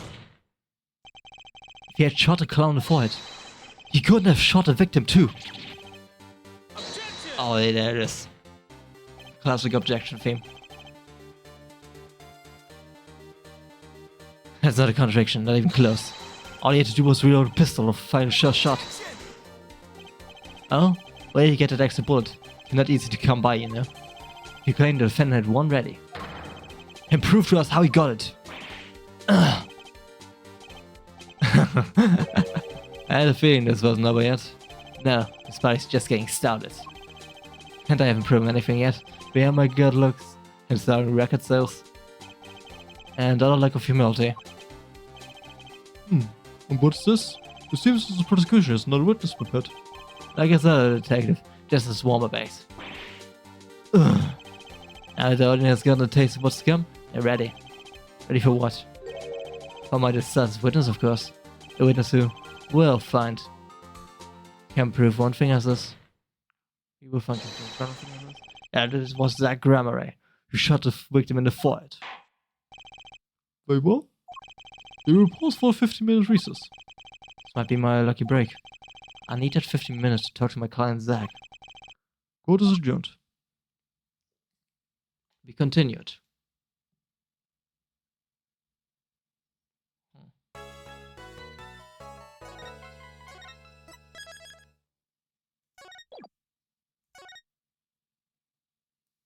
I would assume the witness will probably be Valent.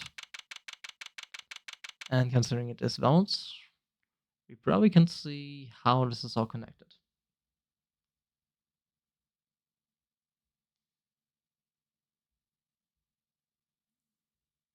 I'm starting to get a picture slowly. Very impressive, is right. I have to say, I expect nothing less. We only just begun. I was hoping you could tell me a bit more about what happened, actually.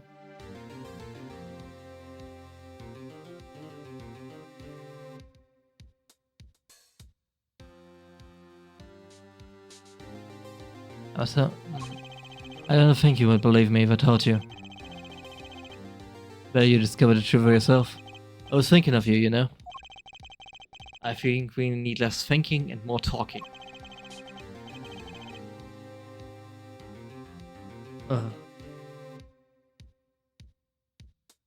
That night in hospital, what really happened? Not the way your arms gleam, Miss Rat. Scout Trissy. Speaking of which, where is she? You've seen the problem yourself, Valero. The one shot in the forehead, one right. Yes, and the reason he speaks of. I couldn't deny my mentor's wishes, even amid my own death. Why not? It's something I want to say, for now at least. It's for now business. I've done many things in my life, some well, some poorly. This is a cross you must bear alone to our graves.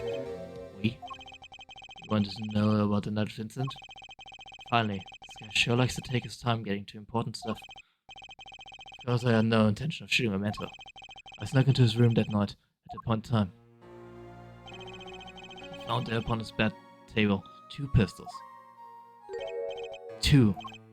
Yes, one I had used on stage, and the one that had been used by my partner, Valent. Oh, for the second Valent quick draw thing? My mentor had the look of one sleeping. I stood by his bedside, hearing only louder sound of his breath, breathing. Then I took the pistol into my hand. I cannot deny that my resolve faltered for him. For a moment. You faltered. You mean you thought about shooting him? No, there was a reason I could not refuse his request. Thus, such request, they were not his first. So, there were other requests you couldn't refuse before. To be honest, I've not always been steadfast, and I fear I've brought pain upon Trucy. It was magnifique, rousing his disciples somehow. Just what was going on in Troop Gramarye? Yet, in the end, I did not shoot him. Instead, I turned and shot the clown. I took the pistol I had fired and placed it in my pocket. In your pocket? I believe if you examine the pulse concept, you will find it to be different than the one in my mentor. What was it called? Raffling marks.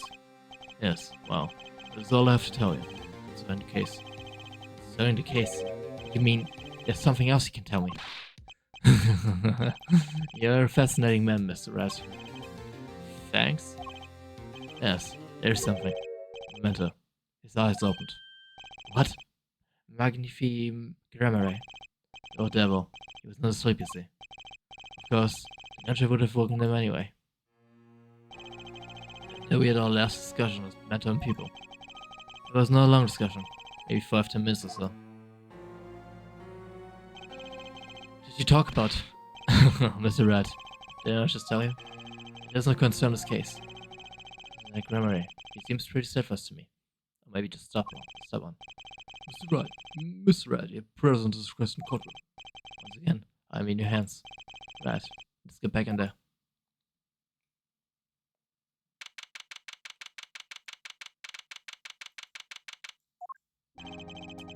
Court is now back in session. During a recess, a bullet was found in and dagger from the clown's head. Well, this is news. And you have us? There wasn't time to do a detailed analysis. Now they did find the weapon type matches the murder weapon. Well, it's not very conclusive, is it? Which is why I'm about to become a very decisive witness. You're a decisive witness. How many times have I heard those words? Oh, they often turn out to be far less decisive than you think. Oh, don't worry, my account. I'm quite confident this witness will do the job. After all, he is intimately acquainted with players and order protection. Yeah, okay, it is Valent. Being that of two Gramarys famous to, Zack and Valent. Valent Gramary. We get to meet the great Magnificent's other disciple.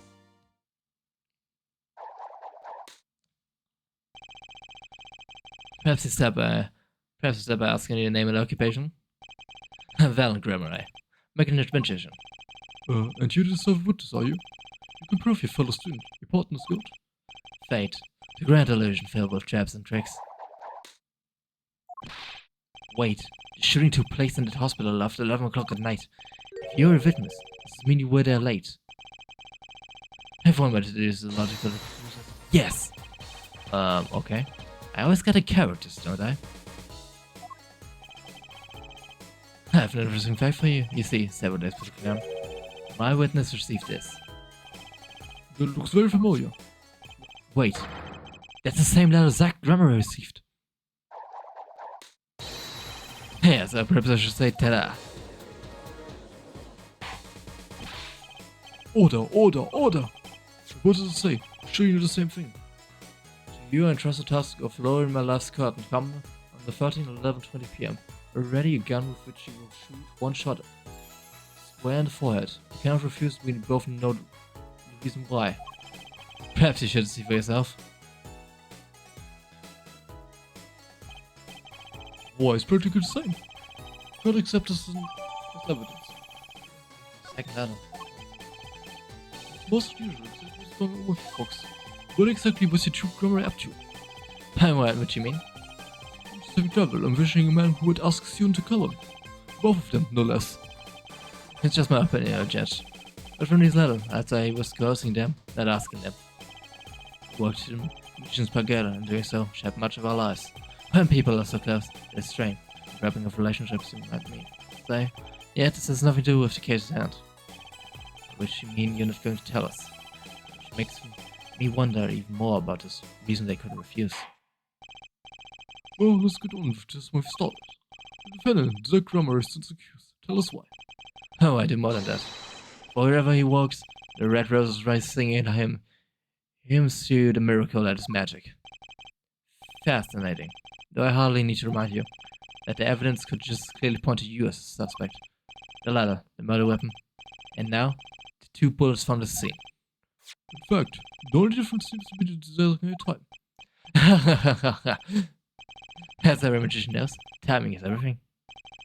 Yes. And now it's time to get this party fired up.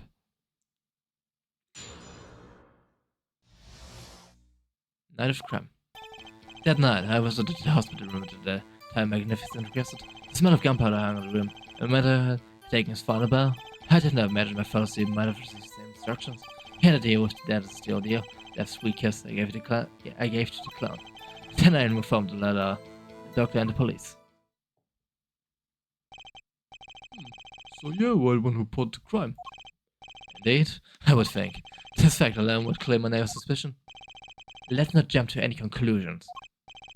Yes, the cross-examination generally comes before the conclusion in this court. But if your testimony proves to be true, then the defendant, Zack Gramary, is guilty. And if it wasn't Zack Gramary, then the killer was you, Valent.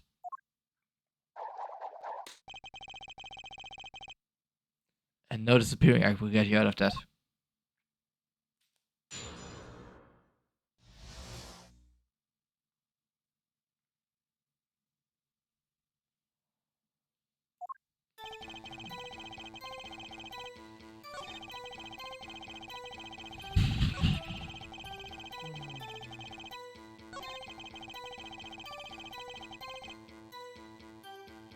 I think that's an important statement. That one's not.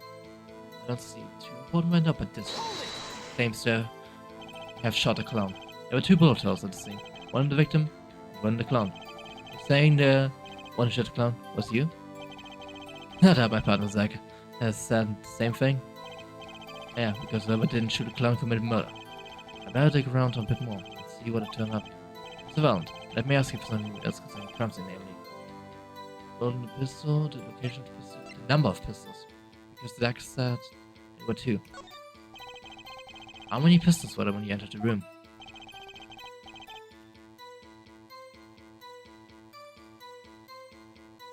Which you mean what precisely? 2 pistols were used in the Zack and Valent quick draw shooter, man, correct? One for each of you. You're well informed, yes.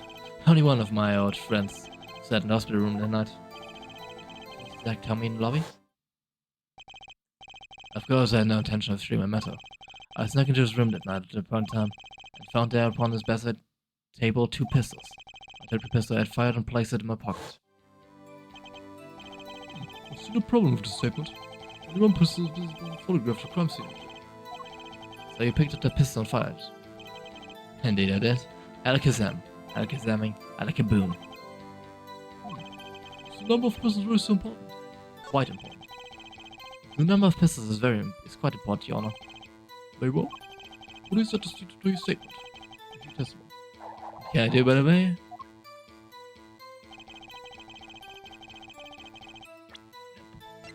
Stage control.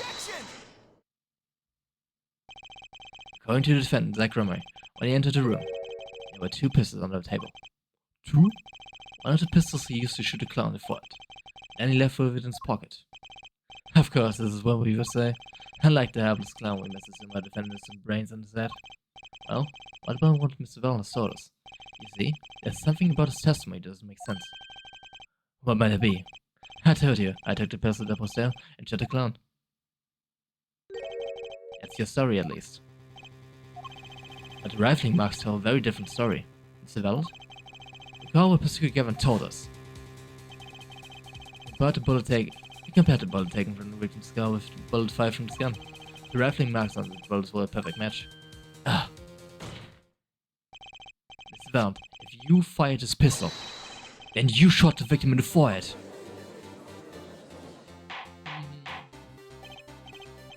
Order, order, order! Well, this is all rather sudden. Whatever then. Prosecutor Gavin? I undercut an apology. Sorry. Sorry for what? You see, it was one of the 2 of these unique speakers were crafted. 10 lessons and rifling marks only proved the type of gun that fired them. But that's not what you told us before. You said you verified the murder weapon. Which is why I'm apologizing to you now. Quite sincerely, I meant that. Ah, this smug bastard.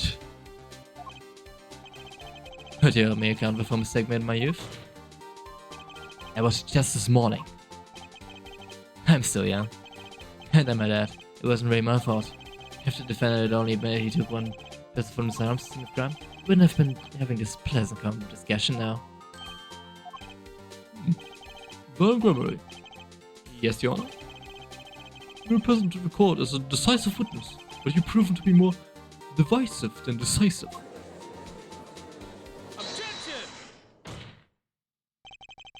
You see in time. The testimony so far has merely been a review of the facts. The proof comes next.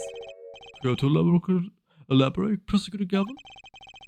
Mr. Valent entered the hospital room. The victim had already been shot. This is next testimony proof, alright? The real fight is about to begin. Bring it. Very well, the witness will not testify to the court. Help us determine who shall what. Witness testimony. Who shot what? I arrived in the hospital room at a point in time, which is to say 11:20 p.m. After discovering the body, I fulfilled my obligations. And called in the doctor. The doctor examined the body before the police arrived. It was quite clear about the time of death. 11:10.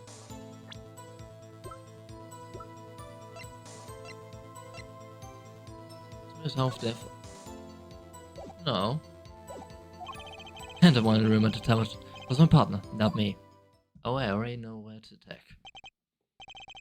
Those times are rather close, you have to admit. You're talking about an alibi established over a matter of minutes. To use a 10-minute discrepancy as the basis of your bills. alibi. It's easy to explain the situation I got. For example, take our debut hits and go 13 years hard time for love. Cue to the song, press the play button, and we'll play for 2 minutes 15 seconds. 200 times, result is the same. The debut thing was only 2 minutes and 15 seconds long. What a ripoff. Magic is a word of utmost precision. Hocus Pocus requires an admirable focus, and in time of death, shown by Dr. Destiny, conceivable truth. But what? The prosecution warns us that we're dealing with very precise times. We can expect cross-examination to apply the same level of precision. I would hope the defense refrains from its customary broad, sweeping accusations, as we blur the focus this case so clearly demands. Point taken. Baseless marks will result in a penalty. Carry on, Mr. Red. Carry on, right. Oh, I already know why I'm attacking.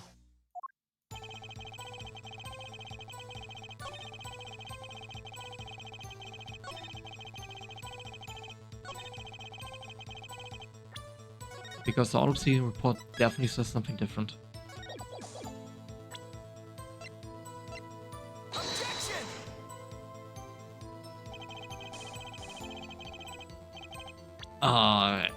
I can't attack that yet, okay.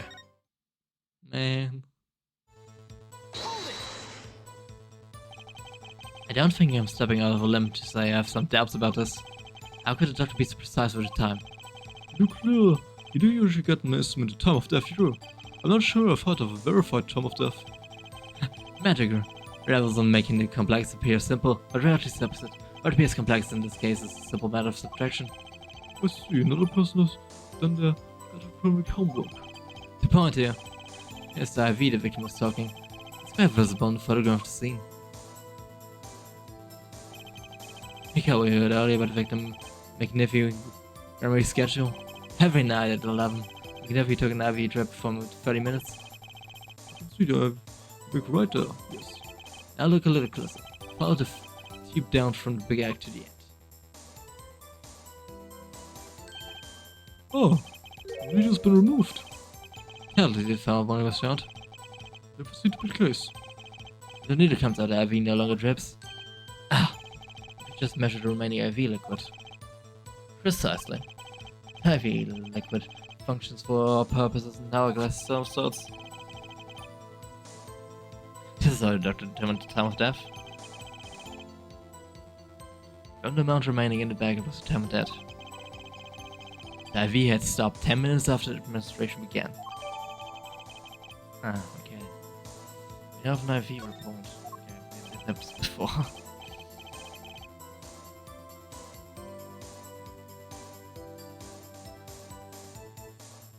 And so it was when I entered the room. 10 minutes had passed since that horrible crime was committed.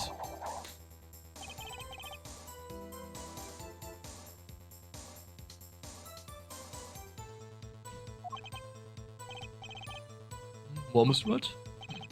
It is important. Very important. Well, seeing how this is the biggest clue we have to the time of death, I say it's very important. Agreed. It would be hard to imagine a more precise way to determine the time. Hold the power of arithmetic. Very well. The witness will add this detail to assessment. Sometimes the most magic thing of all. Here's the truth. Life springs not eternal. The remaining time IV liquid proves my innocence. First, did you notice IV yourself by any chance? When first I entered the room, the stench of gunpowder assailed me. Next, the mark of death upon my mental forehead. Intense. Left arm did I spy. A rose dropping, dripping and welded. It's for once to discover the IV needle. Knocked from the vein by the force of the shot. Luckily for you. But if you had not been there, why, you might be a suspect. Undoubtedly, sir. I might say it's thanks to my lucky color. Lucky color. Indeed, even today we're bloody upon my suspect self. For it always fair brings me luck. Why, when second round won the first magical grand prize? Agree? Yes, the very one held by the Association of International Magicians. I was adorned with this entire entity. The trophy bust. What a day was. Ah, this is one trip down memory no one needs. And my lucky color is indeed. And a day we do. I say, I think, it was specifically made for me, valid. case indeed. Well, Mr. Wright, any thoughts on this testimony? She looks happy with himself. Okay, how about this lucky color testimony? What's it going to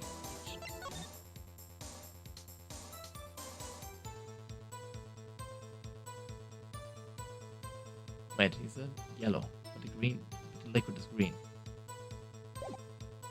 That's a contradiction. Is that IV? Liquid is the same color as he wears, which would be yellow, but it's green. It's quite contradiction. Suddenly sounds like your lucky colors brought you plenty of luck. But not this time. Mr. Valance, your lucky colors betrayed you. I'm afraid you lost me. Your Honor, the witness testimony just now clearly contradicts the evidence. What? Please recall my warning at the beginning of this cross-examination, Mr. Wright. The baseless accusations will be totally penalized. I do hope this accusations will waste. Don't worry, I've got all your bases right here. Very well. It's a defense claim. It's your evidence to court. Spell has told us. Crime scene photo. Crime scene tells all, Your Honor. Photo of the crime scene. All this talk of color has me yearning for black and white. Clear cut simplicity. Tell us, what? Alright, just where's the contradiction in this photo? My pleasure, and I'll show you. It's quite simple. But I can't promise anything in black and white. Let's hear what Mr. Wright has to say. What in this photo contradicts the witness testimony? IV.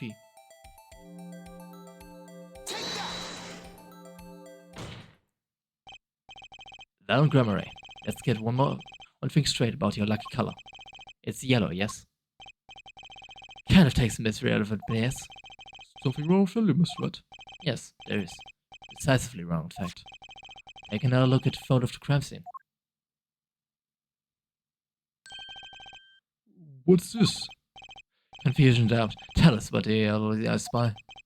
If my LAS can see a problem here, Mr. Valent, look at the IV pic. Ah!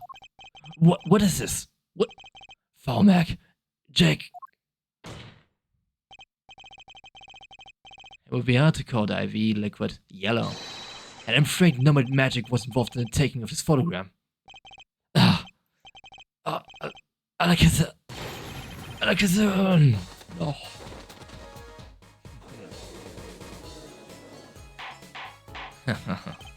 Order, order, order! What does this mean? This is some kind of mistake. Yes, Prosecutor Gavin? You witness mistake. Green there, the harder they fall. I suppose this is no substitute for experience. Valen Grammary has reminded us several times. Your lucky color is yellow, but IV is clearly not. Well, this contradiction can only mean one thing. And to think, you almost had me. I see your true colors now. Ace Attorney, Phoenix Wright. Something you like to tell us, Prosecutor Gavin? As far as this causing doubt, the witness testimony does contradict the evidence. Yeah, it's a contradiction. Why not I show a police to hand right back to Mr. Wright? How do we mean? How? Because the witness has made no mistake. I agree at a glance. The IV liquid does appear sort of greenish yellow. But I assure you, the liquid itself is quite yellow. Yellow liquid? How can you say that? Besides, you can tell from that it's green. Yes, but regardless, the IV bag itself. Heck, you mean a plastic bag on the hook? It looks like want to say light blue? Precisely. Figured out yet? All a yellow liquid in the blue back end. Green. This incidentally is the liquid's true color. I see. Explanation does have the ring of truth. Ah, man.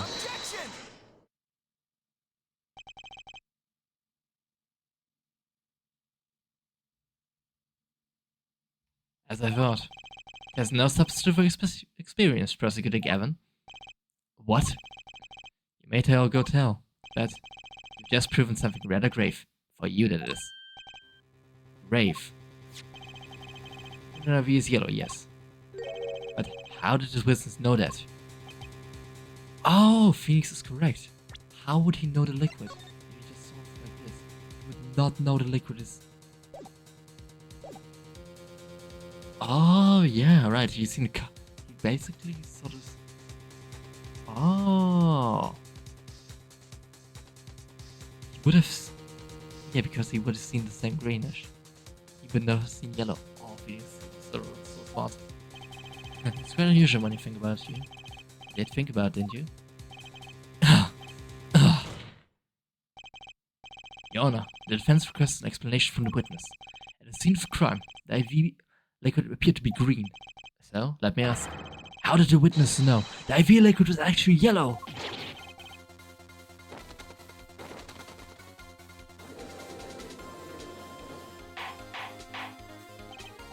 Order, order, order! Mr. Wright, you explain this at once. The witness clearly knew the color of the IV, so I'm sure it means something, but what? I can think of only one possibility, Your Honor. Witness Valentine specified that the IV was yellow because he knew the IV is liquid's color. From the fact before us, as is clear, witness knew that the IV liquid was yellow. Why? Because he's seen it before. But then inside the blue bag, we see a photo. We saw the liquid by itself and a clear colorless bag. I suppose he would have heard, but I'm still not clear as to what this all means. Ask yourself, why would he know if he didn't work at hospital? That's where you find your meaning, Your Honor. I'm afraid I find nothing. So what if you knew IV's liquid color? Leave for getting excited over absolutely nothing to our Team Bopper fans, yeah? The IV liquid is the only evidence proving the time of death. 30-minute hourglass, with 20 minutes worth of sand remaining. Your claim, Prosecutor Gammon? Remembered what? However, there's a critical difference between an hourglass and an IV bag. Wait, I know! The hourglass used sand, but the IV bag was... Alright, right? As much as it pains me to say this, Your Honor, no. Like the sand throughout hourglass, IV liquid enters the patient's body, at which point, like magic, it disappears. However, what if the amount of IV liquid had increased? You couldn't tell, could you? After all, there's no way of knowing how much went in.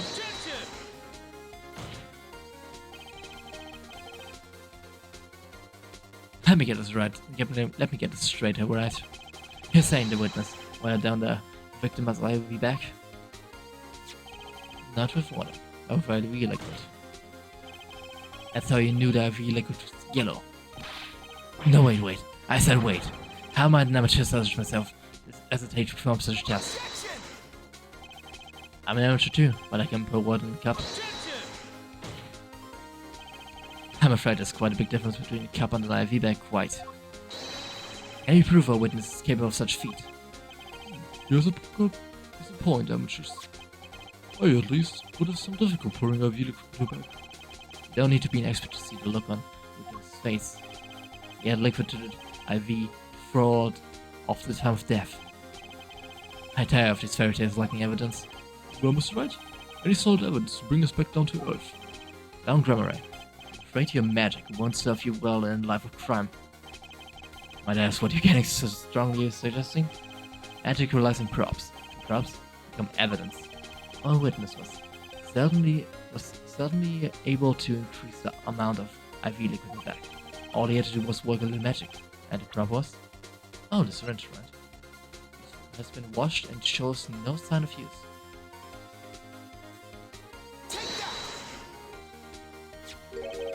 Victim syringe. It's the perfect prop for the magical increasing IV trick. And easy enough for an amateur to use. What kind of evidence is that? The syringe was clean. Not a trace of liquid in it. And don't you find it odd, Prosecutor Gavin? What? The victim had a syringe to administer his insulin shots. There should have been traces of insulin left inside. Well, Gilroy? As you pointed out yourself, the IV liquid makes the perfect clone. One that you could manipulate at will.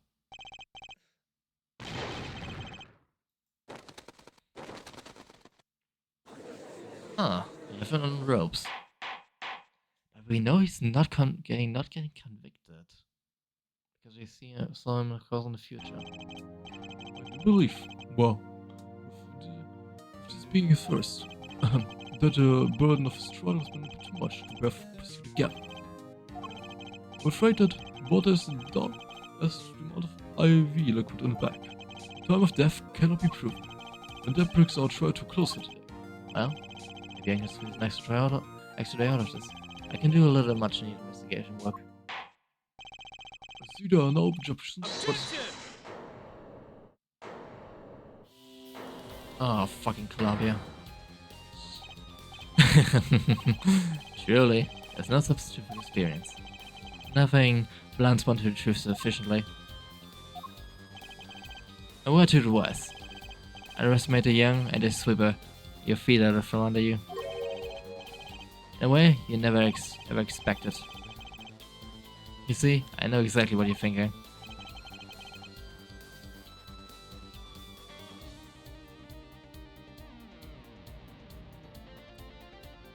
What's he talking about?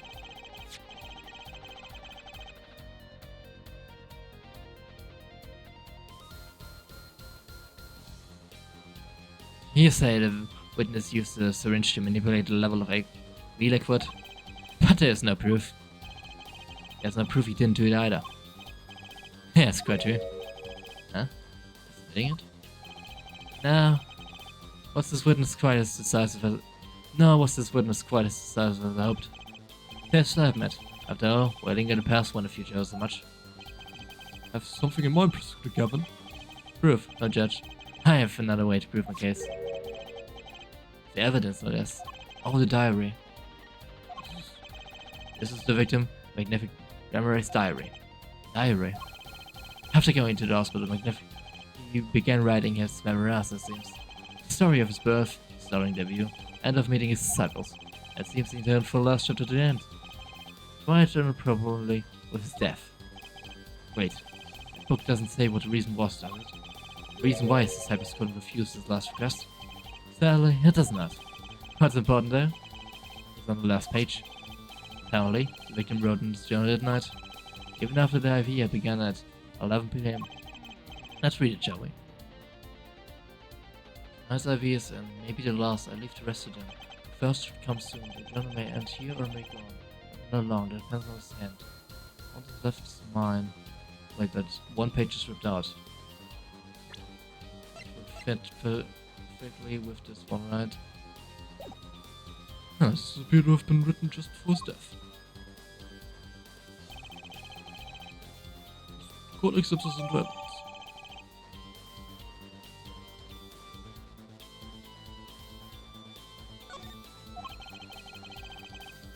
Read the very last part of particular care. This journal may end here. It may go on, but not long. That depends on his hand.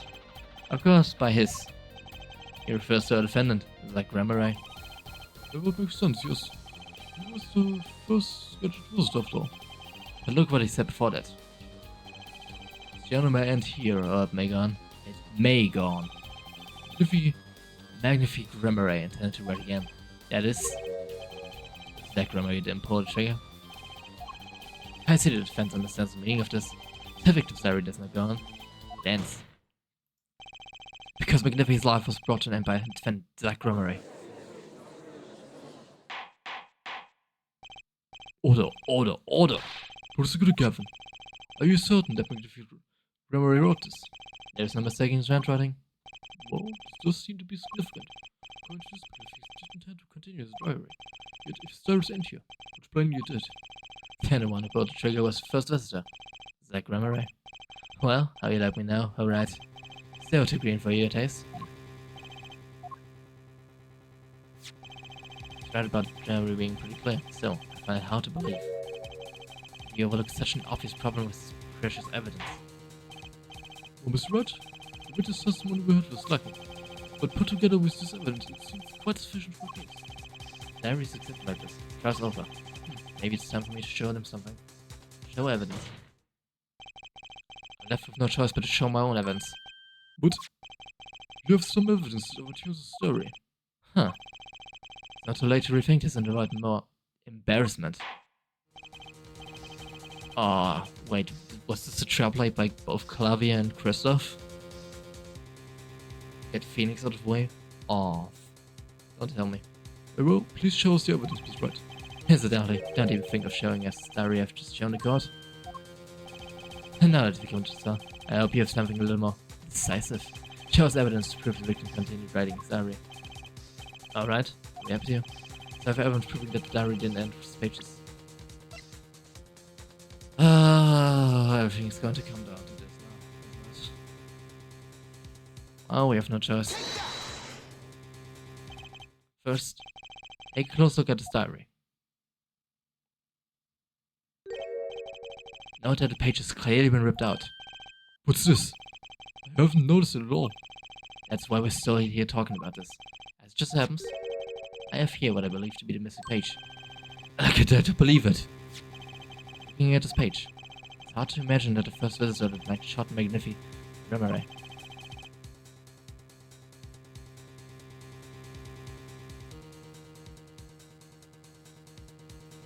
That's the defense position. Wait, let me see that.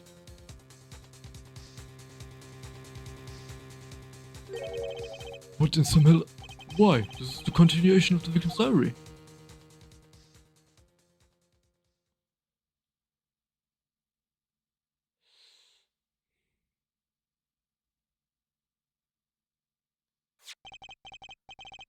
Note the torn edge of the page.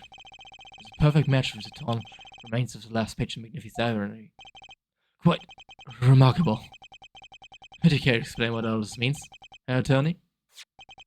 The diary continued after his first visitor came, which means that the victim was still alive after Zach Grummery left, leaving no one to take us alive but the second visitor. Valen Grummery. No! No! The handwriting too. Matches that on other pages. This is, without a doubt, a genuine article. Order, order, order! But wait, it's impossible! That Oldman could have written that.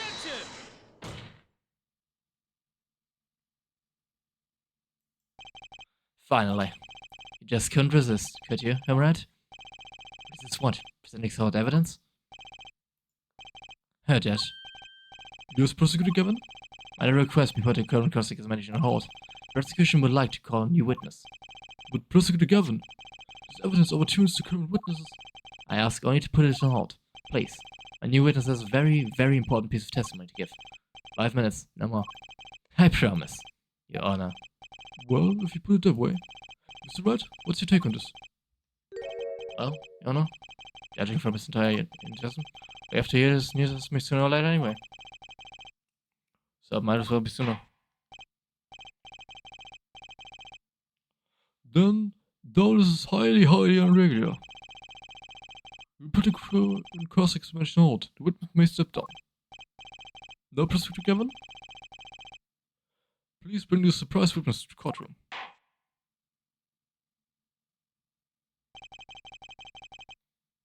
I had a bad feeling just then.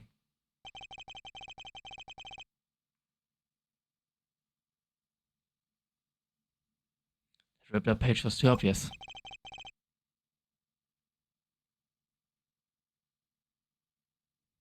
He must have known. And I should have known it was a bad sign all around.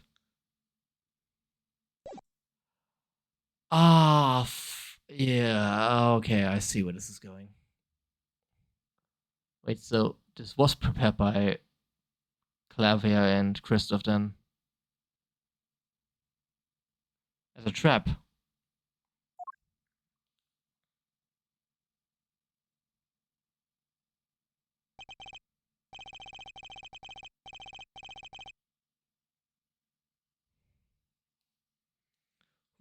Holy trial with no audiences first, even for me, Prosecutor Gavin. I beg to curse on a Sunday.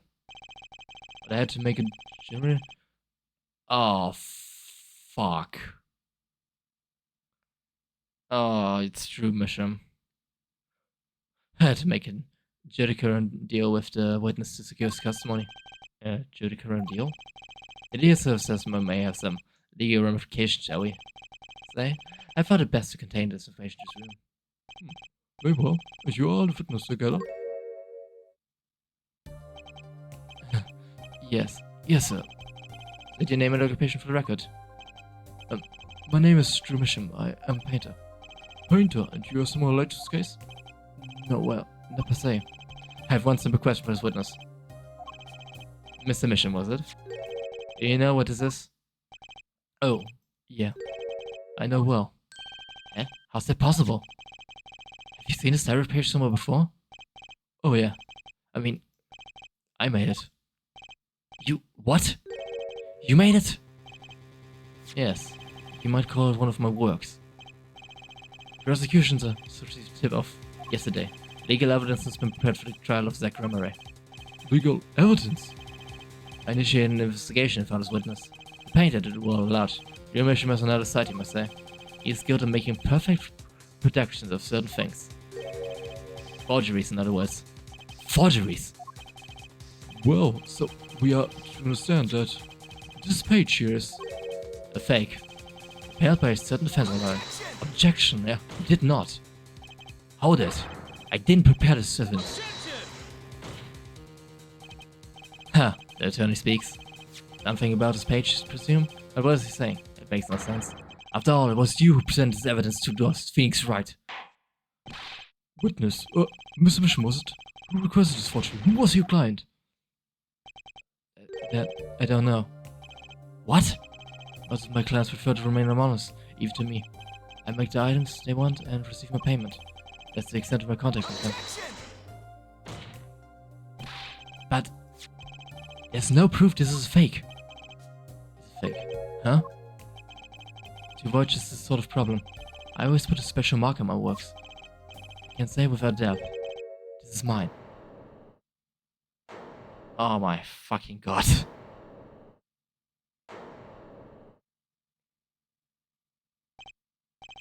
Mr. Wright, you've just presented legal evidence to this court. My court.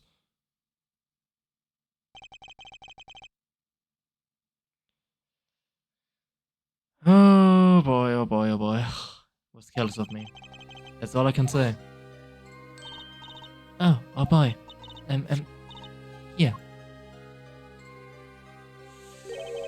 We're set up for this entire time. What's this? I don't know. I just got it over there in the hall. He told me to give it to the old boy in the blue suit with the spiky hair.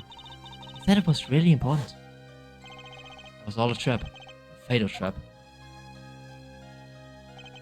Mr. Wright. Yes. Do you have an explanation for yourself? If I did, could I it? Probably not. Forging evidence is a serious crime. Presenting in court, a serious mistake. A fatal mistake for an attorney. Fatal too, perhaps for your client, I fear. Tell me, what kind of defender relies on forged evidence? The answer is quite clear. A guilty one. Your Honor, wait. I understand that presenting forged evidence in court is a serious crime, but you cannot hold my client responsible for actions I undertook as an individual. Sorry, Mr. Wright. Your Honor. Another close call, I dare say. If the prosecution of having received a hot tip, everything would have gone to the way you wanted it to, yeah? I even gave you a chance. Too bad you decided not to think before embarrassing yourself. No need for further discussion on this matter. This witness is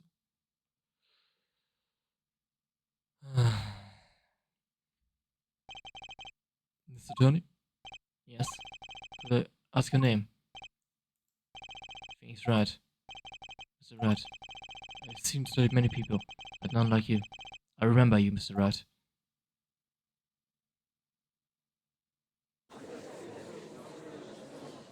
So this is how it's all connected. Though I deeply regret having to declare the verdict this way, this trial is over. You have the right to find a new attorney and begin an appeal. However, this court must. Your Honor. Yes, Mr. Zack? There's one thing I wish to make clear. Today, in this courtroom, you cannot declare me guilty. It is possible.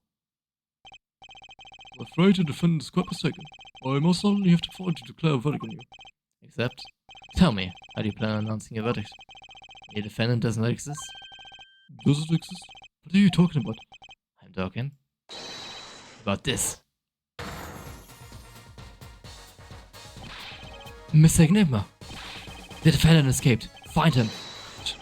Quickly. Bailiff, close all exits from the building.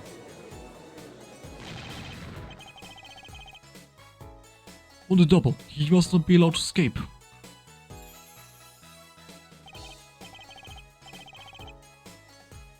That day, a miracle occurred.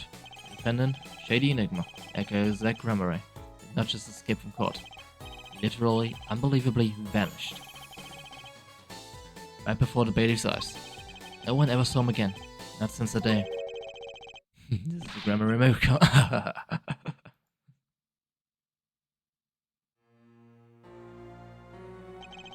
Now verdict was declared.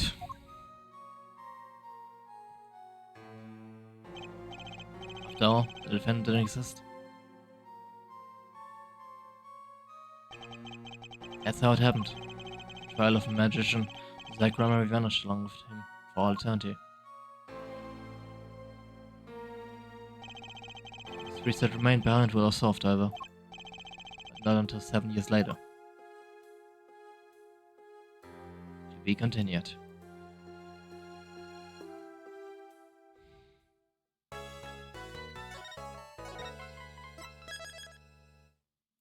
The Mason system, what? That trial 7 years ago was the beginning of it all. This I know beyond a doubt. This mystery of the past work, there magic onto the present. But soon you'll be finding all of this out for yourself. Jeff Magnific Rameray's cyber sport trigger. Where did the vanishing defendant Zack Rameray go? What dark truth lurks behind the forged diary page? And what about the girl who was left behind?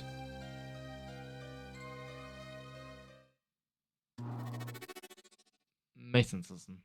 Okay.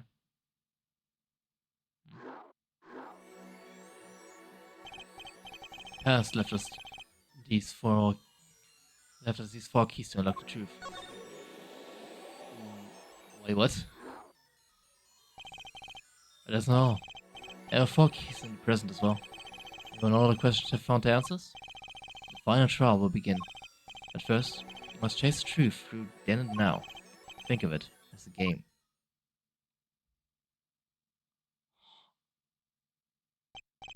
I, Phoenix Wright, will be your guide throughout this game.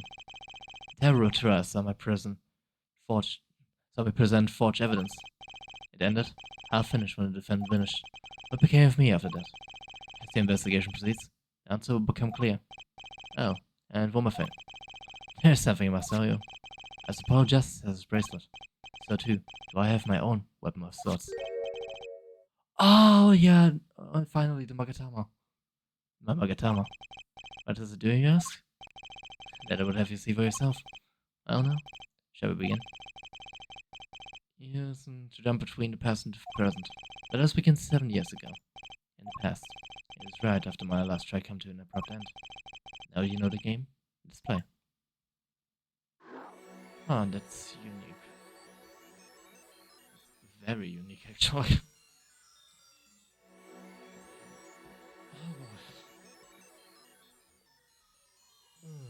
Okay. I'm going to drink some water first, though.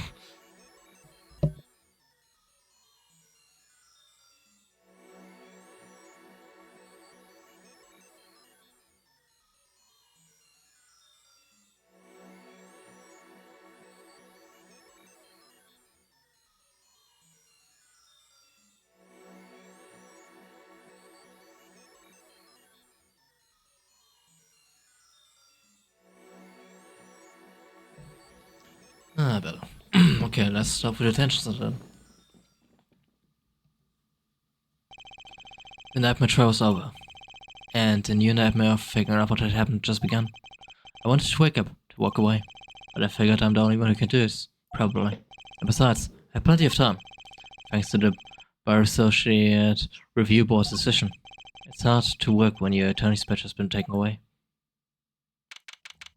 7 years ago, detention center, visitor's room. What is strange enough to have my eyes boiled? Excuse me? Two men on either side of a single transparent pane. Here it seems fig of fate, switch sides so to speak. The forger of fakes works freely, while the innocent language, which is with these plexiglass confines. There's been no proof that they forged anything. No proof that it took the life of my dementor? Yet, these chains cannot hold me for long. The stage awaits. And what, may I ask, awaits you? On the piano and a cold little hole in the wall. And since you're here, what shall we discuss? Shooting of Magnifique Grammar for one. Who pulled that trigger, Valent or his partner Zack? His partner vanished before the answer could be found. If I'm going to get any closer to the truth, this is the place to start.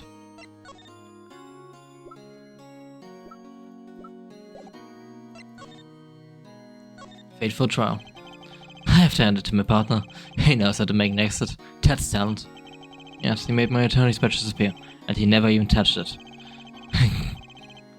Galari's spotlight always leaves someone weeping in the shadows. Yet his very disappearance himself is a revelation.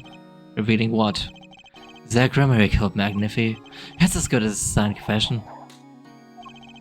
It's certainly been public opinion's take on it. I've grown out of my cage, and the time of my release is near. I must go and prepare. Planning on jumping back into the magic right away? As long as an audience waits with bated breath, there will be Valent and Elsa. Yes? Now my partner's disappeared. Magnifi's repertoire is mine. A Valent Grammar has a tradition to uphold. Is that true? Seeing this light, the trial was quite good to me. Vatican no. Oh, you frickin' bastard. He definitely planned all this. And probably Clavia and Kristoff as well. Considering everything Clavia, Kristoff, and Valent probably worked on. I don't know if Clavia is completely involved directly, but he was a tool. Or he was involved. So those three were the one who launched this trap for Phoenix. And you can't pay for that kind of publicity. Like Mal. The suspicion on you hasn't left entirely Valent. After all, you received one of the letters too. You are just as obligated to follow Magnifi's instruction as your partner. So I was, but only Zack followed him. Let's not speak anymore of who shot what. Now that my partner has vanished, the question is moot. I'm more interested in learning something else entirely. What might it be? I want to know what Magnifi had up his sleeve. How could he coerce you and your partner to kill them? To drag up his sleeves? Perhaps he did not know. Know what? A great magician never reveals his secrets. Oh, Psychologs! They're back. I didn't think it would be that easy. The audience was running forever. In the audience. Paving in the reflected glow of the spotlight. Magatama, one of my most prized possessions which I got during a certain case. He can show me the locks on people's heart. And if I can unlock their hearts, they'll tell me their secrets. Magatama started stall, and Magatama answered.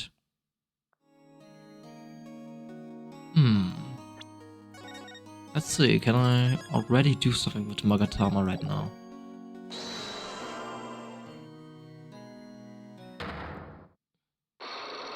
Or do I need more evidence first from other periods? Trick up the sleeves. I'm flying by the seat of my pants on this one. It must be a path leading from the evidence to truth. And that's what I'm going to find.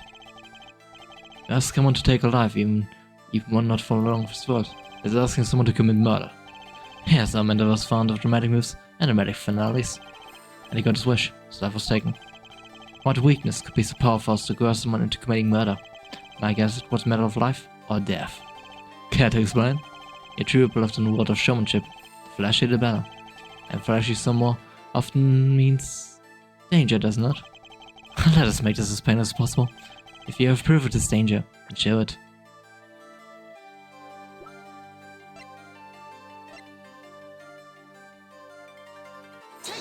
Pistol? Because it shoots real bullets? Why, that's one of ours. Specifically designed for your show, I gather. Single bullet, one shot. What are you suggesting? We're magicians, Mr. Red, not murderers. I'm not crying murderer, Mr. Valent. I'm crying something far more tragic. An accident. Zack and Val quick to shoot him. How long has it been since those shots were last hit? Oh, right. We were told that they stopped this act. So probably an accident happened, someone was shot. Was the shooting cancelled because someone might have got hurt? Of course, what other reason could there be? Well, it could have been cancelled because someone had already been hurt. Fascinating, my fascinating fortune friend. But tell me, what can you prove of a single pistol? Well, and what if there had been an accident? What if one of your bullets took a life on stage? Performance and magic is not concerned with what is. It is concerned with precision. Precisely whom do you claim we shot? Looks like I've chosen the right path. Let's just hope he walks with me. Life was sacrificed so the show might go on. The show was?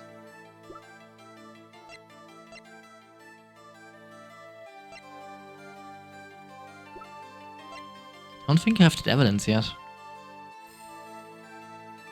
I don't think I have that yet. Because the diary has no mention of that.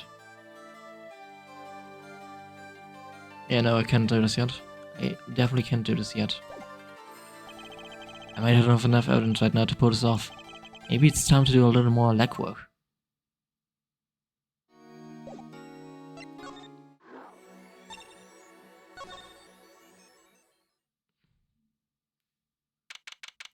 "7 years ago, District Courtroom, Defendant Lobby, number 2. Didn't think I'd be back here for a while. I didn't want to have to remember that day. Though I deeply regret having to declare a verdict this way, just try this up. Hi, Your Honor. Yes, Mr. Zack? There is one thing I wish to make clear today in this courtroom. You cannot declare me guilty. What are you talking about? I'm talking about this. Sir Enigma, the defendant escaped. Find him, quick. Bailiff, close all exits from the main building. On the double, he must not be allowed to escape. When I came here on that fateful morning, still my badge, but now, like an amputated limb, I can still fear ditching. Why do I start? I don't even have the authority to investigate. Hey, you there, sir.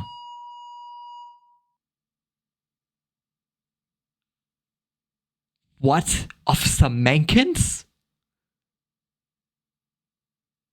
What is Officer Mankins doing here?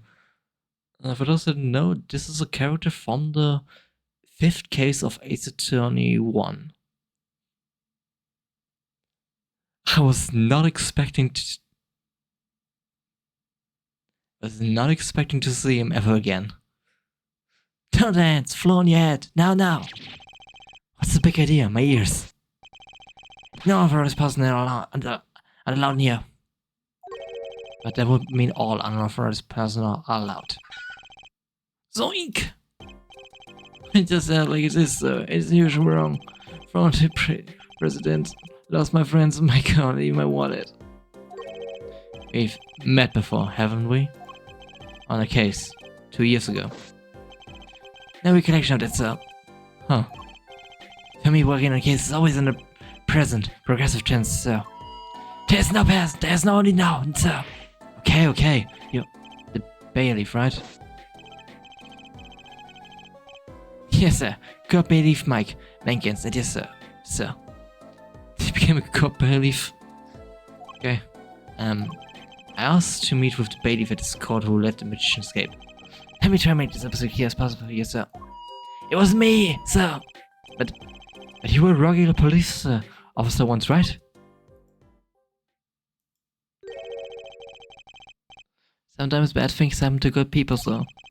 Something tell me there's a long story. Let's not go there. So, you were in charge of security at the time of vanishing. I'm dying over here. Oh, it's a hard knock life, sir. Thrown into the presidents. Lost my friends, my girl, even my wallet.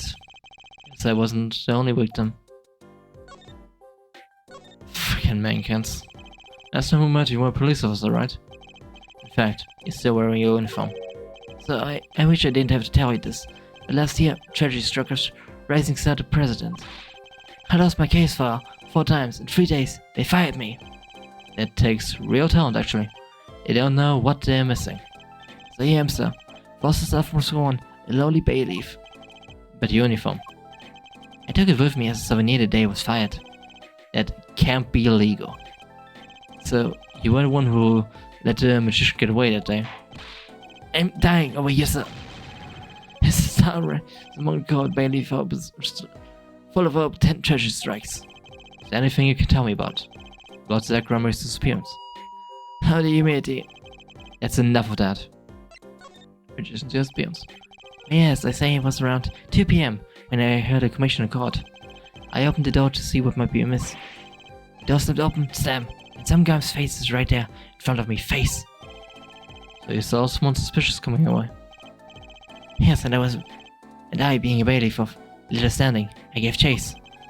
I chased the silk cat out of the way down the hall, sir. I have a diagram of the cop boarding here.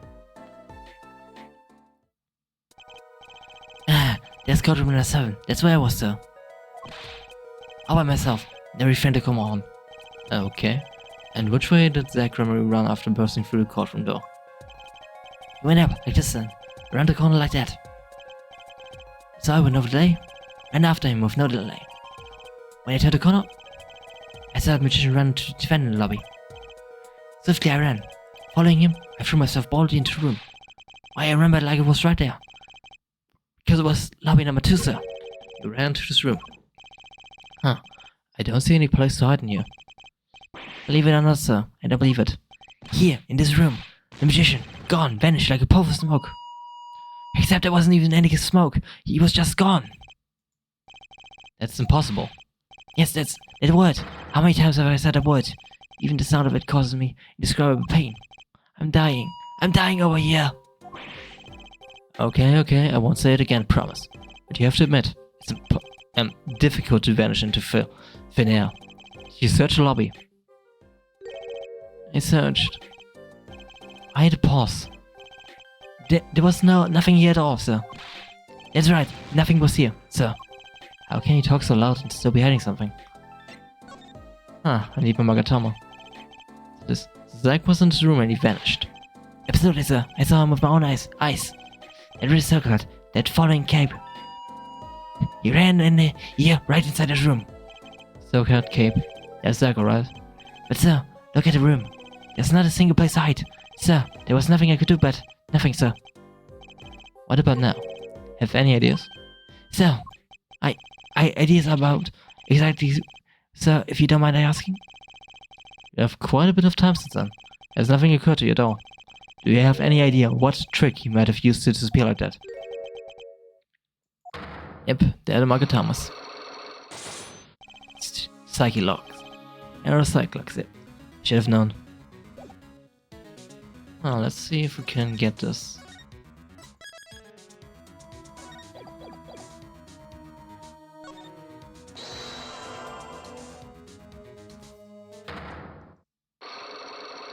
See, do we have evidence for this disappearing act?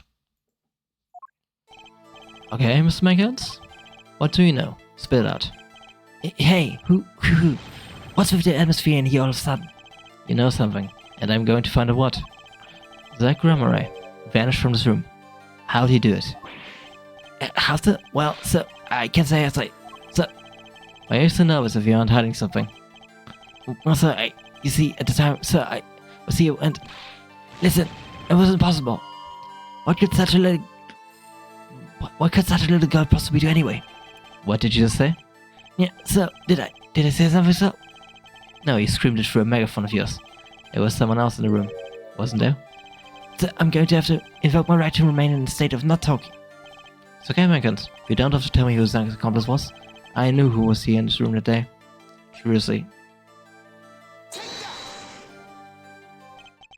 Sir. Never seen that girl until just the other day. Mr. Mankins, I'm not buying it. Sir, that day, she was here in the room, sir. But he wasn't. You mean you chased her into his room, not him? Sir, in my days as a police officer, literary days, I lent a finger to. Okay, just one thing, but it was how not to mistake a girl for a 7-foot tall magician. 7 fan. Like, isn't that tall, is he? You have a point.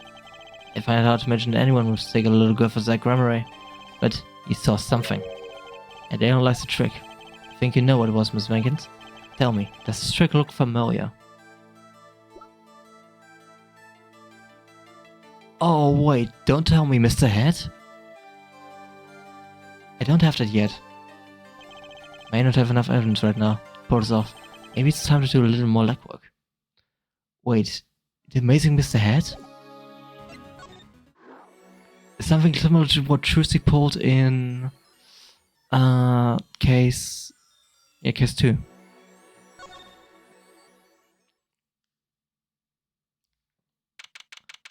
7 years ago, Wright & Co. Law Office. Oh, morning, Daddy. I'm so glad you came. You okay, Daddy? They picked on you? I'm fine as always. This old boy here is here to help me at all. That's a young man too. Good morning. That's a cute outfit, Yvonne. Thanks. My first show's today after all. So she meant that by her first show, right? We said persons then. Go out into my office. Trucy, there's something we need to talk about. It's been 2 weeks since your father disappeared. You need to start thinking about your future. I'm calling around. It's hard to say, but you have no living relatives. So, I was wondering if you wanted to stay with me for a while. Just until your daddy comes home. It won't be too long. I hope. Of course, it is totally your choice. If you don't like it here, you can go wherever you like. I could look up some places you might like to stay at. This is so weird. Mr. Attorney, Daddy told me about you. He said I could trust you. Huh? Really? So if I stay here, does it mean you'll be my family? Huh? I guess so. Getting weirdo. Mr. Attorney? Actually, why don't you call me Nick? Or you can call me Daddy if you like. It doesn't have to be today or anything. Okay, say Daddy. It was quick. Yes? If I move here, I have to switch schools, right? And I was thinking I haven't paid for lunches at my school for a year. So thanks, Daddy. Oh, in this office? It's a little blah. A little color goes a long way, you know? Oh, and Daddy, you get fired from work, right? Don't you worry one bit. I work twice as hard. We make it through this. Trucy, how old are you? Oh, I'm 8. But don't let appearances deceive you. I'm a young professional. Stick with me and you do just fine, Daddy. Thanks.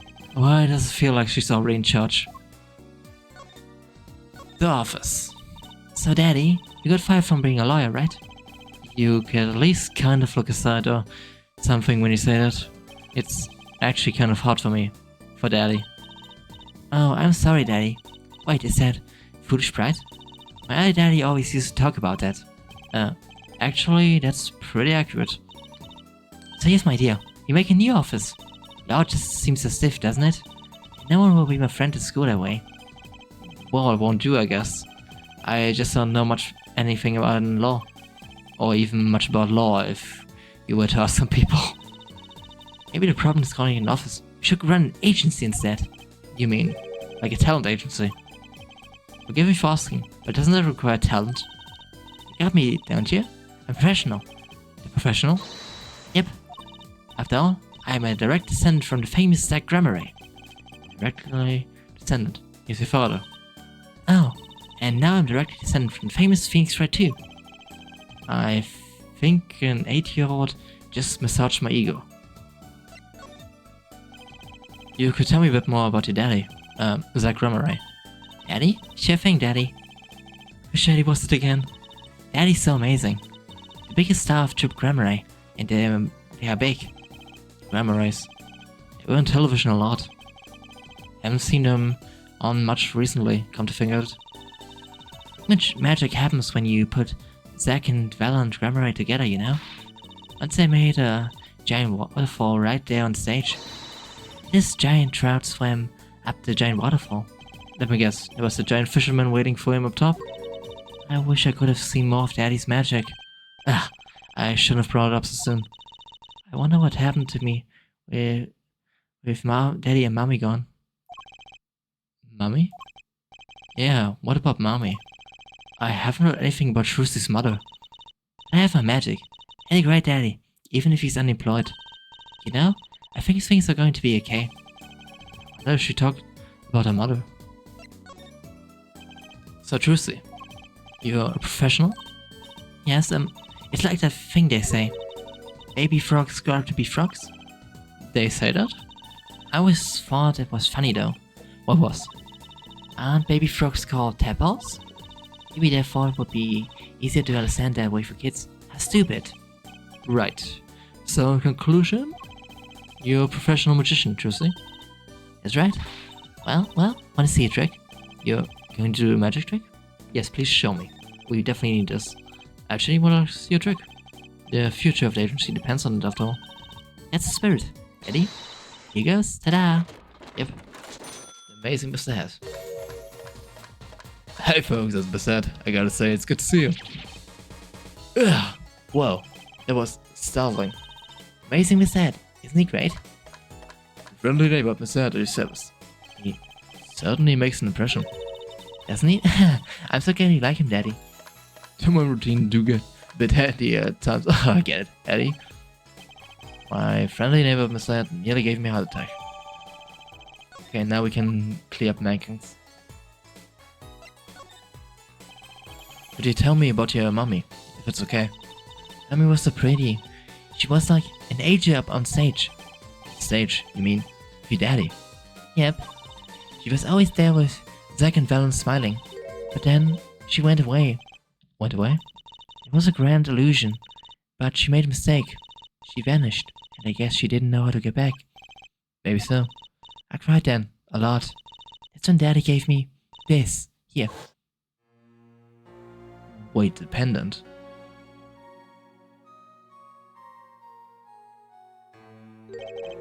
This is your mother. She's beautiful. Yes, I'm very certain now. This is Lemuroy, isn't she?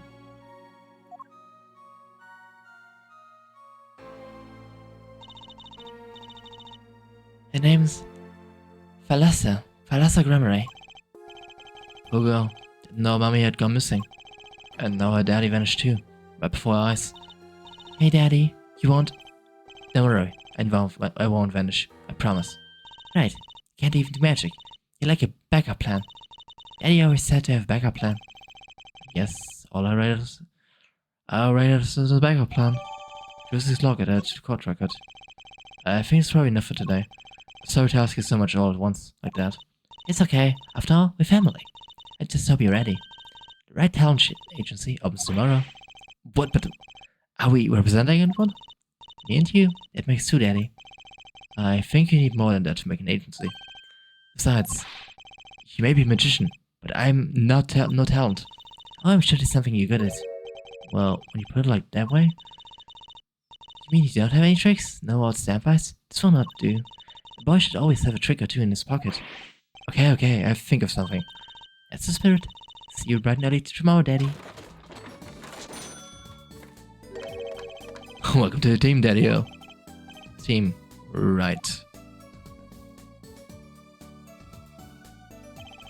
Sometimes some magician vanish, they leave something behind.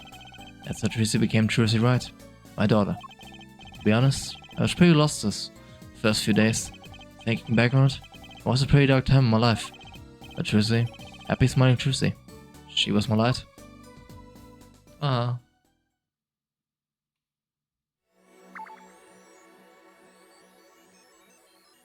You know, get back to the defendant lobby. But we don't know what he saw. Just missed the head.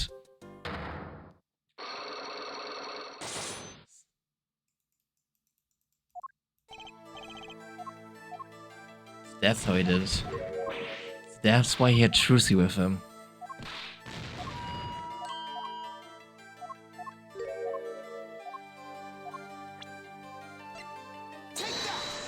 There we already did that.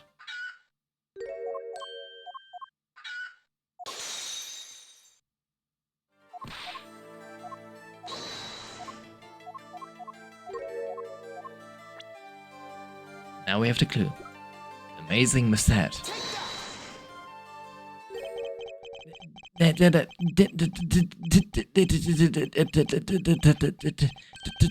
What's that? Deco's favorite trick, the Amazing Mr. Head. She used it in a show down at the Wonder Bar. Have you been to the Wonder Bar? So, it wasn't a waking dream, was it, sir? Come again? That night on stage, I saw a vision, except it wasn't a vision. It was a head. An amazing Mr. Head. He really exists.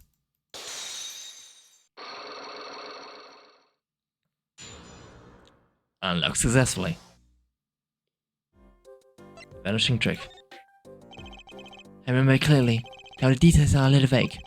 Zack Ramey exited the courtroom. I gave chase and cornered him in the corner room, sir. Zack Ramey, don't even think you can escape Mankios. Down on your hands, floor on your head. Hello? Something the matter, mister? No, that is... Sir, I'm currently chasing suspects, sir. Zack Ramey, do you know him?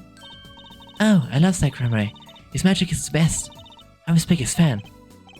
You see, that's why you're wearing the costume you're wearing. Anyway, very some Zack came into his room. But no one's been here except me. But he has to be in here somewhere. Under the sofa, in the trash can, behind the painting, under the rock. So, Drusy was his accomplice. Imagine my astounding surprise when 1 week later, I just so happened to walk in to a bar and see him. Sad. I couldn't believe my own eyes. For a while, I thought it had all been a long dream. A dream that lasted a week. It wasn't the magician who disappeared. It was Mr. Head. The trick vanishes. Though it seems complex, what really happened that day was quite simple. He was standing by a door, and out came Zack. That wasn't all. Another person got in on the act, and she was standing in front of lobby number 2. Along with Mr. Head. That's the beauty of it. That's the beauty of it, isn't it? So, while you're standing in shock and amazement, the magician rounds the corner, and most likely runs through the closest door into lobby number 1. This is where you come in. You turn the corner, and wear a look on pursuit, and at the very moment, Drusy runs into lobby number 2. And all she has to do is take away the amazing Mr. Head. So I only lost sight of him for the briefest of moments. Then I saw the cape, Zack Ramey's red cape, fluttering like a cape. Astonishing, sir. All my days of posing queries and making inquiries and chasing queries wasted. It was as if I could see them melting away like an ice cream cone left by the side of the road to die, or the scattered remains of a messily-eaten chocolate parfait. Such a sweet sorrow. I'm sorry. I had no idea how much you suffered on account of this case. It's an honor, sir. I apologize to people many times, sometimes more than once. But this is the first time anyone ever apologized to me. Actually, about to go. I'm sort of a guardian now. Is that so? Sir, you should know that I harbor no ill feelings for whoever I may harbor. Okay. I let the defendant escape. That's the stone cold truth. Just another step on my way from singing the blues and dwelling the blues. Someday, sir, I'll be standing side by side with the great detective Gumshoe. Mr. Mankios, this is a free ticket to the show at the Wonder Bar. If you want. It's an honor, sir. Sir, I can't count the number of things I had taken from me, sir. But no one's ever given me anything for free. Right? I see you in court next time then, sir. I look forward to it. All eyes were on Zack Ramey that day in court. There was mysterious disappearance. Now part of the mystery has been revealed. But the magician remained out of sight. It would be 7 years before I met him again. In case 1, right?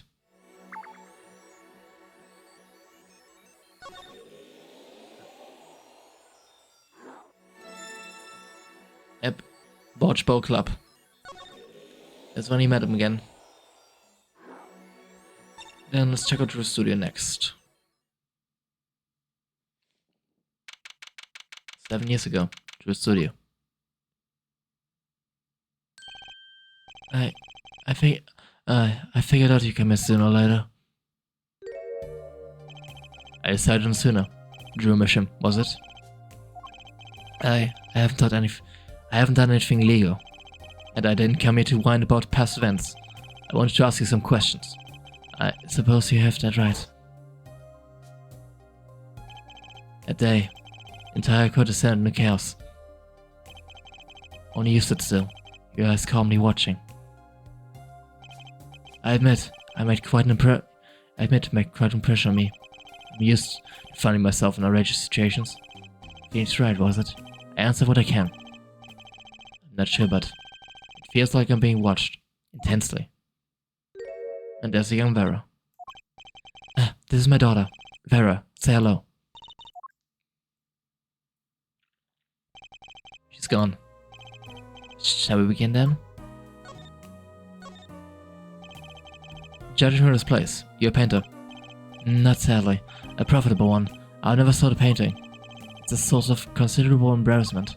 I won't be able to get by with only me. Your daughter? My mother grew wary of me and left. I don't want her to grow up needy, Mr. Wright. That is why I began my other occupation. Forgeries. Don't look at me with these eyes. I know what it is that I do. More than half of the paintings they bring me are stolen, and who knows what my copies are used for. But some of your works aren't paintings, correct? You may not believe me when I tell you this, but that was my first work, outside of painting. What? Do you think it would be used as evidence in a murder trial? I never even imagined the possibility. And why did you take the job? I was well paid.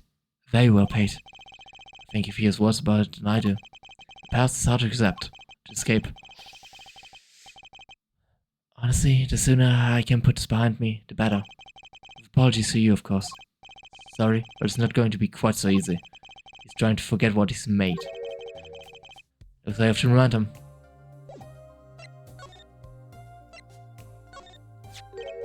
Your work. Don't try to pretend you've forgotten. Sure, all you did was make a copy. But that copy might have destroyed the life of an innocent man.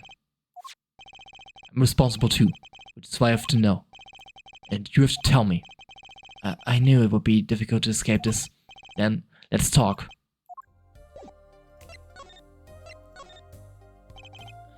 Well then, ready to tell me about this work you did? It was unlike anything I had attempted before. I guess it would be a little different from paintings.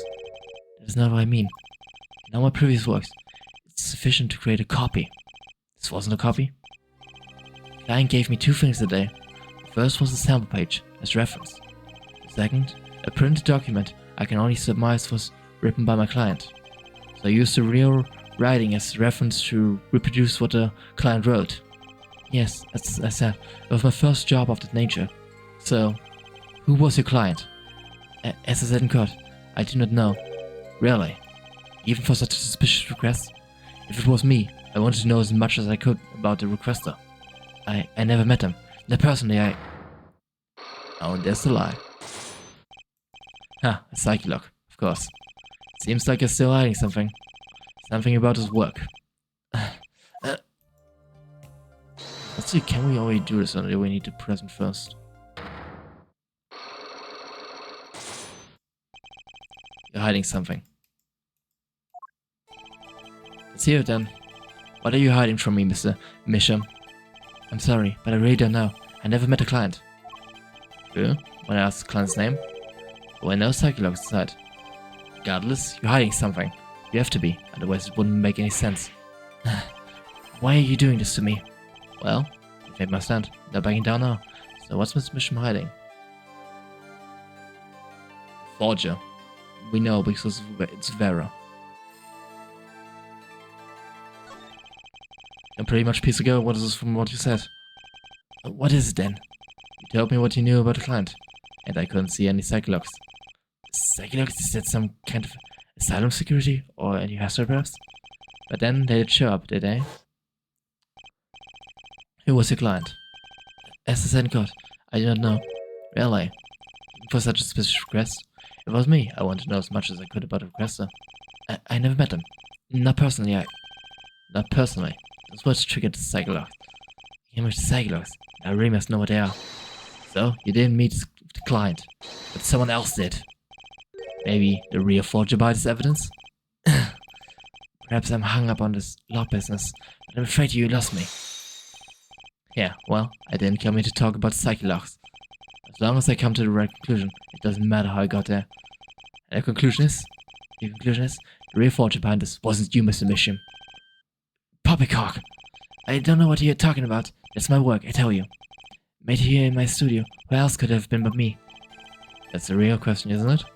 If the forger wasn't you, then I don't have many other people to choose from. The real forger at Drew Studio is... Note, Vera. We already know this. The real forger is your daughter, Vera Misham, isn't she? Ridiculous, my daughter's only 12 years old, Mr. Wright. I've always been more one for landscapes, not surrealism. Nice comeback, but you're shaking in your boots. I've got you now. Only two people with access to studios are you and your daughter. Psychologs tell me you're not in the forger, which makes your daughter the only possibility. I feel very much on the verge of going Psycholog myself. So Phoenix already knew this. Huh.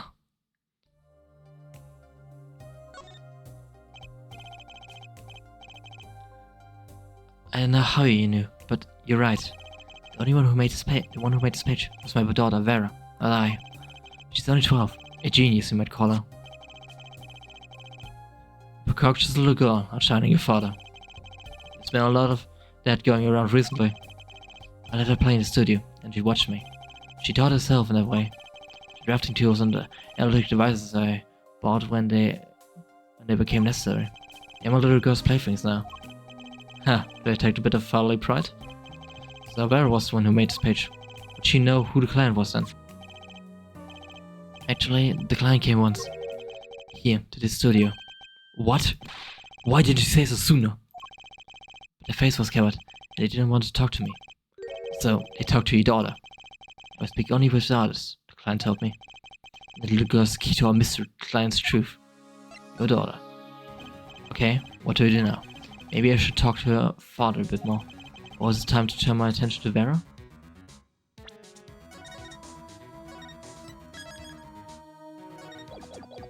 Talk to Vera. Mr. Misham, I have a request. Let me guess. You'd like to speak with my daughter.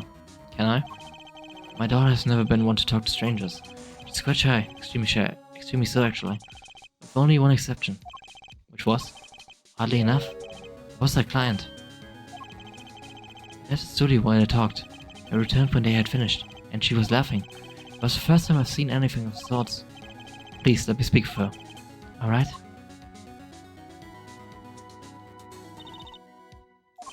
This could be tough. Vera. Vera, was it? I would like to have a friendly chat. I'm Phoenix Wright, as lawyer and pianist. I'm still looking for the keys that say Do Re Mi. Can't find them anywhere. I'm not good at this. I need something to go through this go. Where was it?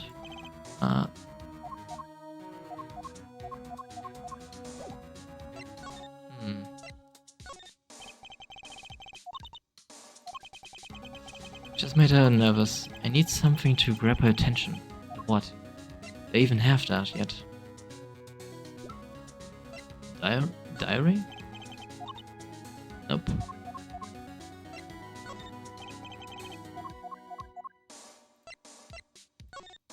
No 100% no, but...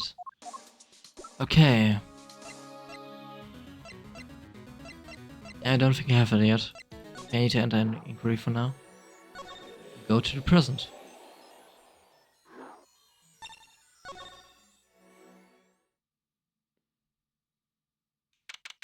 Present day. Bocce Club. Freaking Christoph. I'll be taking my leave now. Still have some work to do back at the office. Then I guess I'll be going back to my piano. To be honest, it's better when you are playing. This frigid culinary tension almost feels comfortable. Later then. 2 hours left on my shift. Wonder if we get any customers tonight.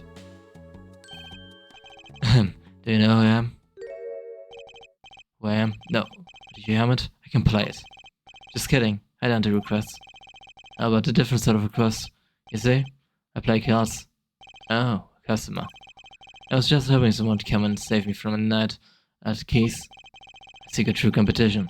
I've heard the Bocce Club is a place for this. And now I see the rumor is true.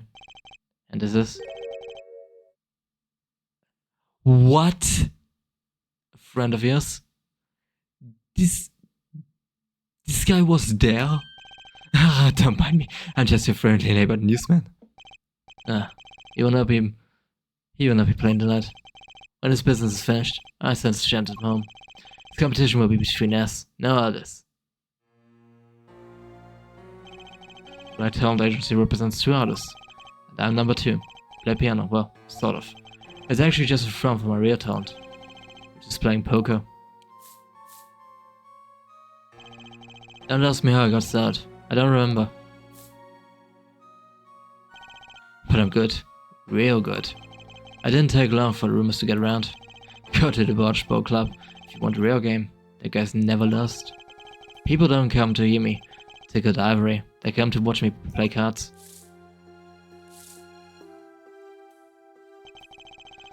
Is this a seedy poker club? No, it's a restaurant. We don't play for high stakes. There's no money involved. But real players carry cash, and they're always thirsty. It's any sort of income for the club owner. Then, let's compete. I'll take you to the room. Yes. Before we go, yes? Allow me to introduce myself. My name is Shady Smith. Oh, damn Brazil. Spy Brazil. News reporter. Oh, No. Thing's right.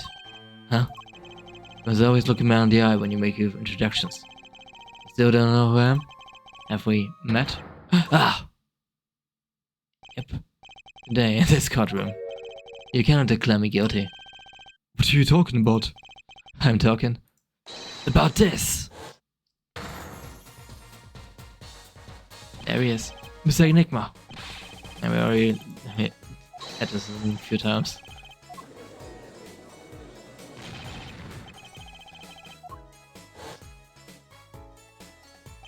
You can't be, but you, Zach Gremery. Yes, reincarnation act of the century. Pity I've only an audience of one. You. Zach Gremery. This must be a bad dream. In a sense, this guy ruined my life. You there. There? We will play soon. Ready the room. There. I will be preparing the hideout for you.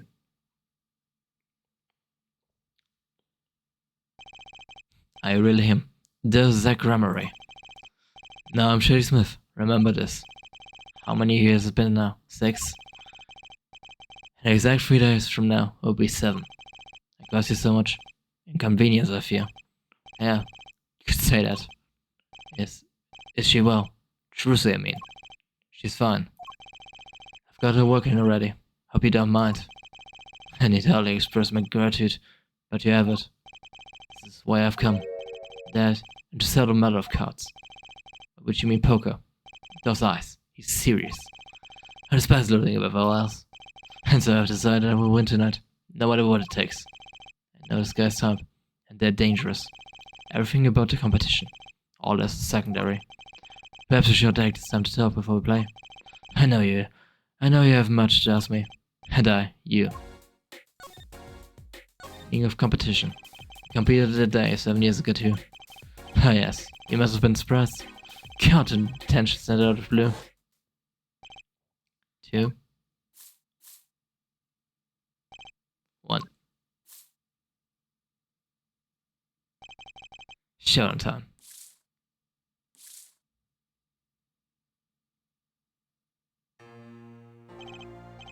I lost. It's only a game of poker. A game I played for a long time, and only lost twice. Who was the first? Man I killed. Of course. Just the defensive turn we are playing poker. Someone has a head, I just fight. When you compete, you see man's true nature. You know what to speak of. I know that you do. Trussy's power? Trussy. She's in a class of her own. For 7 years, I played poker here at the Barge Bowl Club. And I've never lost once. I'm good, but not that good.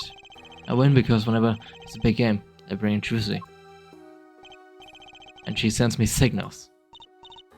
Daddy, he's got a good hand. You might have a chance if you act quick. Better call him soon.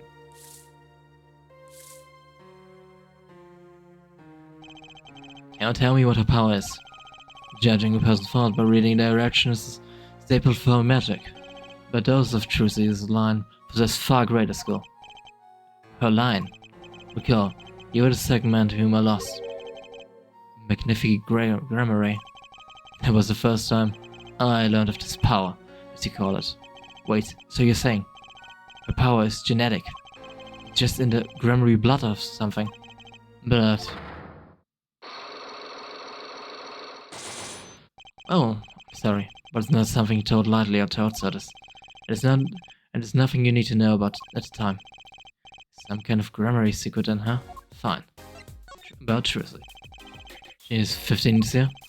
She's still trying her best to follow in your footsteps, you know? I see. When I planned my disappearance act, it was the thought of her alone that gave me pause. Wait, you were planning on vanishing from the get-go? Yes, for that I must apologize. However, I could not be found guilty today. Because of... This is the real last page. I hereby give all rights to the secrets, staging, and performance of my magic to the recipient below. Recipient Zach Gramarye. This... Transfer of rights. You see the signature? Transfer. That's Magnifique Gramarye's signature, isn't it? This is the real last page.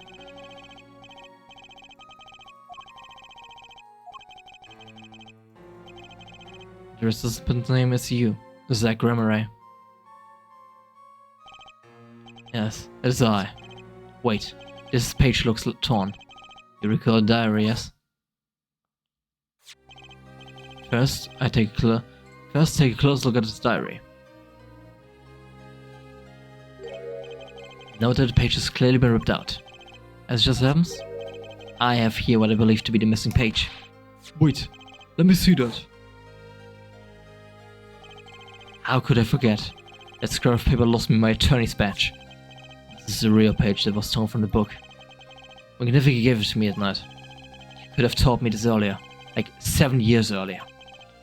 Once again, I must apologize. It was all I could do to prepare my escape for the courtroom. Transfer of rights. The greatest of Magnifique's Gramarye's illusions are true art. As such, they are well protected by this document. Only its bearer may perform his illusion on stage. Sounds like a pretty important thing to have if you're his disciple. As a rightful heir to his art, I too wanted a rightful heir. Rightful? I'm sure you know her who chose my successor, your daughter. That is why I've risked all to come here tonight. Brusho. Sir? Ah, here you go. What's this? A letter passing the writes, I have inherited Trucy. I would have you sign here as a witness. But I'm not a lawyer anymore.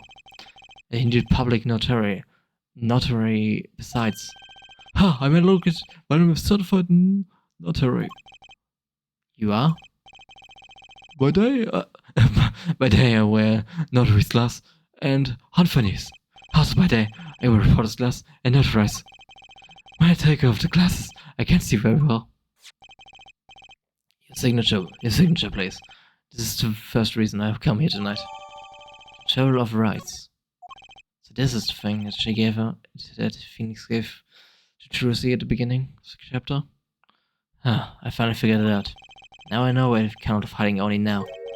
It's been 7 years, you said? Precisely. 7 years.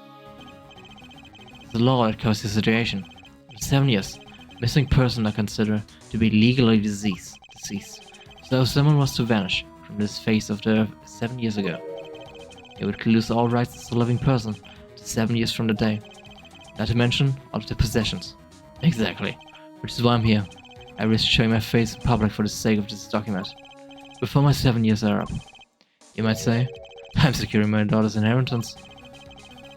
But do you really need this document?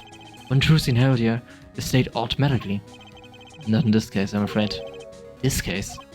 Yes, I received a performance right from Magnifique Grammar. However, this was done in secret without witnesses. Before Magnifici died, two potential successors to his repertoire were named. Myself, Zach Grammar, and Val Grammar. Not Trusley. I see. So you do need this document. I have known Brusher since before I vanished. He's a man I trust. Now, only 3 know of my rebirth. I took the liberty of looking into Trusley's background. Found he had no other close kin. Is it to say? Okay. I was kind of hoping he'd say something about the mother at this point. I know everyone else. Trusley's mother. Mystery.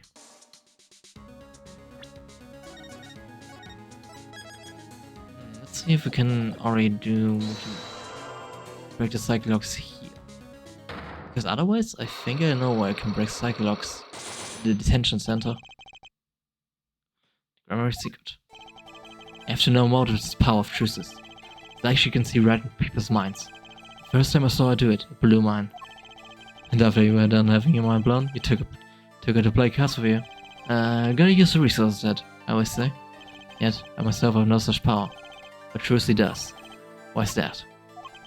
Maybe Trusley got the power from her mother? Thalassa Grammar?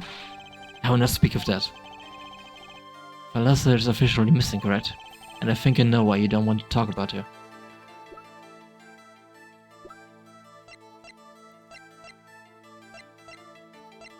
Let's see. 3 of you were a team once. Not that the entire country doesn't already know this. At your peak, you were the biggest stars around. Yet, there's another story behind the frame. One that not many know. Thalassa lost her life during a rehearsal. To you and Val and Grammary's bullets. It was an accident. It wasn't me. How could I shoot my dear Thalassa? I'm sure Val would say the same thing. Why, it's just like another murder I might mention. Damn you. Her eyes. I left Thalassa's eyes. To think they could read my mind was frightening. Yet there was a warmth in them that felt like an embrace. She's dead, and Magnifique Grammar just joined her. So the only one with the power left now is Trusley. Mr. Zach? I don't know. I don't need any powers to sleep for that one body. So there's someone else. Someone other than... Someone who would... Wait a fucking second. Don't tell me Apollo. Wait a second. How would I know? The chances are slim. It would take a miracle to learn the truth. Or maybe, when it's already occurred, there's someone else with the power. And I know who. Apollo Justice. This boy. His name is... I forget. Something weird. Who could he be? An attorney. The attorney! I noticed him when I went to visit a friend's law office. So what do I want me to make of this? Oh great, ex-attorney.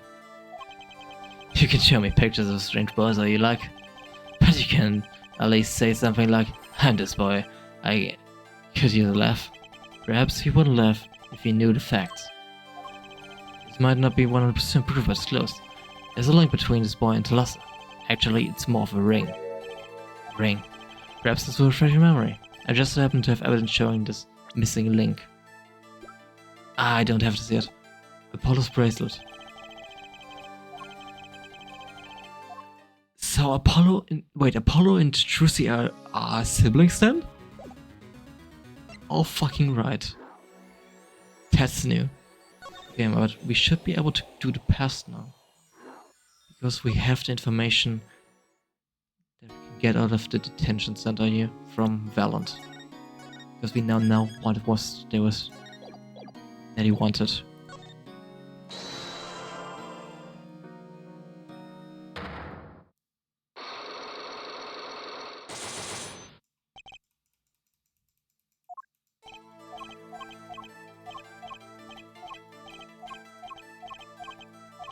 I must skip this. Yeah. Proof of danger.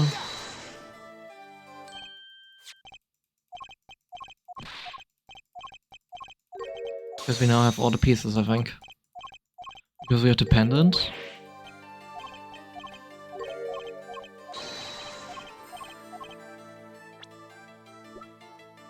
Trucy's locket. But that's Zack Gremory's wife, and Trucy's mother. Thalassa, I believe was her name? Kazana! But how can you say this? How can you say she was struck by one of our bullets? So undeniable there. Thalassa was at the greatest risk of being shot, and this clearly shows just how much danger she was in. Huh.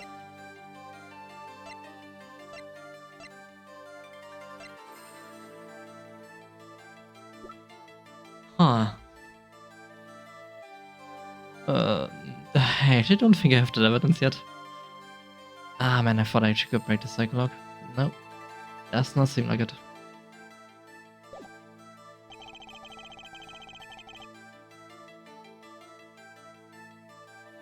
I have no evidence right now, maybe it's time to do a little more legwork.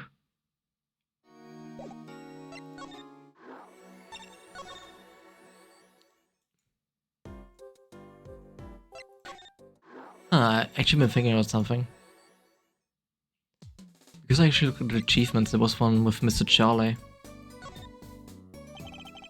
Amanda's favorite plant, Charlie. I guess watering Charlie is my only real job now. Wait, I have a child now, I can't feed Trucy like this. She probably needs more than an occasional watering too, guessing.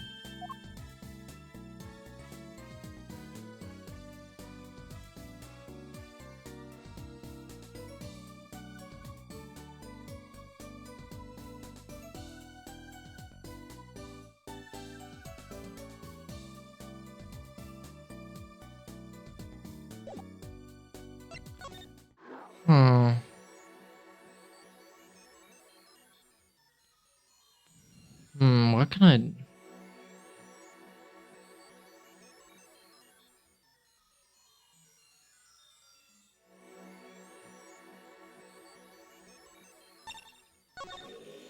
I don't have another one unlocked, right? Nope, I don't.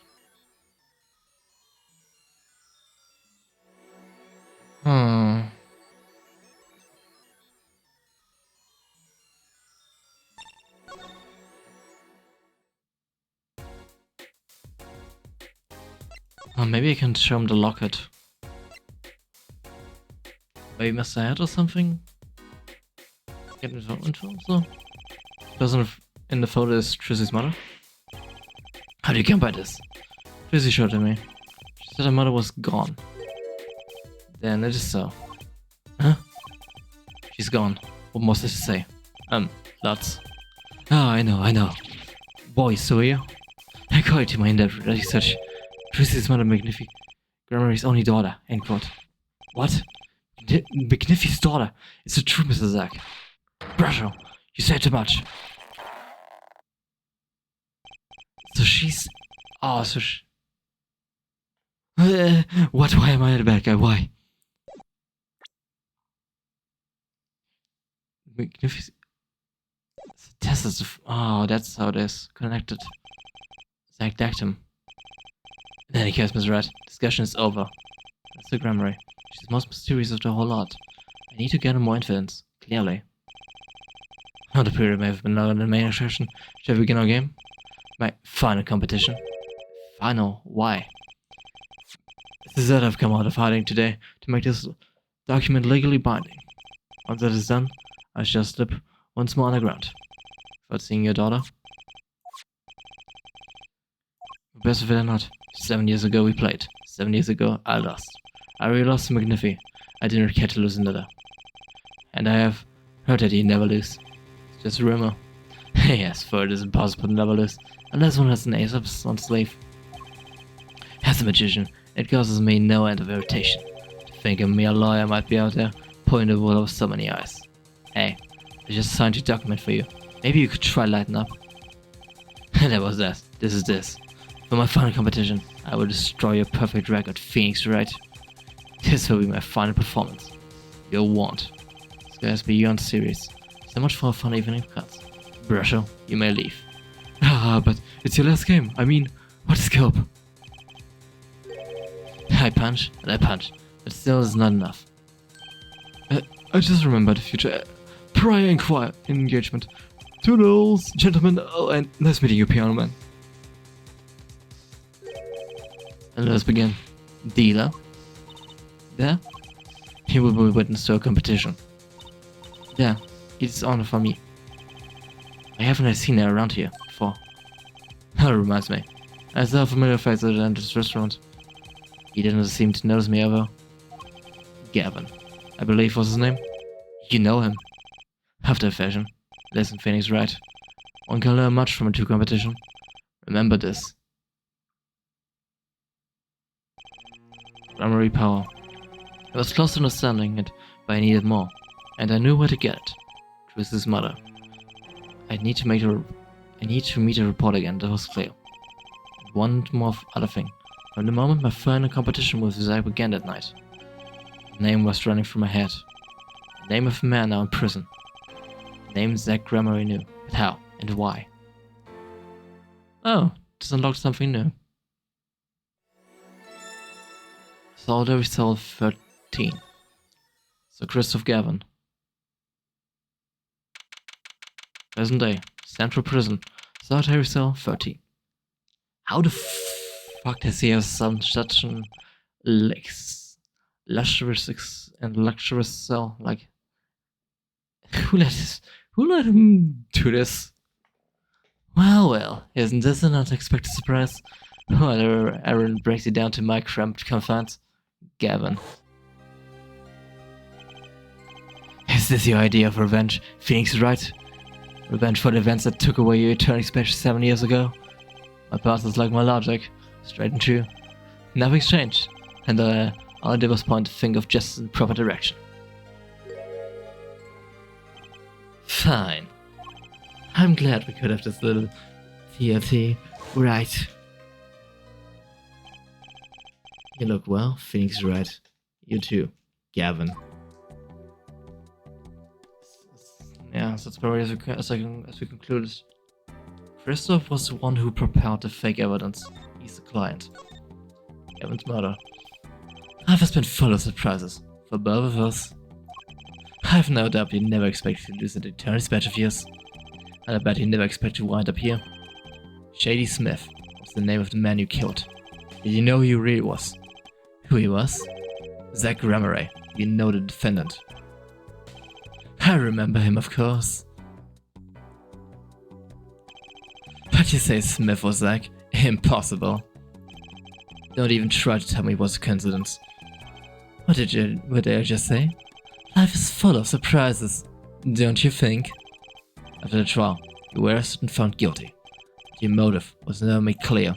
Mistake I plan to remedy. You're not an attorney anymore. You're not an attorney anymore, Phoenix, right?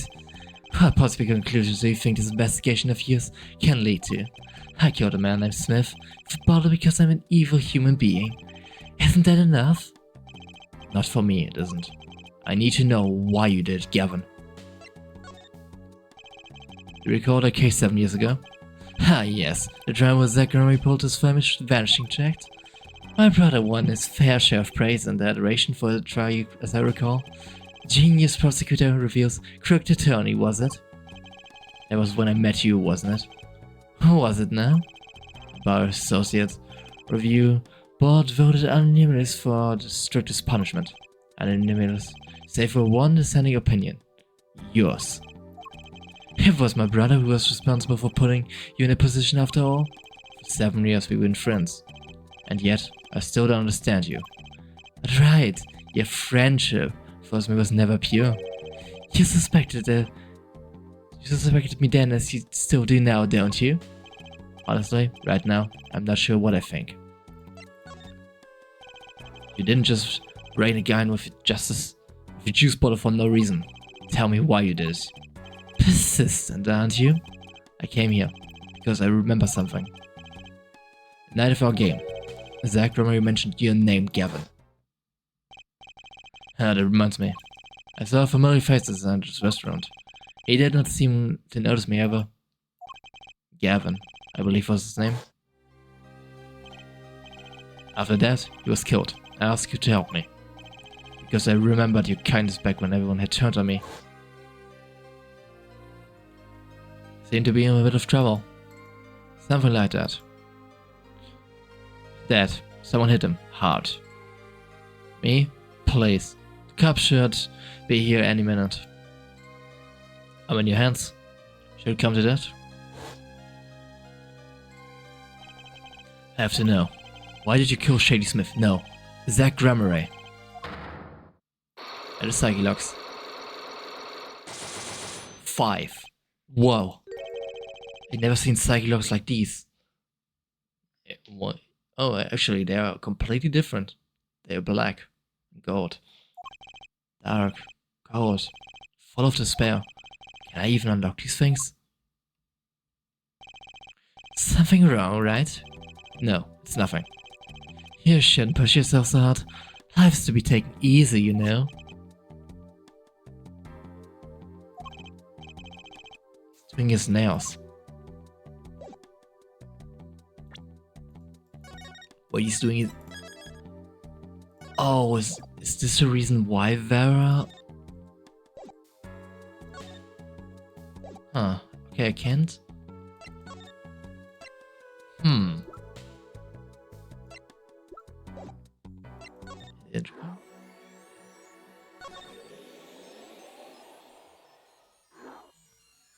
Huh. Huh. And maybe I need to present something to Christoph? I can try. I need to get back to Vera. Something has to be here, considering nothing new opened up. Maybe in this room. It's strange, you know? Here I'm in solidarity, and yet the books keep piling on up. The modern books up there. Ah, yes, my collection. I have a few friends on the prison staff. They showed me a little kindness. Just a little. A little? The envelope. That's the yellow envelope. That's the yellow envelope. Oh, for fuck's sake. It's been sent to him? Of course it's been sent to him. But in prison? Really? The envelope's been bothering me since I came here. It's not nice to be get out of people's mail. You get mail in jail? Yeah, I do. Then I read it first, apparently. Still, I'm allowed the pleasure of correspondence. Packages and the likes are a different matter, however. Looks like Snake and Peek is out of question. So that's the... that we saw. You're thinking, what self-respecting man would use nail polish? Not really. I know appearances are a big thing for you. You know what I say. One cannot live a beautiful life without beautiful nails. First rate in all things, except nothing less. Certainly does look like first-rate nail polish. I like the sparkling bottle. It's crystal. If you're so drawn to it, please have some. It's on me. Oh, and this is what we need to show Vera, isn't it? That's how he got it to talk, right? Oh, this smug freaking bastard. Because we saw Vera with this exact bottle back in... well, back before. We saw him with a nail bottle. With a nail polish bottle. And it was exactly this one.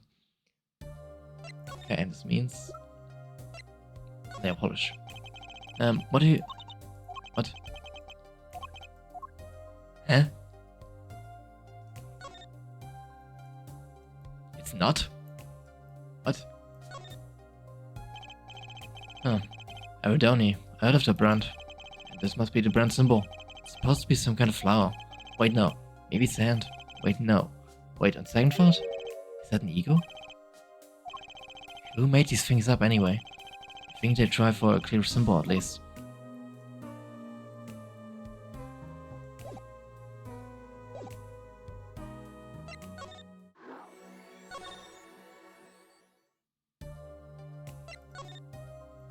Okay, I did I thought this would be it, but no. Huh.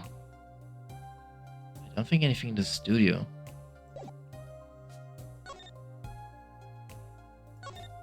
What?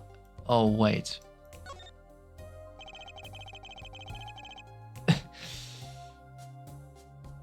Maybe I should slid on over here for a close look.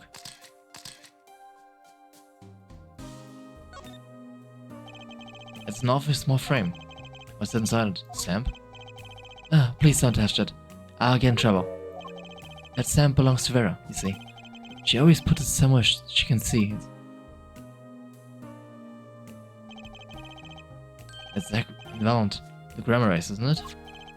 The post office issued that commemorative stamp last year. And the grammar race were at the height of their popularity. Not anymore. Now one of them has vanished off the face of the earth. Vera went to see one of the shows when she was quite small. She's been a dedicated fan ever since. She watched them every time they came on TV, till the end. I see. That stamp's quite hard to come by here. I still wonder how she got hands on it.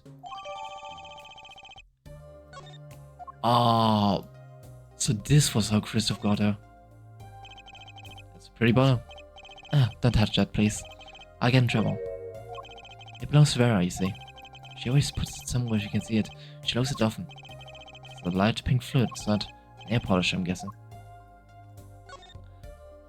So that's how he gave her the stamp? And a nail polish.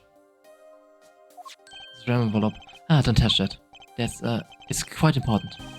Painter's face just changed hers. Guess it's bad behave. It's tempting to just grab it. Can I talk to Vera now? I'll show her this stamp. Oh, I can actually. Okay, so I could have already done this way to investigate. Okay. Then assist. My stamp. Hey, she spoke. She can talk.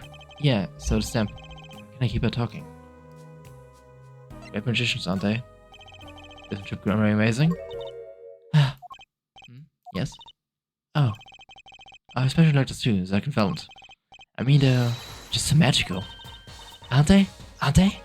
Yeah, whenever I go to one of the shows, I'm like, wow, magic, you know? Me too, me too. I love them, they're so cool. It's like magic, yeah. Alright, she's talking. Not saying much, but it's that. I went and saw them with Father the other day. The opening ceremony at the Grammary Museum of Magic. Grammary Museum? They have one of those? I think it makes sense now that they have one of the own commemorative stamps. So, have you been to one of the shows? Just once, when I was little. The father. Grammar is on stage. It was like a dream. Disappearing, reappearing, cutting apart, putting back together. They do it all. Yeah. Maybe you can keep telling me stuff like this.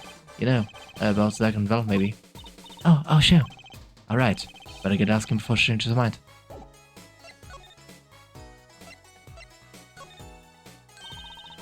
You're the best in the world. Oh, you mean Trip Grammar? Of course.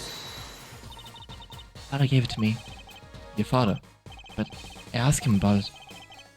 He didn't. I asked him about it. He didn't know how he got it. Oh? I guess I just took it. Yeah. Took it. Father got a letter. From the person. That person. You mean the letter from the client? We talked about the Grammarys forever that day. I'm sure that's why I was sent a stamp. I didn't want to just send it back, so I took it. A sneaky one, this client. They were trying to get on her good side.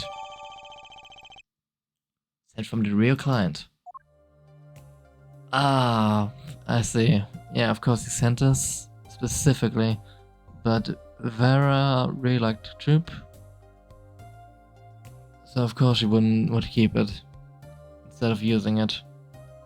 Kristoff definitely tried to kill him with that. Oh, this freaking bastard. So your father tells me you're good at painting and all sorts of things? I really like painting a lot. Father is always very happy when they paint them exactly the same. So you did this too?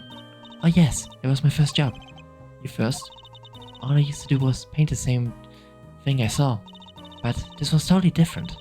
The pen slips and the way the writer held the pen and had pressure on it. I had to use the microscope and analyze it on the computer. She seems happy. Odd. What was the last nail in the Gramarye coffin? I guess no one told her. I don't go outside much. I like to paint in here. Why don't you like to outside? There are bad people out there. Well, true, but there are also lots of good people there. Actually, I should tell you. She was almost kidnapped once. Kidnapped? Since then she's been... Well, you can see for yourself. She refused to leave the house. I see. Wait, but that doesn't make sense. She said she went to the Gramarye Museum. With you, in fact. Ah, yes, actually. She was quite insistent on it, much to my surprise. That was the first and last time she expressed such a desire to me. That person gave me a good luck charm. A good luck charm. When I absolutely had to go outside. Yes, apparently she received something. A gift. From their client, actually. She won't tell me what it is. Father, I told you to keep this a secret. From their client, huh? Desire we have to hear about. Client. So, you met a person that asked you to do this job. And you talked with them. Is this about a good luck charm you received? I can't talk about it. Yeah? If I do, it won't work anymore. That's what I was told. Yeah, but I really have to know. Yep, Psyche locks. There we go. Right, time to do some Psyche unlocking.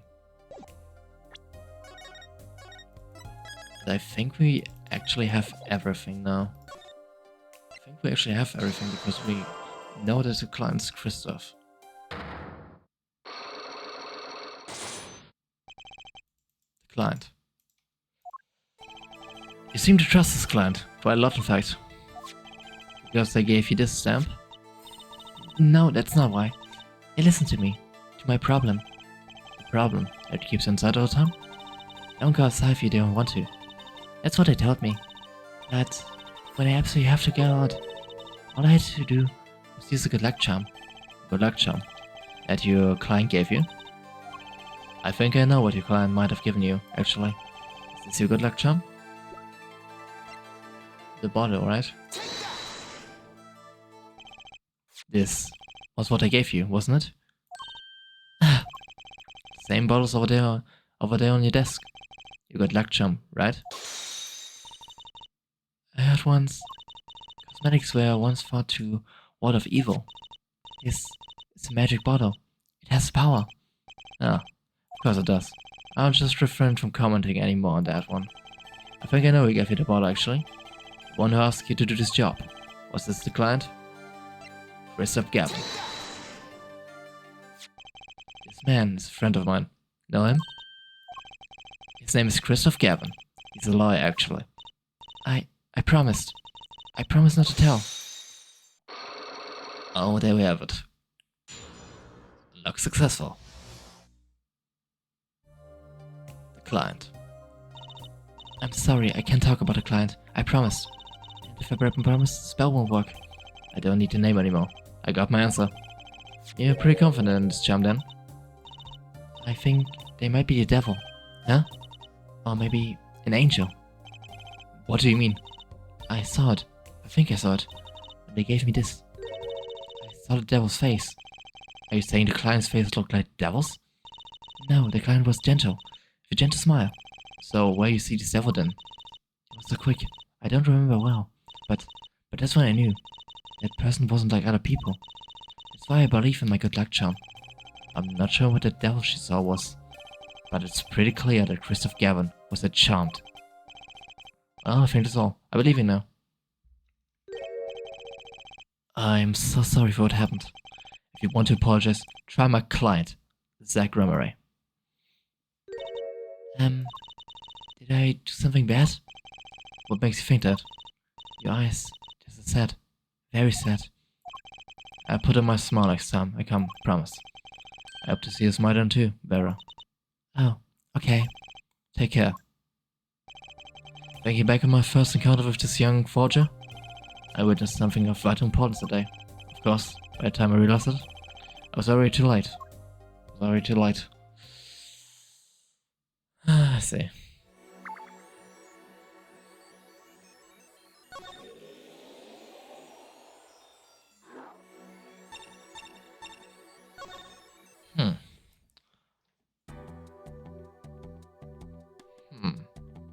Can I break Chris?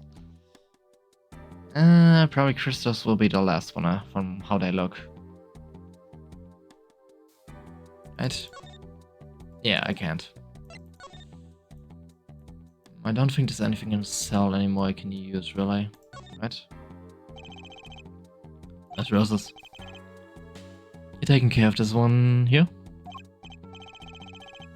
Ah, yes, she's surprisingly delicate, you know.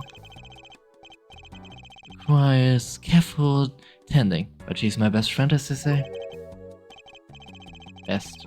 Come on now, I'm starting to feel bad for you. Oh? Of course, she's known to bite offended roughly. Your Rose's bites?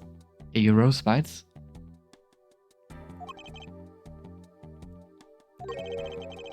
I was speaking of the photo next to the Rose. A retriever. Van Gogh. Cute, but feisty. Every dog has his fault. Yeah, does not seem like I can do much with Kristoff right now.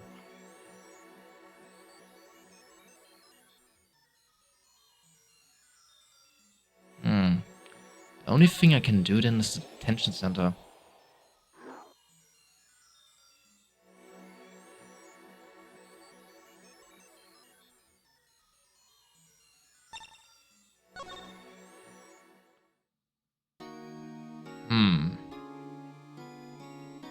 It can only mean that I have to clear this one now because it's the only option. Everything else is done pretty much.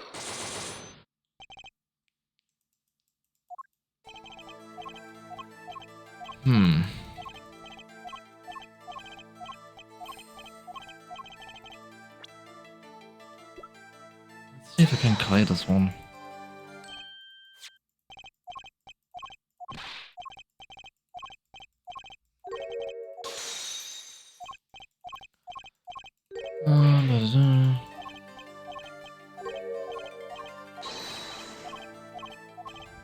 Probably have all the evidence. Yes. Lock it.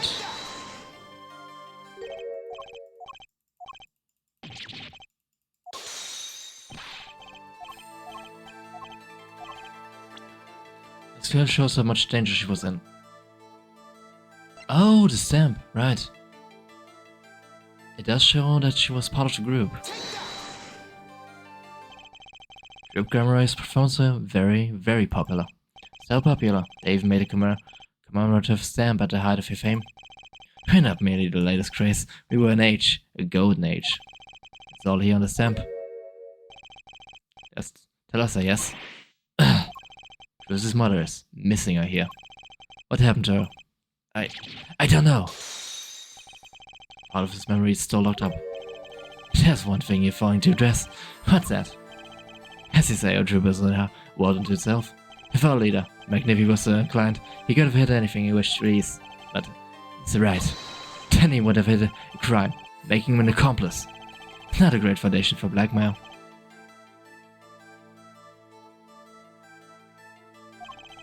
Alan's got a point.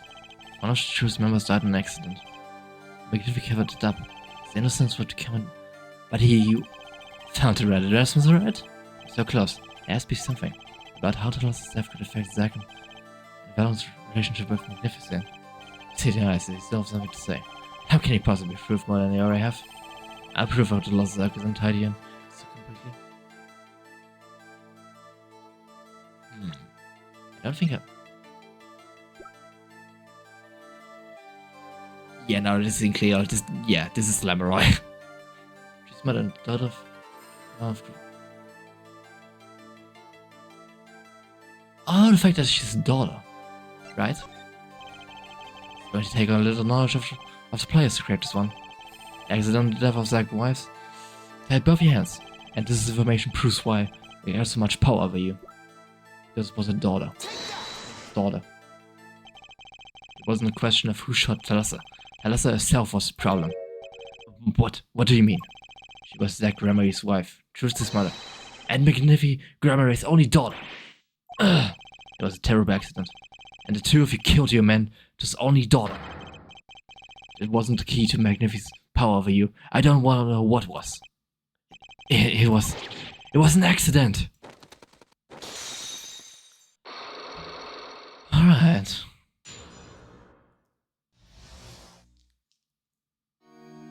Blackmail.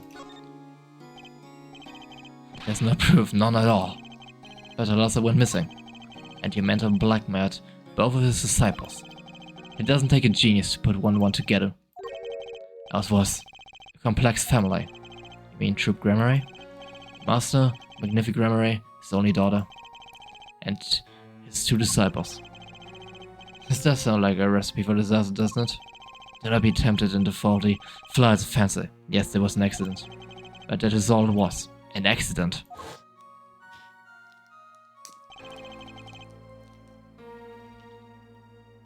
Zack and Valen tour de force. The guns blaze, the bullets fly straight for us, that beautiful body on stage. And then crashes Ing Pao into everything but her. Now that is magic. It happened one day when we were practicing. Same trick with a new twist. And tragedy. But as for whose bullet stole Talassa's life, we shall never know the answer. Talassa disappeared from our lives, and Zack was bereft of his wife. Trucy lost a mother, and Magnifi, his only daughter, And that led to blackmail, I take it. It is all part and parcel of the darkness that comes when the curtain lifts falls. Darkness. Why did Magnific Gramarye try to cover up the accident? It was his own daughter who died. All I can say is, it was a critical time for Troop Gramarye. The passing of the torch from Magnifi to Zack and Valent. We all sacrificed so it might be a success. Talassa's death was the greatest sacrifice of all. Yet, even when her life was extinguished, her presence was not. What do you mean? In time, we myself, Zack, found we could no longer oppose Magnifi's wishes. Magnifi forced us to perform his art, for his benefit. I see. I guess I can understand. I mean, he did lose his only daughter. But do you not know how? Do you not find cowardice in this action? Huh? To decide to hide the truth of your own daughter's death is one thing, but then to hang that death as a guillotine above our heads.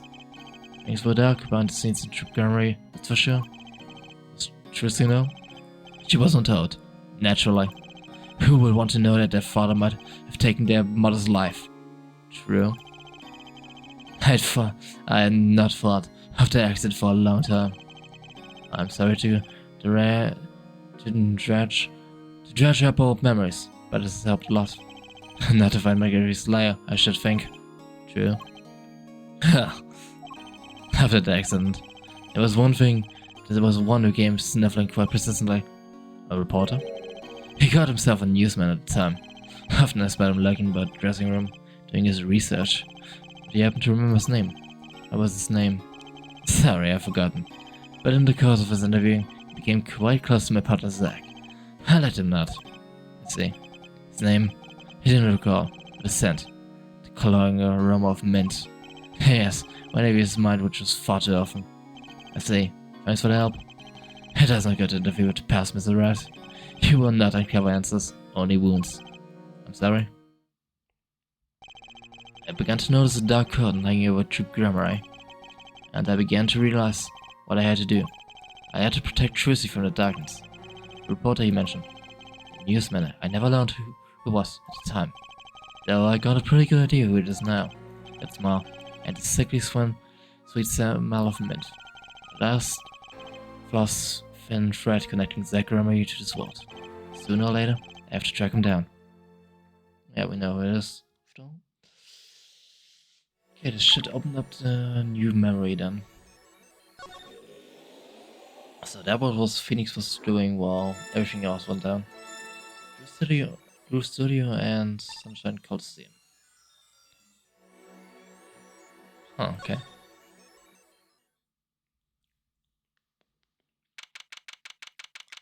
Present day in Drew Studio. What do we have for you? Remember me?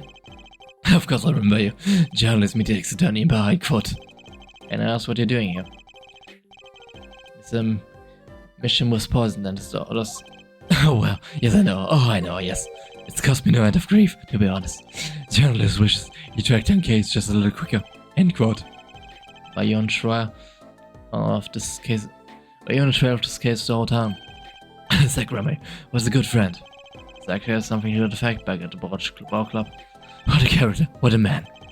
If a little, no a lot, no, extremely rough around the edges. Do you think I could ask you a few questions? Oh, you serious? I mean, I'm usually an interviewer, not interviewing.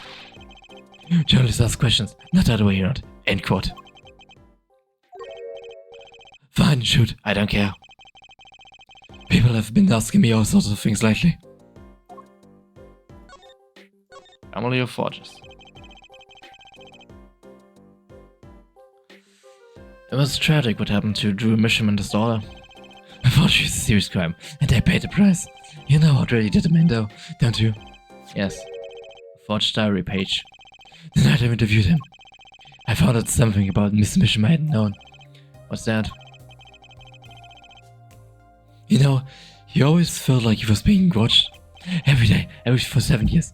Wars of years, potatoes of years. End quote. Being watched, you mean he felt guilty? No, I'm not talking about feelings here. You know, he felt watched too. The whole time I've been on this case, no less. Jones gets angry sensation on the back of the neck, freak out, end of quote. Because you felt guilty? Why would I feel guilty? You felt like you were being watched, huh? Wonder what it all means. I don't know.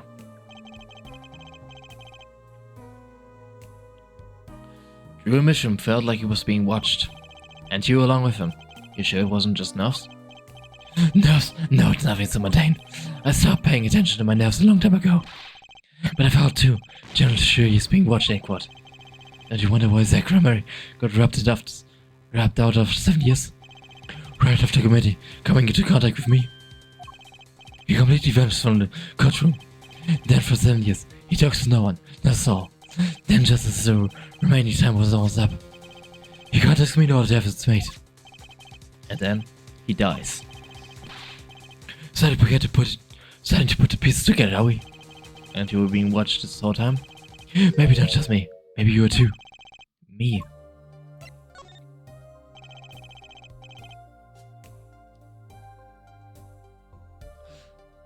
I'm on Zach for the case, actually.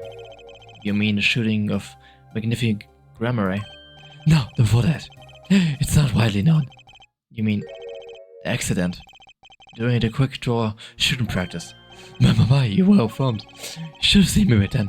I take up quite a scope. I wanted it all. Money, fame, woman, a little puppy. All for me. I was younger then, and my days at night smelled of fresher mint than they do now. Valen Grammar did mention one particular nosy reporter. In fact, I was one close speaking to with Magnific Grammar at the time. I knew Saw too, of course. Talassa, was it? Really? Then Talassa disappeared quite suddenly at that, and Magnific wouldn't say a word about it. Yeah, my evil habit got the better of me. Journalists catch a sense of scope, goes on feeding frenzy. End quote. Does that ever wonder interview with Talassa's husband, see? That Grammar. Something strange was in the air of a true Grammar in those days. The whole scenery the whole screwy mentor controlling the cyber stand started by it then, like everything. Talassa, she was part of it all, right? Come on, you can tell me, off the record. Sorry, I don't know. Anyway, I kept prying and eventually became friends with Zach. Sure, he punched me once or twice, or 5 times. But over time, he came to see me as his confidant. He's been waiting this whole 7 years, waiting. For his big comeback, of course. A big revival of the Magnific Miracle, because it was all a dream. Because of this. Performance rights. In the absence of any official documents, it was golden. Who's to say the old man didn't give his rights to both Zach and Valent? So Valent waited until Zach died, legally at least. Damn, he comes and Valent's like a kid on Christmas morning. He's getting ready for his show at the Sunshine Coliseum, you know? If the document sees the light of day, it's going to put a bit of a dab on the big show. He's a sorry one there, Valent Grammar. The loss out on his partner at work, I don't love too. Love? It's the same story, really. Two disciples and the mentor's only daughter. What has 3 sides and all of the body? A love triangle. Oh. Oh, the plot thickens. Performance rise. A weapon would be passed down to his rival. And a laugh that his rival got. And an accident, which potentially his rival caused. Oh, I see what happened. I see it very clearly. So that's the motive. That's pretty classic. When you end up performing troupe, that's your world. It's like family. One with an entire school. School's full of drama, intrigue, and backstabbing. And in the middle of it, Thalassa is Trucy. Then she dies. I need to find out more about Thalassa. Can I ask him about her?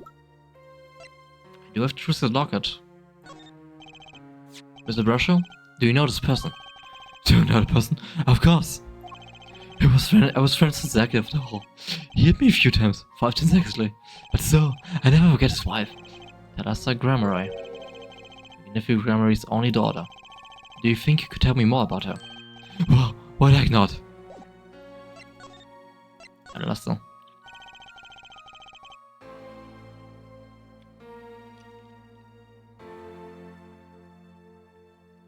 So, Thalassa Gramarye, Zack, and So Thalassa married Zack and had Trucy, see? It was a second marriage, actually. Second marriage? You mean she was divorced? I hadn't heard this one before. Not quite. Her late husband was a poor man too. Apparently died doing some gig. Tragic, really. They had only been married 1 year. I didn't know. But she was a beauty. I still carry a photo of her around, you know.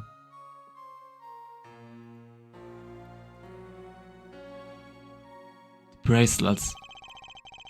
Yep. As I figured out, Thalassa was of course Apollo's.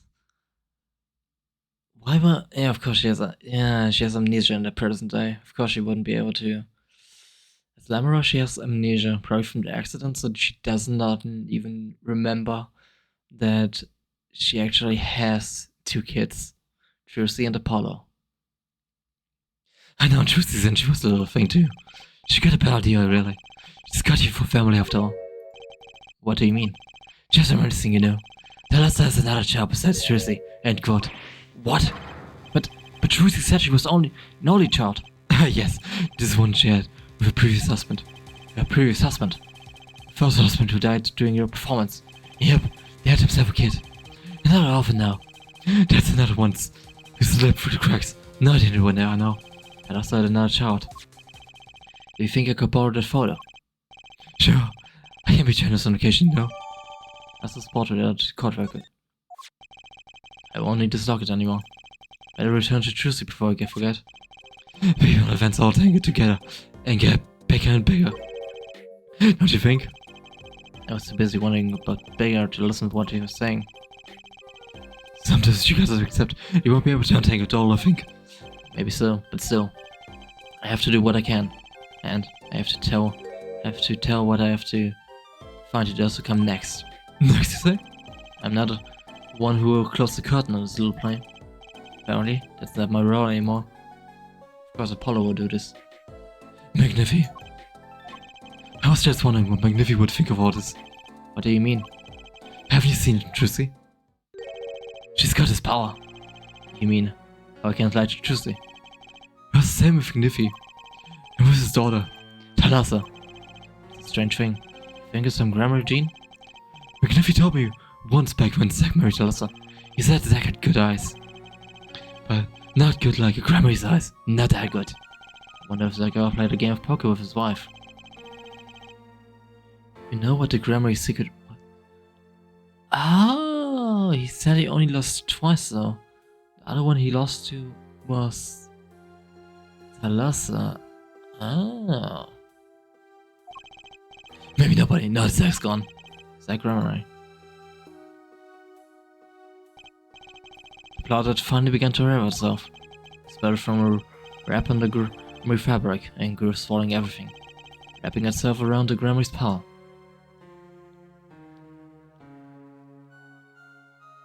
And now we can prove it. Because we have the photo, which proves she had braces on.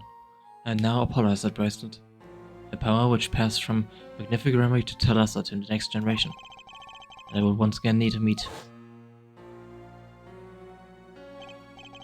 the one who bridged it all together.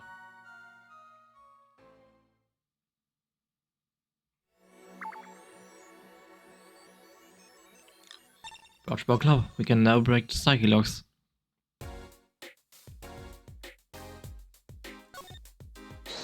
Because we now have proof that Apollo's a child.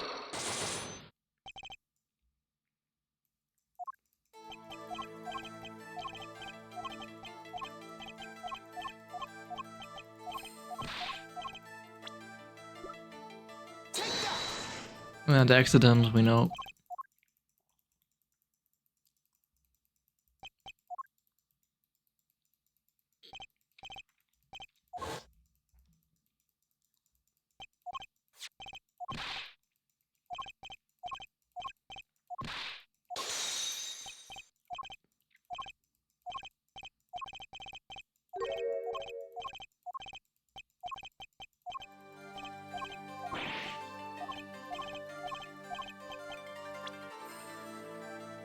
Apollo Justice.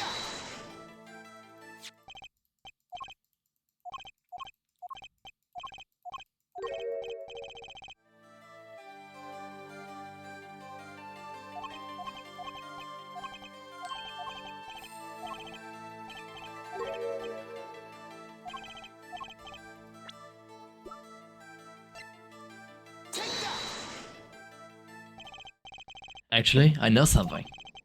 Your marriage to Thalassa was the second. How do you know this? Her first husband. He died a year after they were wed, yes? He was a performer. They met when he joined us Grammars as a guest on our show.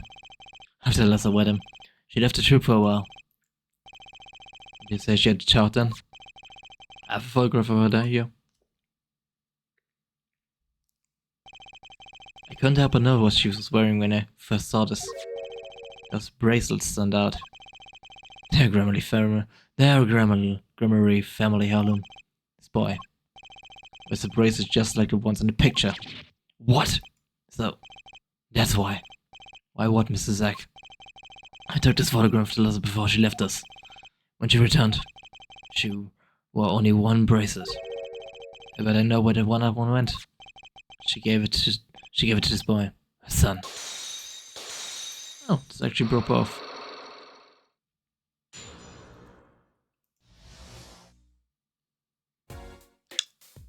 Grammary's secret. Strange power.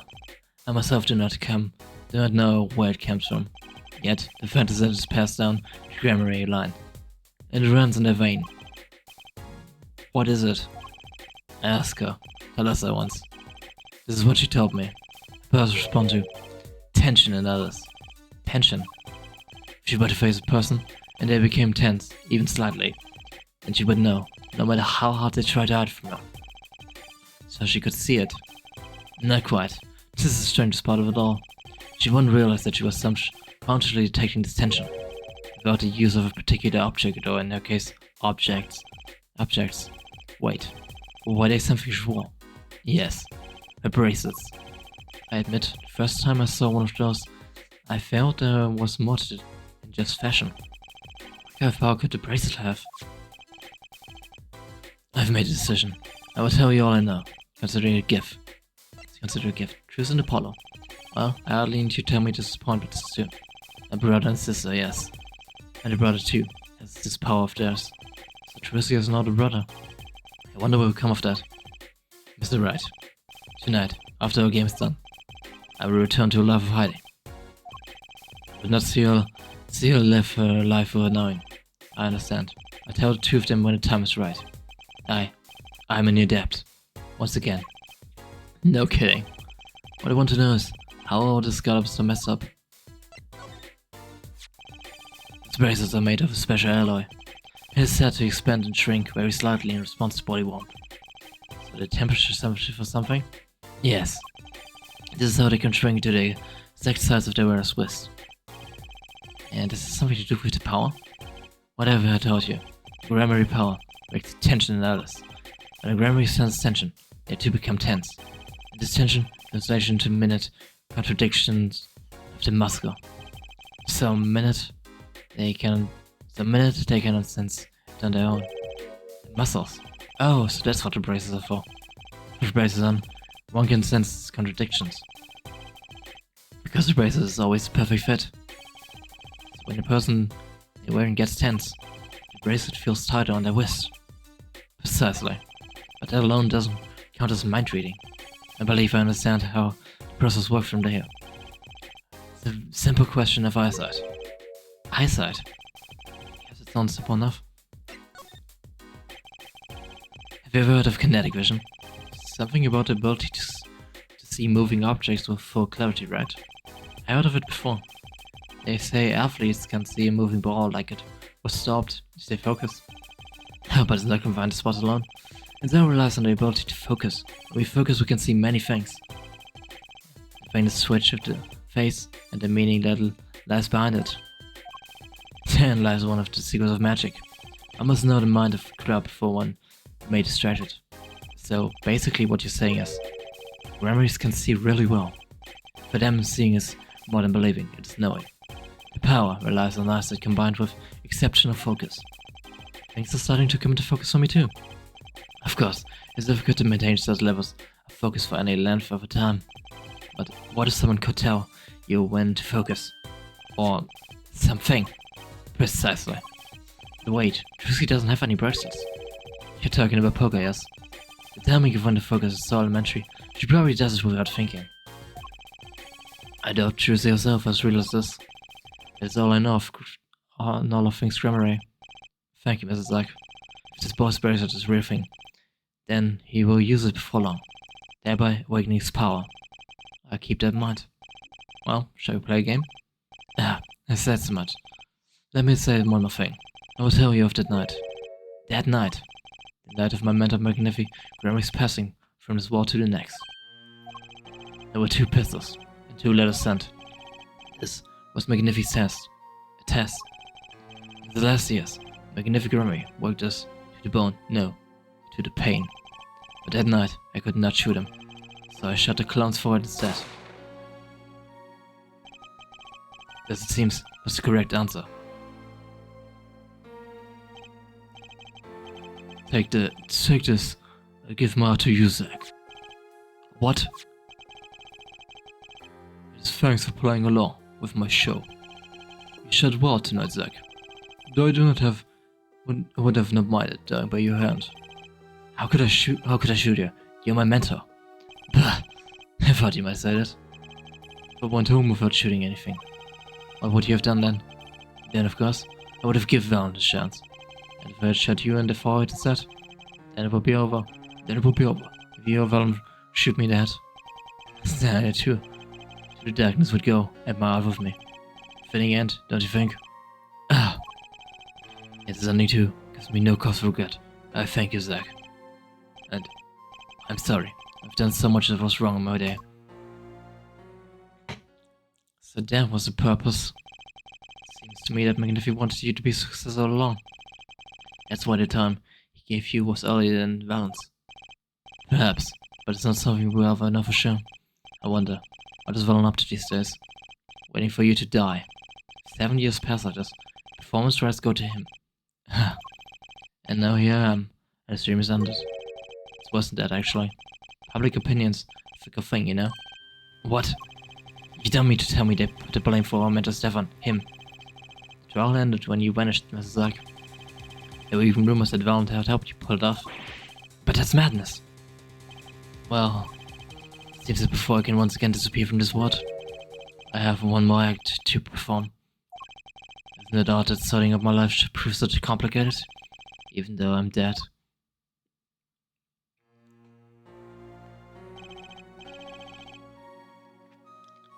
That night, Zack Grammer was killed. He died as Shady Smith, a mysterious traveler with a secret past. But he left one thing behind before he parted. This.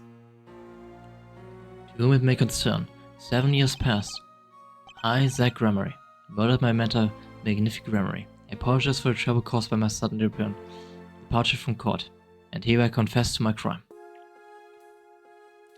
his confession. 2 years as I saw fit. Of course, he killed no one. It was his way of tying up loose ends with our partner, Fallon Grammary.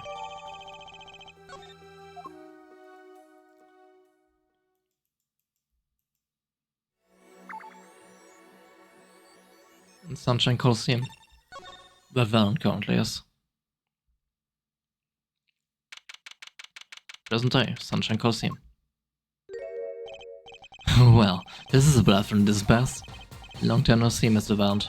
7 years has it been? Frankly, I didn't think I'd ever see you again. Actually, I came because there's something I want to ask you. I've spoken to the press. I have nothing more to say. I spoke to a lot of people myself, come to some conclusions.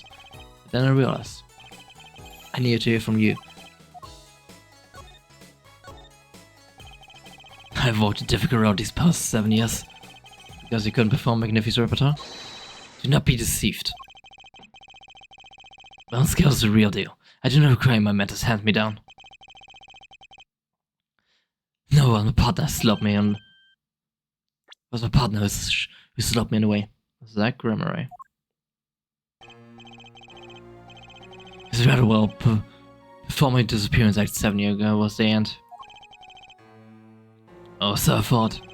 Zach Grammary murdered our mentor and fled to escape punishment from his crime. You said something to that effect 7 years ago, didn't you? I remember this as well. But we were there yesterday. Yet there was not a way of it in the end. For a while he vanished. The suspicion upon my own person never did. His partner Zach vanished to protect him. That's what those thieving magpies of a press said. I had no idea. Yet the very same press comes to me now, feigning interest. They cover the greatest magic show in history as if we're a vaudeville and distraction. And here must I stand, smiling at them. What am I if not a player in some fiendish facade? Might I suggest because you never made it clear what happened? And if he says it's still a mystery to this day. Which is why I came here to get the answer from you.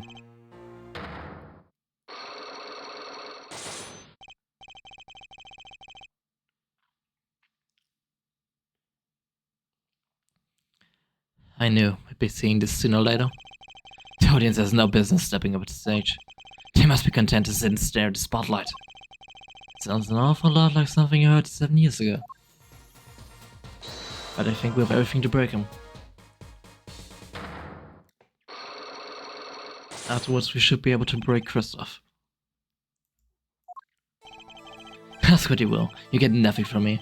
I'm as much as part of this affair as you are now. I have to know what happened. For 7 long years, I have endured. Now, finally, the card lifts on my new golden age. Other miracles of our troop within my grasp. Sorry to do this, film, but right now, I need answers. I think I start by dropping a bomb. Should shake things up. Balance? I won't be so sure about his miracles. As long as I have this. So right. And what might that be? I see, Basic Grammar Sue. I should have brought this to your attention sooner. I didn't imagine you'd be planning your comeback quite so fast. What is this? A document showing the true recipient of the performance rights to Magnifi's miracles. What?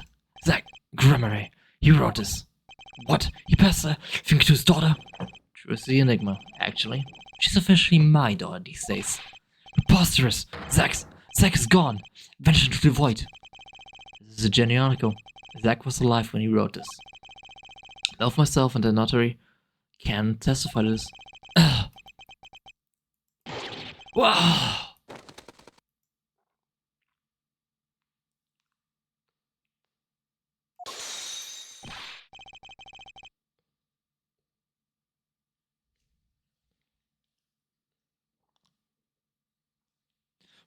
Why does fate toy with me so? Why must my life be left in a fraud to the death? You're not the only one with the problem. But he shot Magnifi. Yes, it was Zach. It was. And then he left. And my career as a magician fell into darkness. Did you think there might be some way out of it? Say, if you could prove Zach Grammary shot Magnifi, was it why you testified? Yes, my way out. It should have been my way out. Well, it might not be too late, but all you need is a way to prove your case. Who really killed Magnifi's? His confession in question mark. I believe I have the answer to your prize right here. Like, remember one more thing before passing on? But this is a confession, in which you admits to the killing of Magnifique Grammar. See? All according to your plan. I am a magician by trade. Deception is my life's work. I fooled the audience, gifted them a fleeting dream. Yet, it seems the tables have turned. Now I am the audience, believing in the deceptions I've wrought upon myself. Zack wrote this right in front of me. After I explained the situation to him. Alakazam!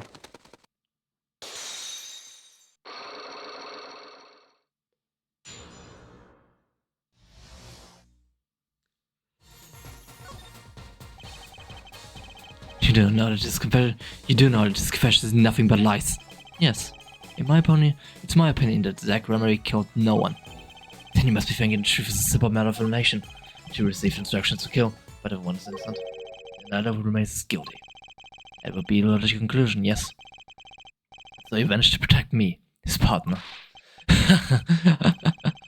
Stirring tale, this is true. Yet you shoot Magnifique Marie in the forehead. If I had. And I told you, what will you do? Run to the police perchance? Do as you will. There's nothing left for me now. It is true. After all, I have little talent. I need my methods Magnifique repertoire. It was as if a little demon grabbed hold of me. I knew it. So Valkyrie did kill the great Magnifique. So sorry, Mr. Rat. But it was not I who shot my mentor. What? But if it wasn't you, then who was it? There wasn't another disciple, was there? Another disciple, such as? I don't know. Neck and talent Grammar, maybe? You what? Fancies couldn't be further from the truth. Only second and Valiant received those threatening letters. But there was another. One more person could have fired a pistol that night. I don't suppose you figured it wasn't Zack or Valiant who shot Magnifique. And it had to be the only person at the scene, which means... Wait. You don't mean... Yes. Grab Magnifique Grammar himself. Wait, so it was a suicide. Magnifique Grammar committed suicide? He found it hard to believe. To be honest, I hadn't even imagined it's a possibility. When I arrived that night, the old man was still alive. So he shot himself.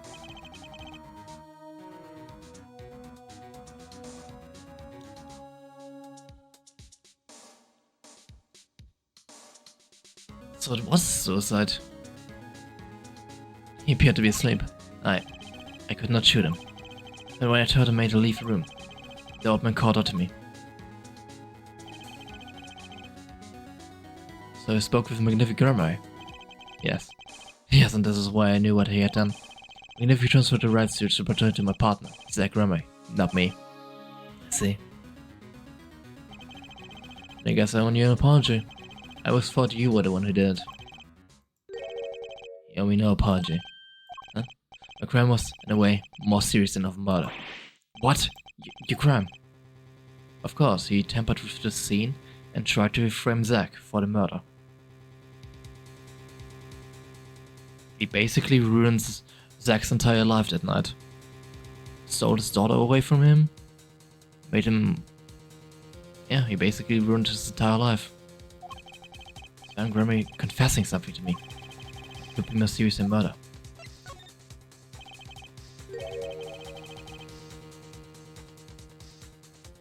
You see, I knew the two letters had sent. There are no secrets between buttons. It was easy to find out. That was when I understood Magnifique's plan. He wanted to die by one of your hands. Little did I expect it had anything to do with the rights to his repertoire. That was when I heard it. A little demon whispering inside my heart. The demon. Let me confess, I had intended to shoot Magnifique. And I planned on framing a partner for the crime. What? That night, I prepared something before going to Magnifique's hospital bedroom. Which was? IV fluid, of course. I'd seen it on an early visit. Zack did not shoot. I would do the deed. Then, I would use the IV liquid to place the murder on his hand. That was my plan. But you didn't shoot him. I could not. The demon in my heart fled when the moment came. Then Magnifique called me back. I'm sorry, Valiant. I'm giving my magic to Zack, not you. so like to draw he is. Please help him, if you can. I left the room. Then I stopped. Shock of what I had just been told consumed me. That is when I heard that fateful gunshot. Nephew Gremory killing himself. And the demon walking in with me. Zack killed him. He was the one. Frame him, and the magic will be yours. I altered the scene of the suicide. Took the pistol from his hand, wiped off the prints. Then I used the syringe to add IV liquid I brought. So in the end, things happened pretty much as planned. Nevi died, and you framed Zack for his murder. As planned, indeed. Of course, the outcome was somewhat different than I had anticipated. Well, what do you think? Do you believe my story? Can it be believed, surely? It was 7 years ago. I don't know what to believe, but yes. I'm glad I heard from you, Mrs. Vaughn. Thank you. It is I who should be thanking you, Mr. Rat. Only when I had lost everything could I make a decision. You're going to turn yourself in? My partner may have vanished, but not so my guilt. And as my guilt states, all else begins to believe me. My friends, my performance rights, my magic. I've had enough of vanishing acts. I understand. I thought my life was ruled by a dead man. But I found it was wrong. For Zack Gremory was alive. Well, not anymore. And now it occurred to me. What if he was not the only one who survived? What do you mean? You see, now to think about it, I realized that we never saw proof of her demise. We never saw her body. Her? The mind races and the mouth flaps on. My apologies. Forget this matter. I can only hope that the day will come when I again meet my partner, Zack Gremory. Then I shall apologize for the terrible mistake. I'm glad we had a chance to talk. Thank you. Zack Gremory. Shady Smith. Whichever name you prefer. He's no longer with us. Truth revealed in the trial was only a sliver. And the impact of darkness that remained has taken her life. I know what I have to do to push back the darkness for good. And it would involve paying that man a visit.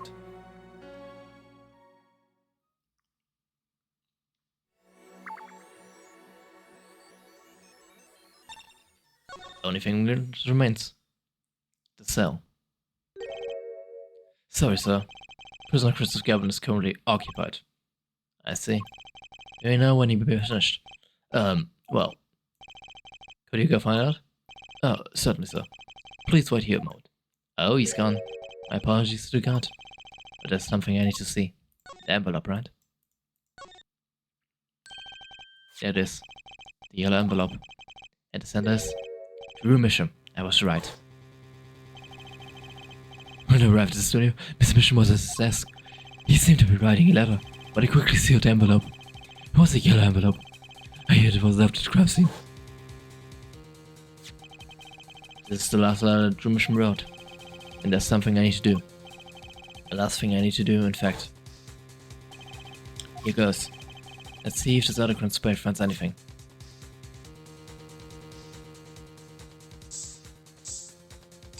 Yep, there it is.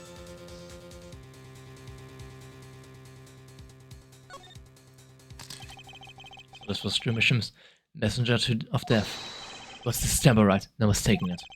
This last letter was sent to Christoph Gavin. The interview request came, like you said it would, and I look into the case. I swear on my life, I won't tell them about you. So please, release the spell you put on my daughter. I'll write later, with a report. Drew Misham. Gotcha. Finally. Decisive evidence. What's this? A burglar in jail? Gavin. I didn't know you moonlighted in larceny. Right, Gavin. There's something I have to ask you. Can I steal your stuff? The answer is no. My apologies, but there's not too much I care to discuss. Baron Misham hasn't received a verdict yet. You follow me, Gavin? There are no known survivors of endocrine poisoning, but it never hurts to hope. Okay, I believe you now then. Right, wait. Yeah, Gavin? Would you mind leaving that letter? It's private. Oh, sorry. Forgot I had it. Many thanks.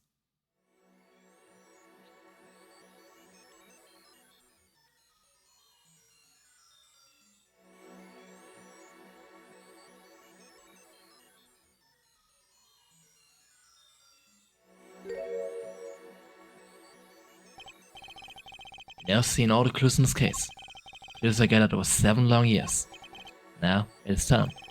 Every story has an ending. We come to the final chapter, the final trial. Find the truth. You're the only ones who can.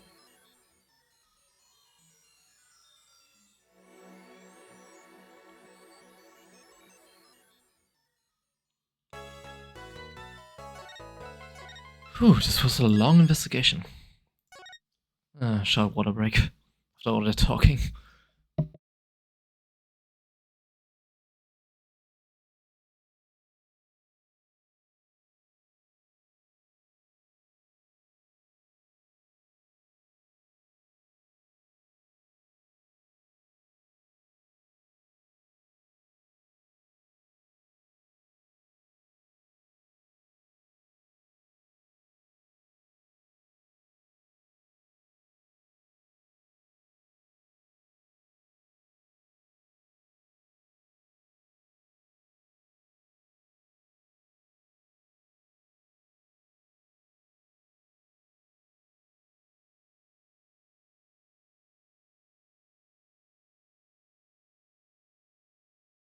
Better.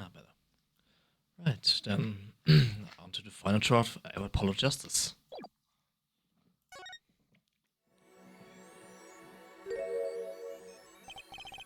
Welcome to court. 7 years, all leading to one verdict. A verdict which you must decide. Is the defendant Vera Misham innocent or guilty? Courtroom rooms are opening. The trial awaits. Are you ready to begin? Preparations complete. Oh, this entire trial is something inside me, rising, surfacing.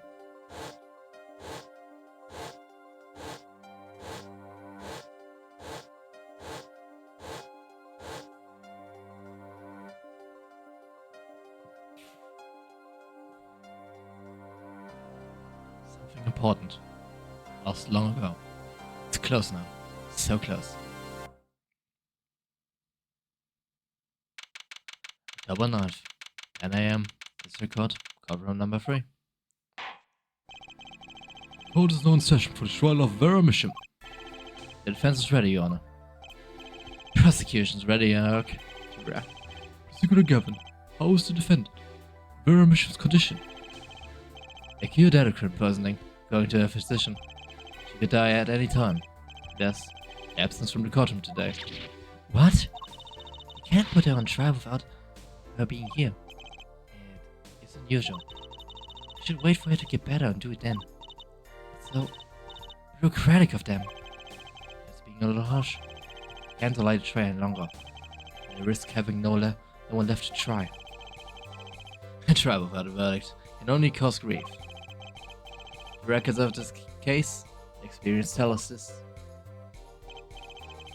Apologies to the defendant, but the show must go on. Right. Vera dies, the trial will be cancelled. I'm not going to let that happen. So Red told me everything that's been going on behind the curtains all these years. Oh, so he did tell Apollo everything finally. But to get, well, probably everything, but the parts, of course, that he and Susie are siblings and stuff about their mother. I'm going to get Vera her instant verdict. Well, there's still time. Very well. The opening statement, Prosecutor Gavin. The prosecution's case is unchanged by recent events. Why did Vera Misham succumb to poison? Because she couldn't live with the guilt of what she's done. Vera was poisoned with adequine, the exact same poison that took her father's life. What better confession could you ask for? Being the killer, she would have access to the poison. Significant, since it's rather hard to come by. That is true. I have all the evidence. Yeah, I have all the evidence. Just got it perfect. In other words, I see no need for further discussion.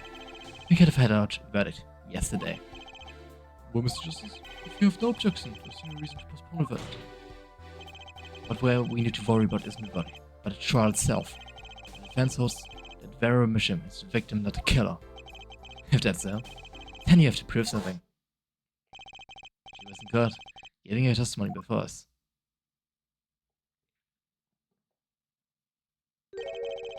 How did he propose the killer poisoned her? Oh, and incidentally, it would be nice if he tells us who her mystery killer was. Prosecution's objections are sustained. I ask the defense to prove its claim to his court. Tell us how Vera Mishim was poisoned. How she was poisoned? Got two things to prove here. Who did it and how. Show who first. Just who poisoned Vera Mishim? I have a name for you. Just a moment, opponent. You're aware this is an accusation you're making? I think it's a bit risky in order as much to be precise. I understand. No problem. I know what I'm doing this time. Let's hear it. Who poisoned Vera Mishim? Christoph Gavin. What's this? Christoph Gavin? Objection! What's your game? My bro? There's no way you could do a thing like that. You should know it better than anyone else. He's behind bars. I know, however. It doesn't matter. It doesn't mean it was possible to do what he did. What? Christoph Gavin had the opportunity to poison Vera Mishim. Apparently, the defense has something in mind. Let's see what it is.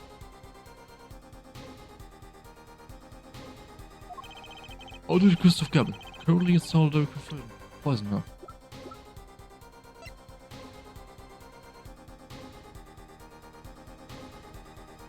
Nail polish, right? Because we saw...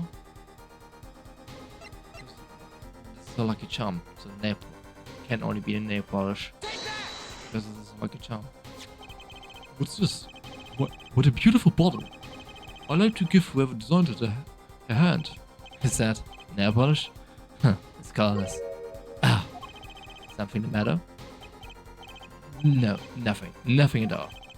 So the killer put poison in this bottle. You better drink it. Prosecutor Gavin has told us it's nail polish. Nail polish. It's like painful nails. Know anyone with red nails? Oh, my wife has red nails. I see. So she's been painting them all this time. Let's recall yesterday's trial. Remember when Vera was testifying to the court? Court is now back in session. Seems pretty tense. Spreading and chewing her fingernails soon enough.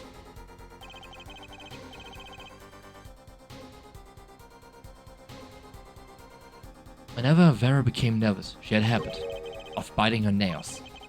Nails. Ah! Prosecutor Gavin, when the prosecution had Vera examined, they check her nails. Bailiff, have to check the defendant's nails once. Christoph Gavin didn't have to poison. He had to poison that bottle the day of the poisoning, Your Honor. The moment Vera first held that bottle in her hand, her fate was sealed. But wait! This business about Christoph Gavin giving her the bottle is only conjecture. It's simply inconceivable. Prosecutor Gavin doesn't seem to think so. That face tells me one thing. Christoph Gavin's own younger brother doesn't find it inconceivable at all. Well, Prosecutor Gavin, if you feel that there is a clear and pressing need, you may have to summon Christoph Gavin from jail as special witness. Fine. I know for some time that an implacable darkness lurked at the bottom of this. Darkness that swallowed even myself. Okay, the defense was granted. Let's prisoner Christoph Gavin take the stand.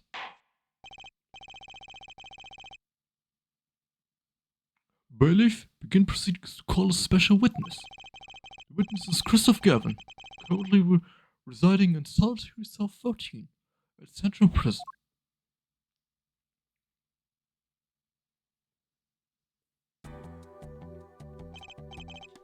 Ah, Your Honor. Nice to see you again. It's been quite a while, hasn't it? To what do I owe the pleasure of your company? It's not every day I'm summoned from my solitary cell. In fact, it's never. I think you already know, Mr. Christopher Gavin. Ah, Mr. Justice.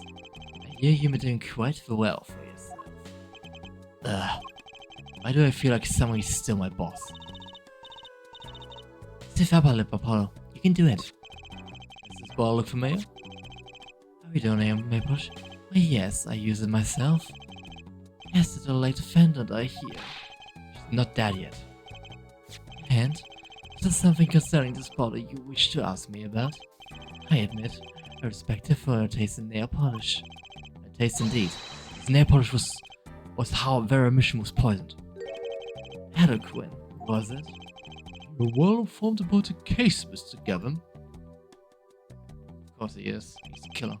Even in solitary penalty, much comes to my desk, and I have nothing to do but read. Well, Clavia, maybe you can explain this. You're being accused again. By him again. Ah, and you agree with this accusation, do you? Let's hold a proper trial, shall we? Christopher Gavin, your testimony, please. I'll be delighted. The charges against you are quite severe, Mr. Gavin. You're suspected of poisoning of the defendant, Vera Mission. Please testify in this matter to the court.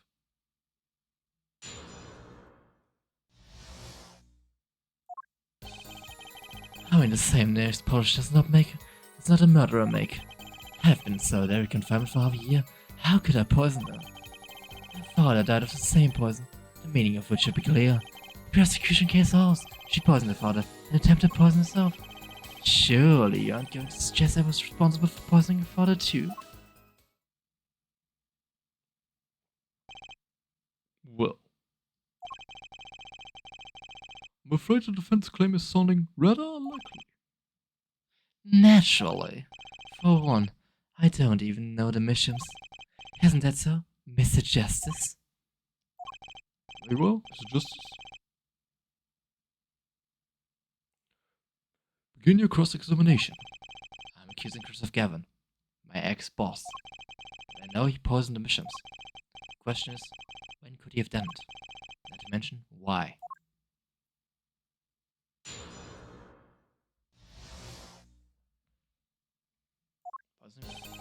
Oh. Oh, I need to proceed something.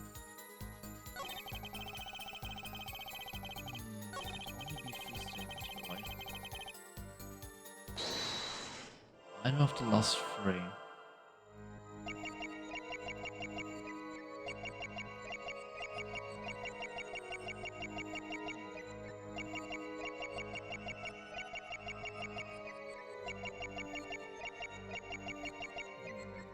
Don't really see anything there. So I'm gonna check out this one first.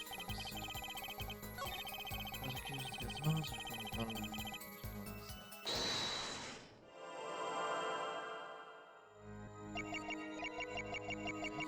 Find anything here.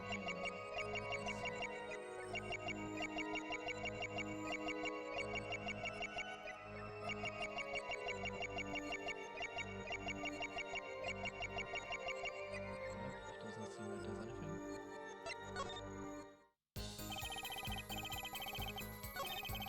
Sure. Huh. Maybe this one then.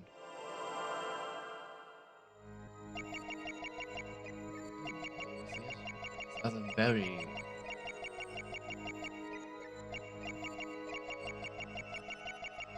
nice scoundrel.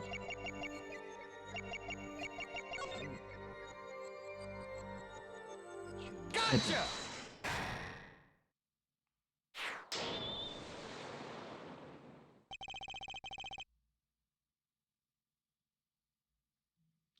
It was you who killed True Mission.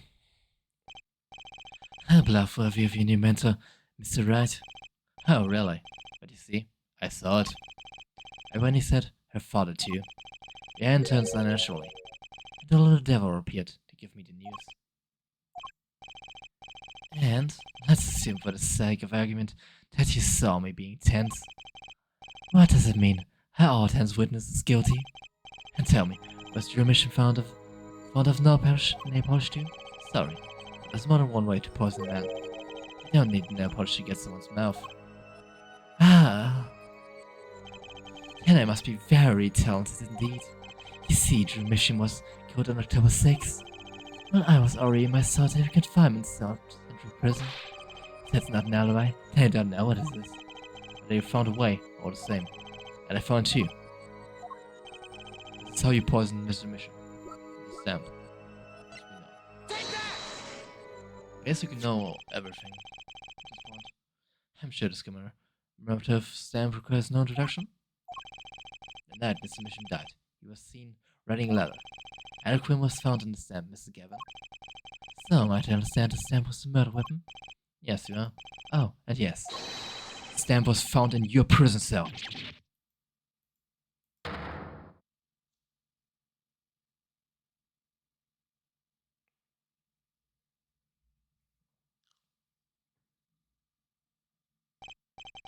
That is all, Your Honor. Order, order, order! Poison on the back of the stamp. After Drew Mission was killed, someone paid a visit to this witness's cell. Phoenix Wright. Daddy? That's when he found the stamp. You made Drew Mission write you a letter. That's how you killed him. What? My. You upset my poor brother to the point of uselessness. Allow me to clarify this, Mayor Justice. All you need to do is recall Witness Sparkbrush's testimony. Well, that's the thing. See, after he put his letter in the envelope, Mr. Mission sat there, searching his desk drawer or something. His desk drawer. Yes, a stamp. The so-called postage stamp. End quote. He was looking for a stamp. Ergo, he had no intention of using this stamp. What are you getting at? What I'm arriving at, this commemorative stamp was in the frame. It was merely coincident he used it that night. That would Seemed to be the case. or perhaps immediately yes, that someone manipulated conscience. Coincidence?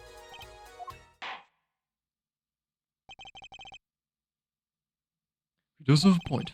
How would this witness know if the victim was going to use a stamp? Without it, he couldn't have planned a murder. What? Really, Clavia? You should be seeing through these weak-spilled bluffs by now. He's right, though. How could anyone have known Mr. Mission would use the stamp that night? As for Christoph Gavin locked away in a cell. Well, it seems the defense has run out of things to say. The assumption you assume he had something to say in the first place. I believe the defense bluff has been called. The defense bluffs? I'm not sure I agree with you there, Christoph. Clavia. Honestly, I wanted to believe you. The defense wasn't trying to get away with bluff. You were, Christoph. What are you saying, Prosecutor Gavin? Before it? What was your accusation again? Huh? Oh, it was that this poison stamp killed Drew Mission, yeah? Which my brother responds as well? There was no way to know when Mission would use the stamp. Yes, that's right. Which is why it couldn't have been planned. Tell me, it needs to be planned. Why? Why couldn't it have been a coincidence? The defense case is simply that Drew Mission died by that stamp, that's all. Coincidence. Christoph, he tried to slip out from under his accusation by changing the subject. If that's not bluffing, what is? What are you up to, Clavia? I could ask you the same question, Christoph. I silenced the defense with the fewest way possible. It's called efficiency. But Mr. Gavin, that's the impersonal testimony. Very well, I should take this claim head on then. Justice? What? You accuse me of Drew Mission's murder, yes? Then allow me to ask you. What possible reason could I have killed a painter? Oh no, motive. He's talking about a motive. Indeed. It's hard to see how an attorney would come to want to kill a painter. Now here's something. Why didn't he bring this motive from the very beginning? activated was battle he let loose. So what does this mean? There might be a weak spot. Maybe we have some evidence to prove a motive. I don't know exactly which evidence. What if a murder? This is vital, if not the most vital element in this case. Please consider this when making a statement. I'd say it's bad. It's vital. And it's pretty vital. Was it just... I'm going through it no matter what. City owner. I'd like to present evidence. Then let's see what you have for us. What reason did Chris Gavin have for you? It's clear. The notebook page was forged. Because he's responsible for that. Christoph Gavin's motive kept clear. And we consider why the stamp came to True Mission Studio in the first place. And what was that? Forgery, Your Honor. Go back 7 years. True Mission accepted his first job creating forged evidence. I've seen that before. The page from the diary, was it? Magnific Grammary's diary. Ah, when Attorney Phoenix Wright lost his badge, yes. This was the evidence he presented to his loss. This evidence is fake, yes. But didn't his right request forgery made? It was never proven. The defense attorney on that case was Phoenix Wright. Who other than him, ranked with the prospect of victory, could have done it? And why don't they? Just out of curiosity. Do you remember this letter? It's the first page.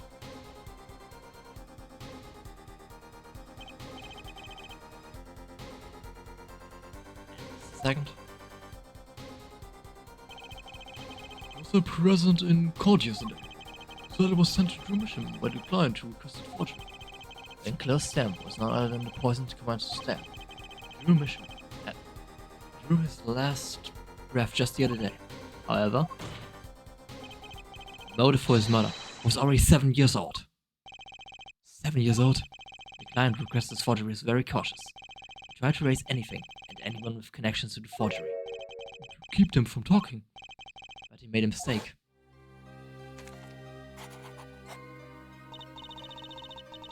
The stamp was a picture of my favorite magician, Sly Captain. It took me when I was very young. It's a great magic show. I loved it so much. Killer's time bomb was delayed. The poison stamp was sealed within the glass frame, where it sat for 7 whole years.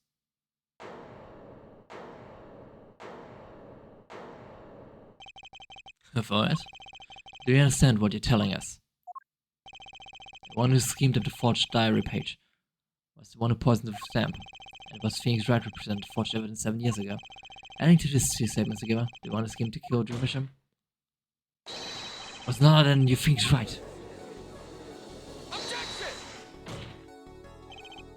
Sorry, but it's not how it's going down.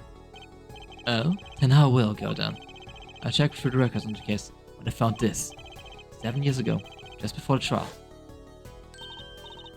Oh boy. Here. What's this? I don't know, I just got it over there in the hall. He told me to give it to the old boy in the blue suit with the spiky hair. I have one more thing. I'm sorry to sprung this on you, son-in-law. I received the files from your previous attorney only yesterday. I understand I'm asking the impossible of you. As well, you haven't really told me what happened yet. All we did was play cards, and that was enough. Phoenix Wright was put on the case the day before the trial started. He didn't have time to request forgery. The day before? Now here's a question. Just who was Shady Enigma's previous defense attorney? It was Christoph Gavin, of course. No, this can't be all. But it is all true. There was another man, a defense attorney with a badge on his collar. It was you, Christoph Gavin!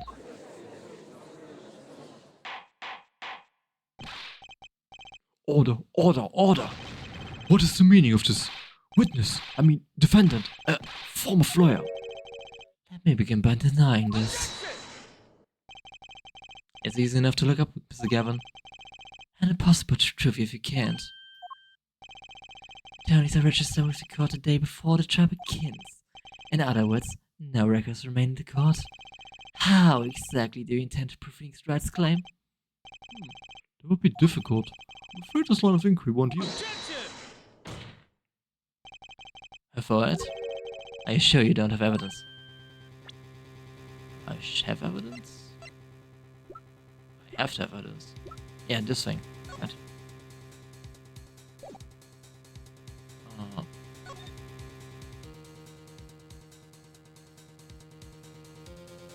Letter, right? What's wrong with Mr. Gavin? He looks clammy. Evidence. Evidence that shows this man, Christoph Gavin, requested the forgery 7 years ago. Clever, yeah? Just prove it.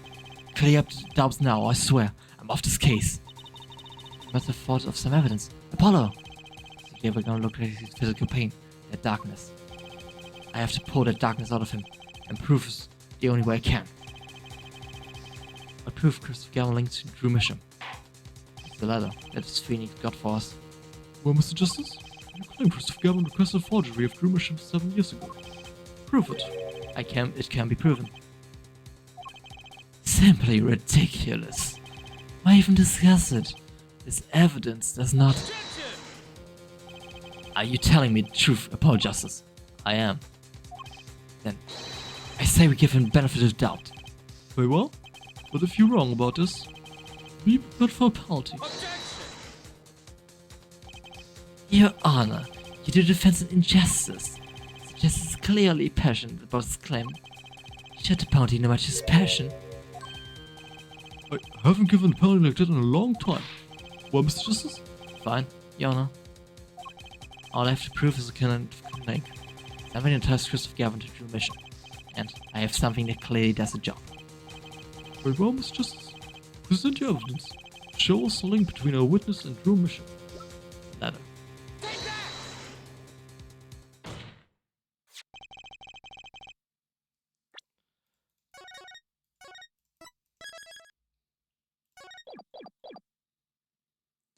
This evidence proves the link. That scrap of paper.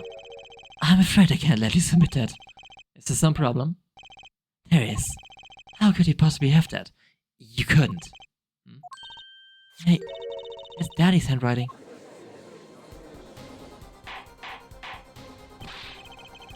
It's the right handwriting. What is the meaning of this? Ah, I see now. Yes, of course.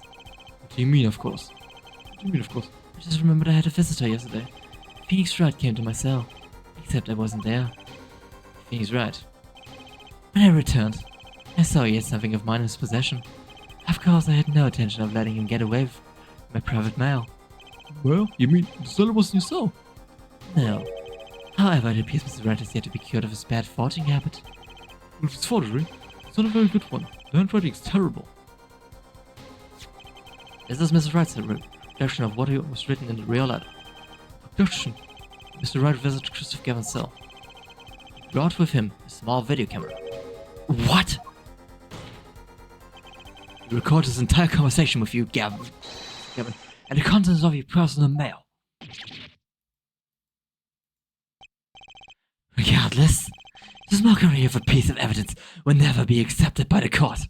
Evidence based on a video, a man with no authority over claims he took, a man who happens to be an ex-attorney suspected of forgery. Prosecutor Gavin? Prosecutor Gavin? As embarrassing is for me to say, I'm afraid my brother is incapable of making rational judgments at the moment. Your Honor, your decision, please. The defendant's claim is denied. What? What? The actual evidence will court law. Please remove the defendant's evidence from the record.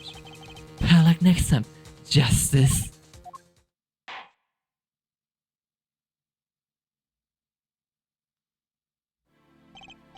Well, we certainly took in detail from a cross-examination, but the defense appears to be lacking proof. I'm forced to enter cross-examination of Christoph Gavin at this point. Apollo, do something. I'm thinking, but without evidence. I don't have anything I can use on him. Well, this ends special witness cross-examination.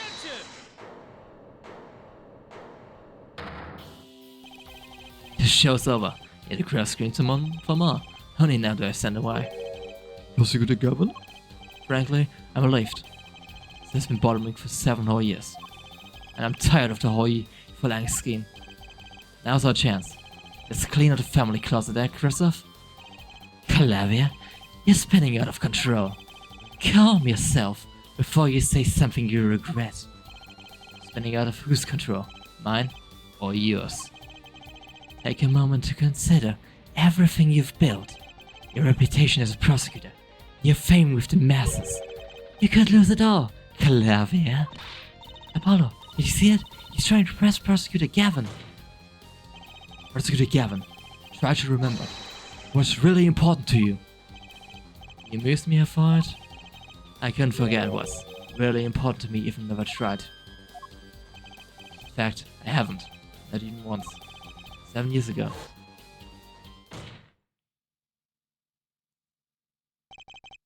Finally. You just couldn't resist, could you? Alright? Resist what? Presenting solid evidence? I request we put the current cross-examination on hold. Prosecution would like to call us a new witness. State your name and occupation for the record. I'm familiar with the trial. I watched the video several times. Did you find anything unnatural about it? Unnatural? Well, you did seem unusually well prepared. I mean, Mr. Wright had only just presented his evidence. And the next moment he called and drew mission. It was almost as if what? Funny. It didn't even occur to me to wonder. But now that I do, I see there's only one possible explanation. Almost as if, from the very beginning, you knew Mr. Wright was going to present that evidence. Ugh. Correct. I knew that if I applied the usual pressure, Phoenix Wright would eventually come up with the forged diary page. Don't do this, Clavier. I knew because you told me. Christoph! What? So as I suspected, they worked together. It was the night before trial. Clavier. Christoph? I'll seeing you at the prosecutor's office the day before trial. I won't be appearing in the trial actually. Huh? Why not? I won't be facing off with you on your first trial apparently. But in exchange, I brought information. Information? Tony who'll be there in my place tomorrow is not to be trusted. Don't even give him the benefit of your respect. Listen, I want you to call in a special witness. Then... I wondered about it at the time. How did Christoph know so much? Prosecutor Gavin. Christoph. We're supposed to face each other in that trial. Fair fight. Brother to brother. I deserve that much. Let me borrow the victim's belongings. You showed me all your research on the case. The victim's belongings? It would have included Magnific's diary, wouldn't it? Mr. Gavin? My, Clavier. You disappoint me. You find trees, yet miss the forest. You're the one missing the forest, Mr. Gavin. You can't sweep this under the rug. Not anymore. Tell me what was going on behind the trial. Why not? I achieved what I came here to do. I see no harm in a little reminiscing. Apollo, I think we're finally going to shine a light on the black belly of this thing, Trucy. We did everything we could. I hope it's enough. 7 years ago, the day before the trial, I visited the detention center at the request of my client, Zach Ramaray.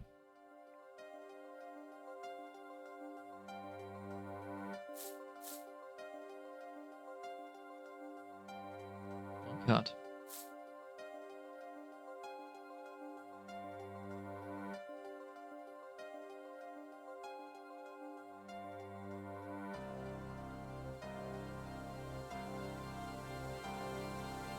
Just Gavin. Thanks for the work. Now go. To be honest, I don't know what his reasons were to this day. As far as I could tell, he dismissed me as his representation because I lost in a game of poker. I can come to no other conclusion. Daddy used to say something. If you want to know a man, you have to compete. Zack wasn't watching his point or the cards. He was watching the man behind the cards, Christoph Gavin.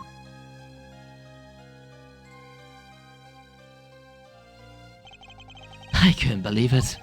Phoenix right. A second-rate attorney who relies on luck and bluffs. He dismissed me and went with that pitiful excuse of a man. He deserved to die for that error alone. Hold it. So the one who crossed that forgery was... Oh, I'm not admitting to anything. My point is... These two men shamed me, and I could not forgive that. Phoenix Wright and Zack Remery both deserve what they got. So you asked Mr. Mission to forge that evidence, so you could win. But then, when you were dismissed as Zack Remery's attorney, you used your forged evidence as a trap. You fed me information about the forgery you made. Then you gave your dirty little evidence to him. You're free to imagine what you will. My point is that all I had to imagine came to pass. Everything went perfectly.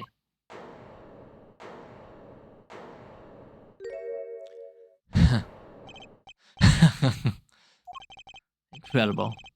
If I wasn't laughing, I'd weep. Prosecutor Gavin.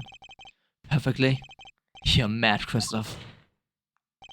Stop fooling yourself. What are you talking about, Calavia? Tell me, how did the trial end? Cancelled. When the defendant vanished. Huh, I get it. So, Christoph, you've been living in fear for 7 years. What? You were afraid your forgery would be revealed and your reputation tarnished. You couldn't leave things to chance, so you watched everyone involved with the case for 7 years. You know, he always felt like he was being watched. That's what he said every day for 7 years. But I felt too. General Shuri is being watched, end quote. Don't you wonder why Zack Remery got rubbed out after 7 years? Right after coming into contact with me? Wait, just a minute. Zack Remery was seen by this reporter. How is that possible? Was he alive after being gone 7 years? Finally, I knew this moment was coming. I just didn't think Getty does so fast. Zack Remery, now missing for 7 years, Trucy's father. What's wrong, Apollo? Go get him. Right, leave it to me. Allow me to refresh the court's memory. 6 months ago, Christoph Gavin was charged with murdering a mysterious traveler. I remember him well. J.D. Smith, was it? Poisoned in a Chinese restaurant. Tragic. The details don't really matter right now. What matters is the traveler was Zack Remery.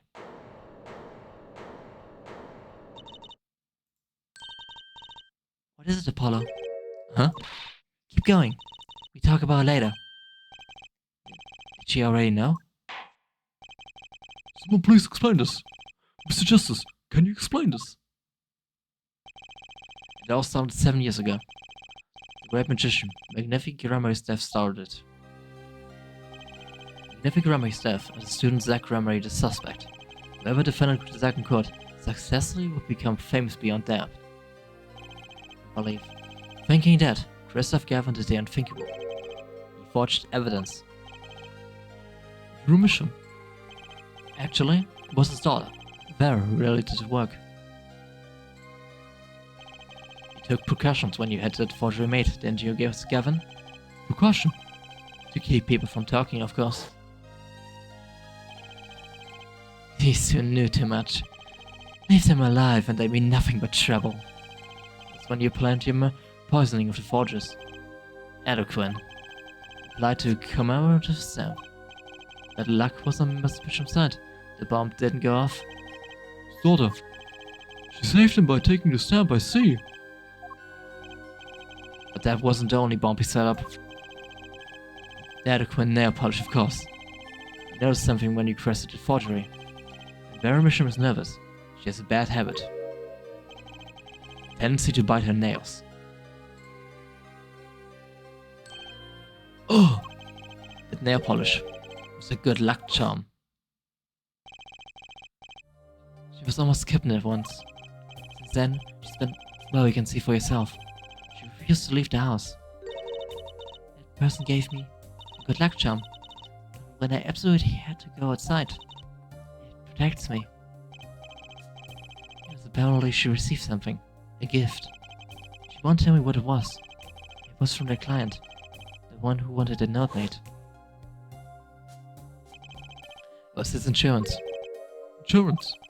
As long as she lived quietly at home, there was no danger to her. But what if she had to go outside? If she ran into any trouble, she becomes nervous. And the nail polish would do the rest. This time bomb sat there for 7 years. And then, it went off almost simultaneously.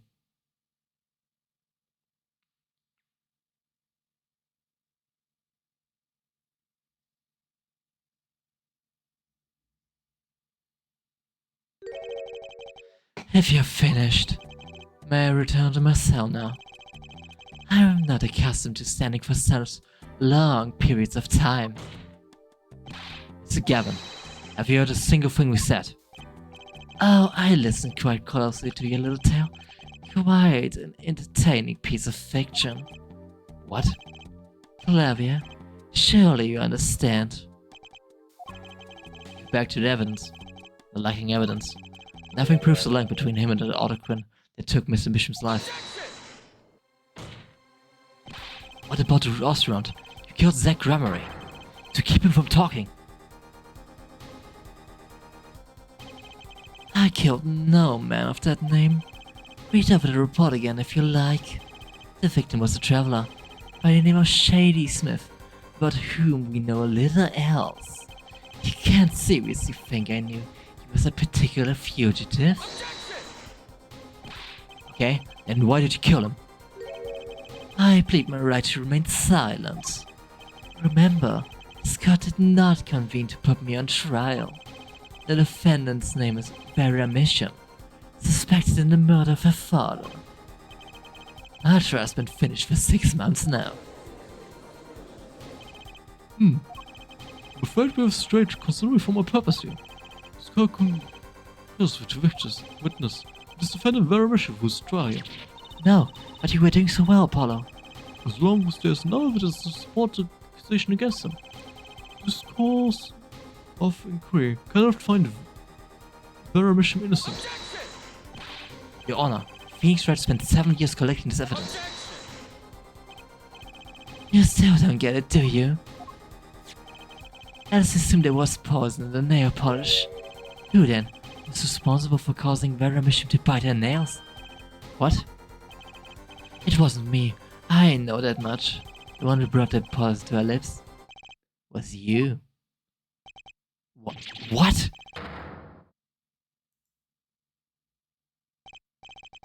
Evidence is everything.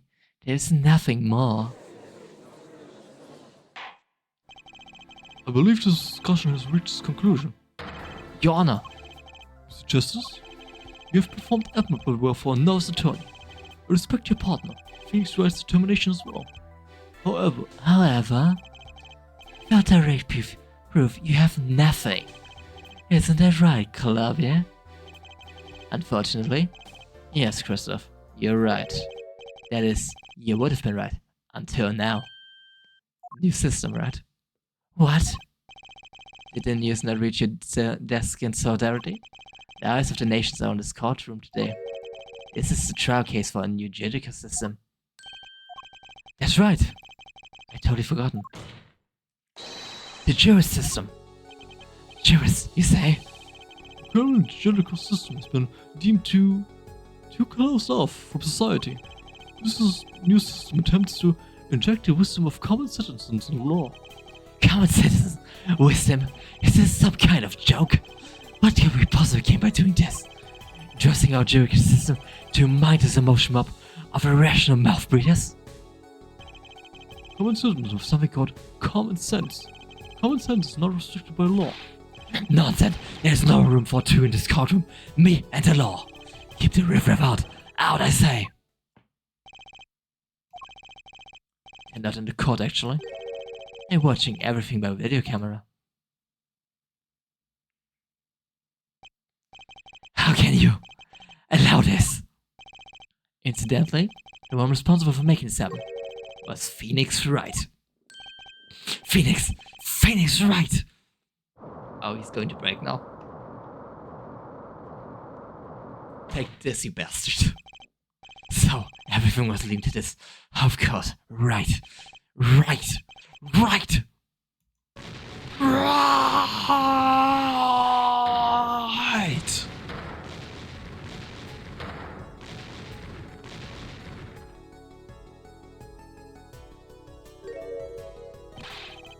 I won't accept.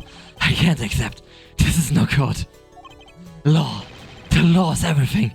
Law's absolute. You let ignorant swine saw your courts. Christoph, it's over. Clavier. Law's absolute. You can't be serious. What? Art, I thought you spent your life looking for loopholes. The law isn't absolute. It's filled with contradictions.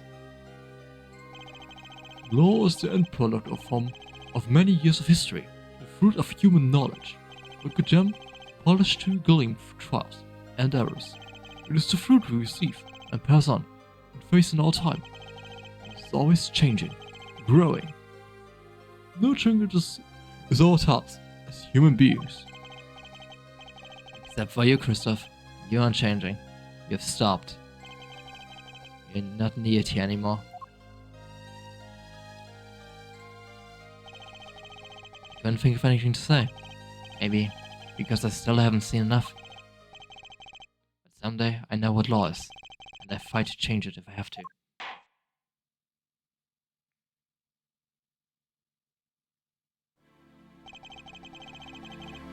I see no need to further prolong this trial.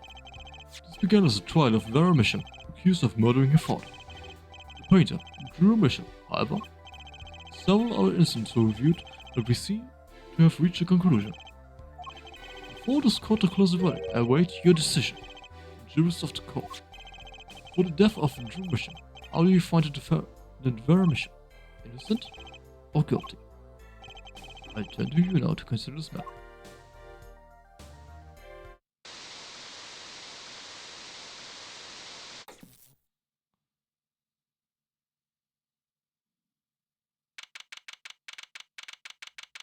October 9, 12:48 p.m. Jurist Chamber. That's the trial for this case. Only the verdict remains to be decided, and Vera Mission is currently in intensive care. If a decision cannot be reached today, it may never be reached. The factors involved are simple. Did the defendant poison her father that night? If so, she's guilty. Or was there another reason for Mitchell's death? Did another person poison him? If so, she's innocent. The panel has provided for each of you to input your decision. That is all. Please, wait. Yes, jurist number 6? There's something in the jurist handbook here. Persons involved with the case may not be jurists. That is correct. I've looked into all your dossiers. None of you were involved with the development of the case. The development of the case? I see. Does it answer your concern? It's time for your verdicts. Make a decision in the case against Vera Mission. After 7 years, the truth is ready to be heard. Judge wisely, judge well. Oh, this is probably something of course not guilty. Voice is Lemeroy. Or better said, Tarsa. Yeah, of course not guilty.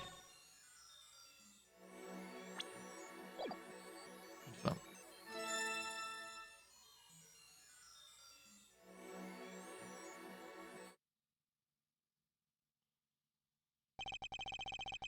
And so, verdict was reached on October 9th, 2:14 p.m.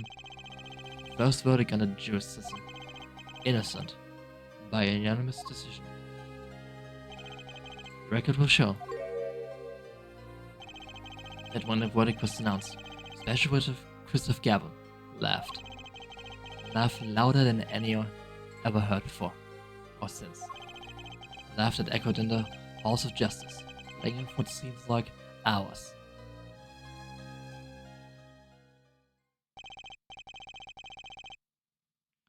October 10th, 8:30 a.m., the morning of the trial. In intensive care one, a true miracle occurred. Vera mission opened her eyes.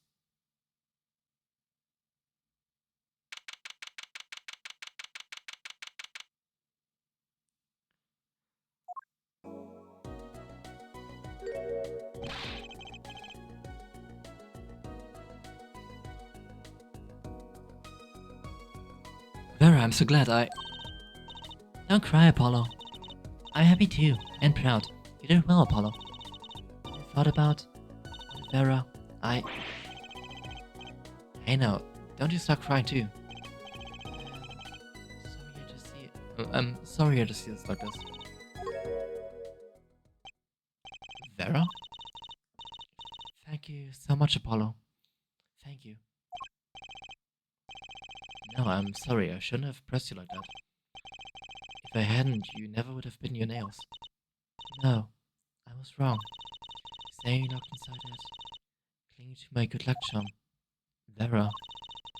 When I opened my eyes and saw you, I finally understood. It's important to be part of the world. To see things with your own eyes.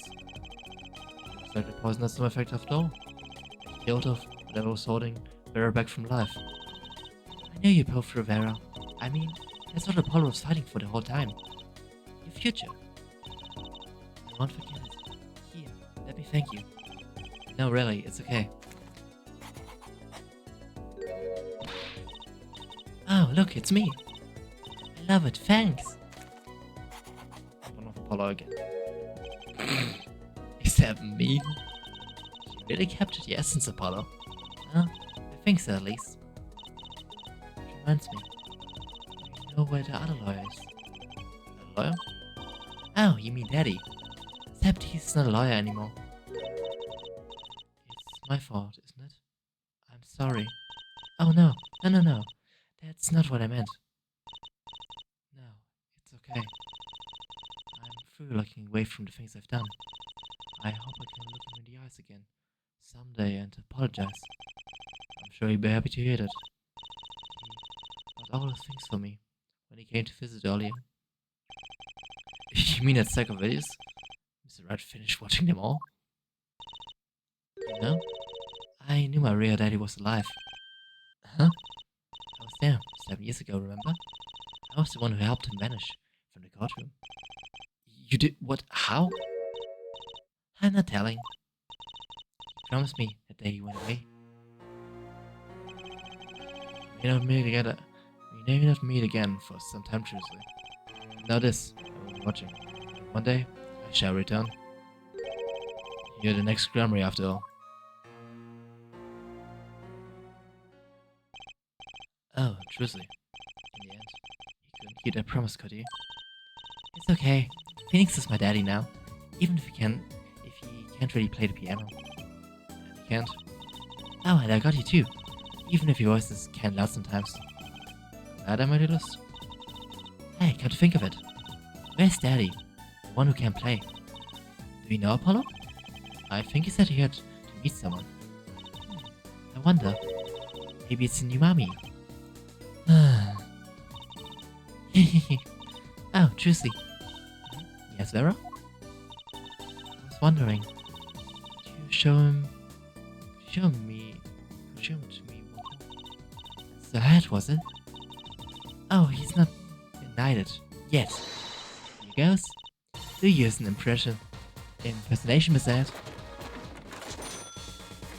Objection! Not loud enough. And I like Miss Magic Underwood better anyway. It's magic panties, Apollo.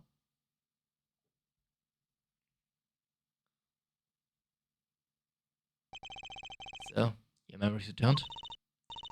Mr. Wright, was this all part of your plan too? I don't know what you're talking about. I lost my memory. I was reborn as Lamoroy. But you knew my true identity, did you not? That's why you chose me as one of your jurists. Ah, you're thinking into it too much. Besides, there's no guarantee that regaining your memory will make you happy. Of course it's a happy thing. For so long, I thought I was alone. But now I know I have children. 2 dear children. I'm so proud of them. This too, I think, is thanks to you. Are you going to tell them? They do not know? Nope. They don't know their mother. They don't even know their siblings. I will go to them when the time is right. Until then, don't worry. I take care of them for you. They're very important to me too. A little annoying at times, but still. I have to keep an eye on her at least. Because I'm the only one who knows how she really feels on the inside. Your bracelet. Yes? I've seen a lot of mysterious things these past 7 years. But your bracelet. Bracelets were the strangest of all. I remember meeting him half a year ago. Now, in Christoph Gavin's office. And then I met you. Two fates destined to intertwine, and I was there when they crossed. I never forget that. Such a small thing, that bullet. And you tore who I was away.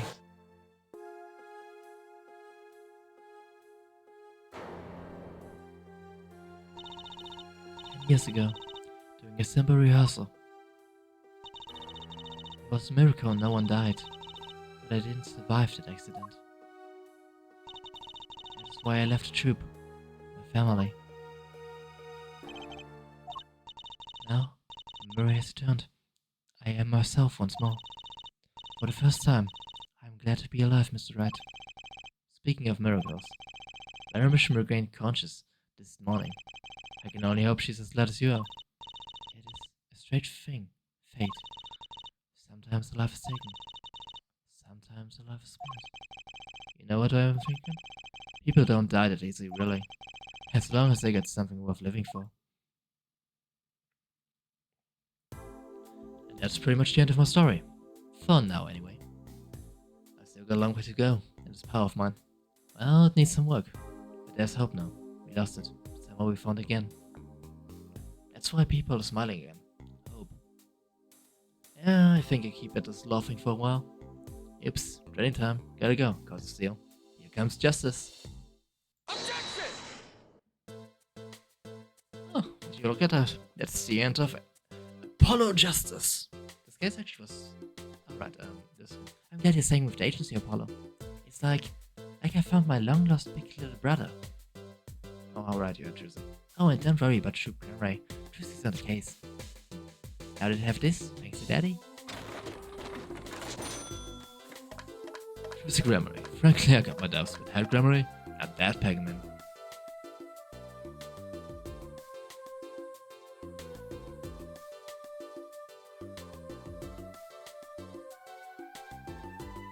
I'm giving my first afternoon on this. It's not every day you get Shrouded Rocks outed in one of our gigs, yeah? That's why it's over. The Gaviniers are breaking up. News goes to run on tissues at supermarkets nationwide. You're the real stars now. I look forward to our next jam session. I don't think we ever see Clavier again.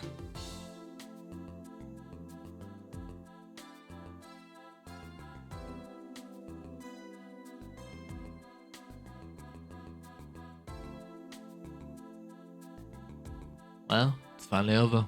You know, thinking about it, I've been a piano player longer than I was a lawyer. Not that everything's so odd. And I got time on my hands. Maybe I take some lessons. Or maybe I take the bar exam. Again. Oh, you will, Phoenix. Because doing those things is...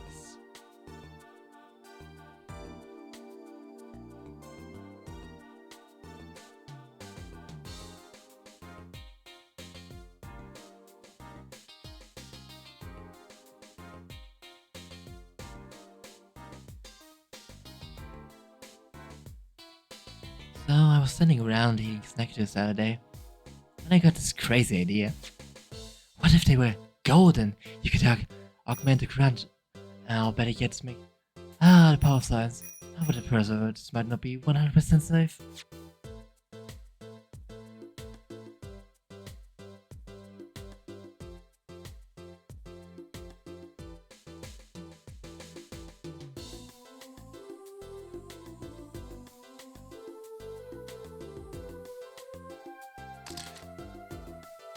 In unlucky event you want Russian feast, come to Bosch Book Club. The only thing called in restaurant is Bosch. Yeah, but it's great challenges being tried. Then come to the hideout. You know who to ask for.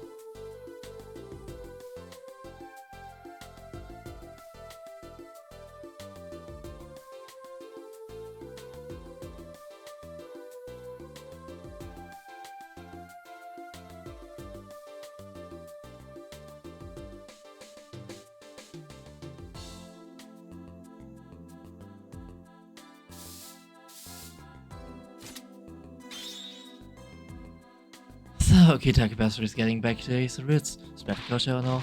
Yo, boss, culture time. This is how we revenge. Capiche?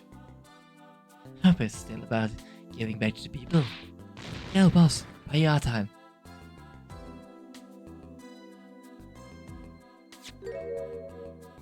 So right people, alright? Not everyone paying any attention. Oh, kids.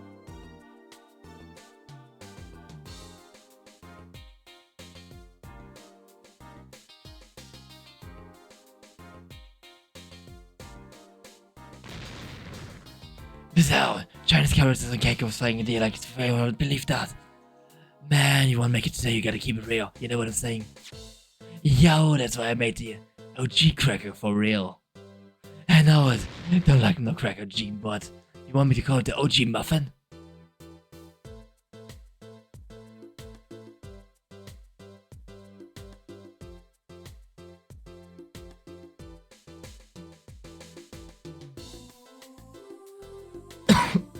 I don't want to talk about food.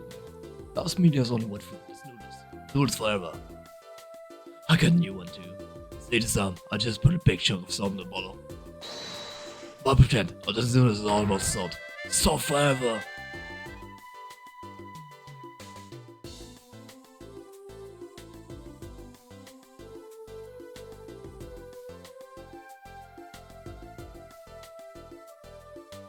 The Patty Snatcher.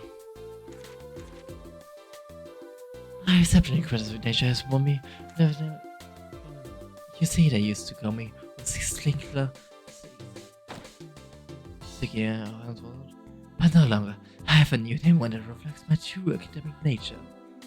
Wesley Sicko, reporting. Yes, Curious sickness, and I'm the cure.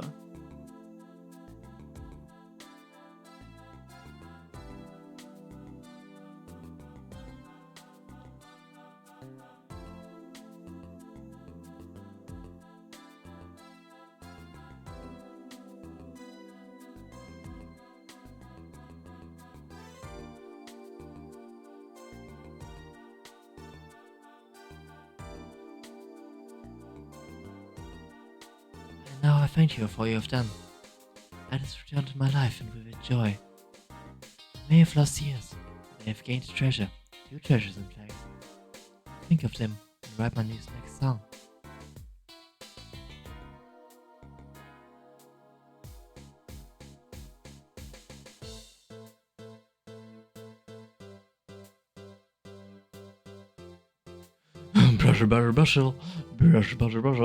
Brusher, you're back on.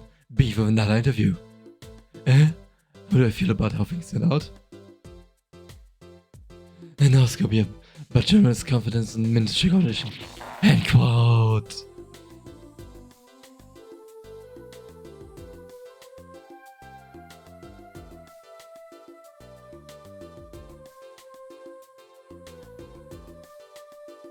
I decided to keep painting. Originals only, of course. I suppose I have to see a bit of the world outside to find what to paint. But I know there are good people out there now. I've met them. Doors open. The world is waiting. Thank you.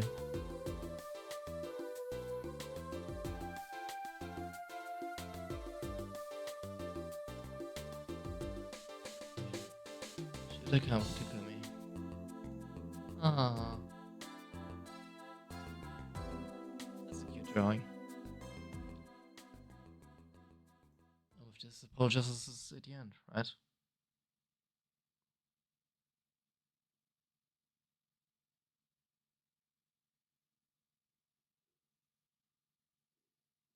Congrats, you unlocked a special bonus in the music and background section screen.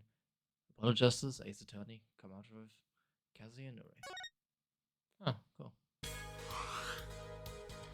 Oh, we are done with Apollo Justice now. Continue on to the next game phase of things to Ace Attorney. Not today.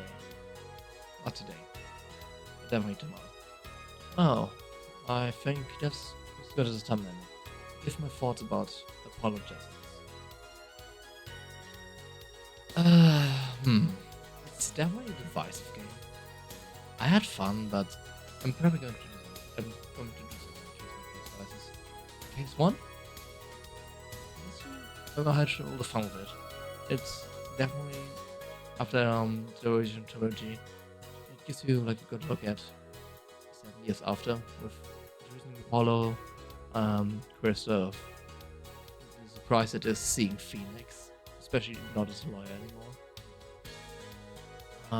Case itself has, which introduces, of course, perception and stuff, which becomes a major game focus during trials. It does a good job as introducing stuff or setting up stuff. So it's case itself. I love that. Case 2 is amazing. Like, basically everything but the end is like, you don't really remember it.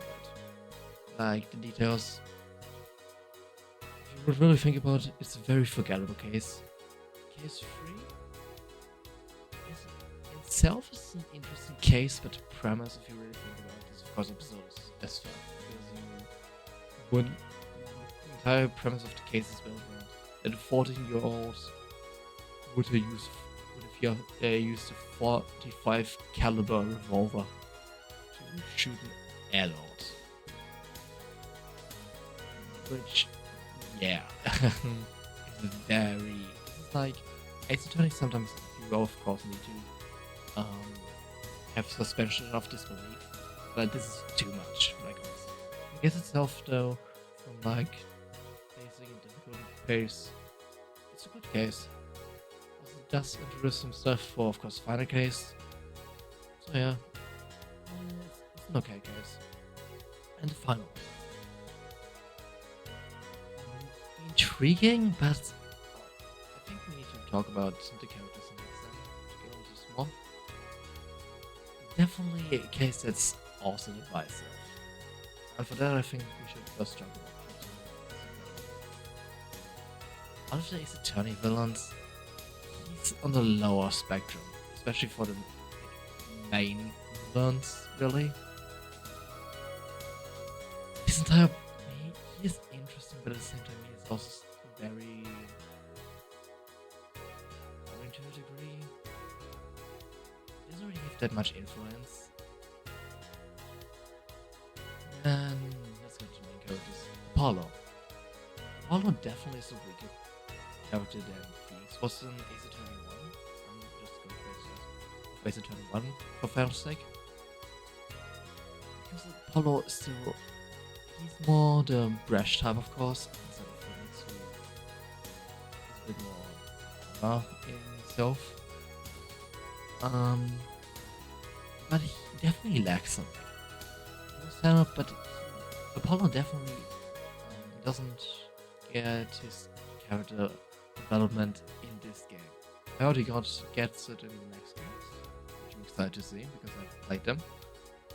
But in this case, he has some character development, of course, but a lot of things just doesn't. For example, how does Kristoff's after case 1, really think about case 2, starts with Apollo going to Red Agency after 3 months. How have those 3 months actually affected him? Like, when his mentor was the murderer, what feeling happened to Phoenix and stuff, it's not really explored. So Apollo definitely he has an interesting base with his backstory and everything, but he definitely is lacking. Juicy, very, very nice character. Like, she's fun to be around. She's definitely comparable to Maya of the original trilogy. She's fun. She's quirky. You have a smile when you hear dialogue. She's a nice character. And Phoenix. Or better said, Hobo Phoenix, as the Ace Attorney fandom calls this version of Phoenix. Definitely something. I know what they try to do with this Phoenix. Like, they wanted him out of law so he could fill some kind of meta role, but he didn't really fill too much of a meta role. Like, Mia was only there for the first and second case, in her own person, and as the spirit through Maya. She was always like there mentoring Phoenix and helping him grow his character, while Phoenix in this game is most of the time absent. You talk to him a few times and then he's gone. So, and I think really needs to build his plot thread more. Yeah, so I'm definitely still not onto Hobo Phoenix in this. I know he will return to being Normal Phoenix from the original trilogy in the next few games. I won't harp on this too much, but yeah, definitely a point of contention with this game. Clavier. As one of the prosecutors, he's kind of forgettable. Like, honestly, he's like Rock Prince, Attitude and stuff. It's unique, but like, if you compare him to someone like Von Karma, Edgeworth, Francisca, even Goddard to a degree, he just lacks that finesse. He's very basic. He doesn't really have much of a rivalry with Apollo. Every Ace Attorney prosecutor has some kind of rivalry with the main character of the game. But they're lacking this. Like, the only connection piece between them is Christoph, and even then, they didn't know about each other before the second case.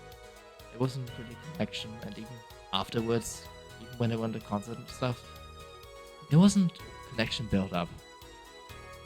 So yeah, Clavier is really... he's more like nothing character. He's okay, but he pales in comparison to his competition. That's pretty much the main characters. And then it's now case 4. It's established. Case 4 is weird.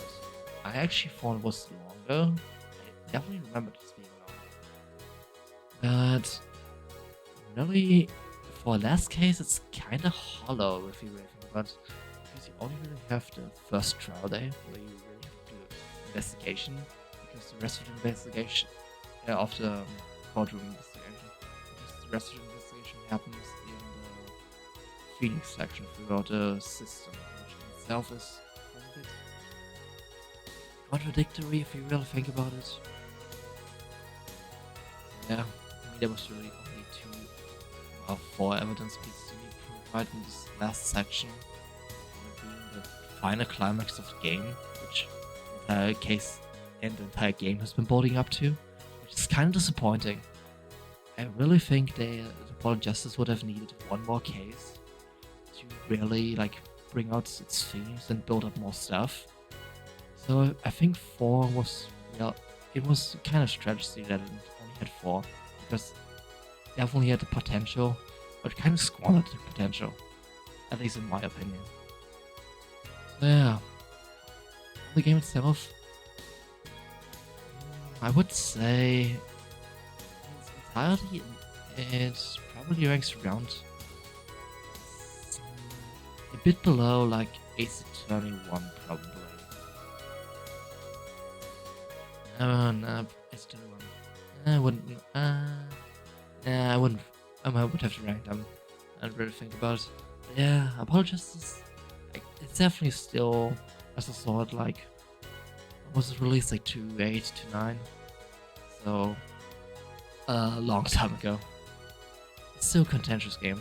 I had my fun with it, but it definitely has its problems, and I think it's right to acknowledge those problems. Yeah. If you should play the game though, yeah, I definitely would recommend the game. Still, especially now in the trilogy where you also have to do Destinies and Spirits of Justice. Games I heard a lot of good things about. Yeah, it's a steal. Yeah. Overall, I would give the game like 7.58 7.5 out of 10. Has its problems, but definitely not a bad Ace Attorney game. Ah. Now then, now that we know this, finishing Power Justice. Oh, Dual Destinies is coming up. A game I have not played myself too much. I only played like like the first trial day of Case 2 back in the day. It was with like 2013 on a friend's 3DS. Definitely a game I'm very excited about though. Like, it's a game I wanted to play for a long time. And I kinda wanted to wait after the Phoenix Wright Return trilogy came out. I pretty much knew some kind of trilogy for the rest of the games had to come. So I was waiting. And waiting I did. And now it's out. I'm definitely going to be playing it. And I'm very excited, I have to say. Yeah, especially also with the DLC included and stuff. It's going to be a long game, definitely, like 6 cases. Yeah, I think it's going to be a lot of fun. But I think it's going to be a good stopping point for now. Because we've been going on for 7.5 hours. And I think I really should rest my voice at this point. Instead of just diving into the next game, I think that's a very good resting point here. So yeah. I think it turned in today. Or who watches the what today. Let's say that some people have been watching the Ace Attorney VODs, which I'm very glad about, honestly. That people enjoy like seeing me play those games. So yeah, I'm probably going to be streaming tomorrow again, probably around the same time, maybe even a bit earlier, depending on my mood. Yeah, then we'll do Destinies. Definitely Case 1, maybe Case 2. I don't know how long they will be. I do remember that Case 1 was a good amount of length. I think even a bit longer than the Power Justice first case. So yeah, we shall see. Oh, now to see who's on the right.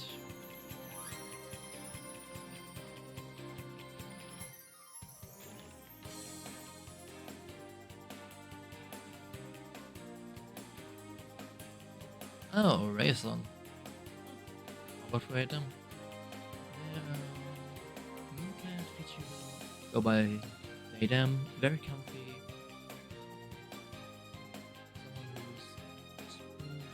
Not who it's very comfy to watch, so I think guys will enjoy them.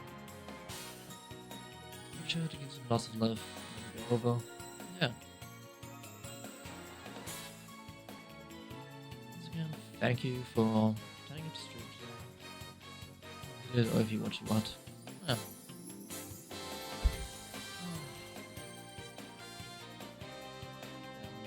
Till next time, everyone.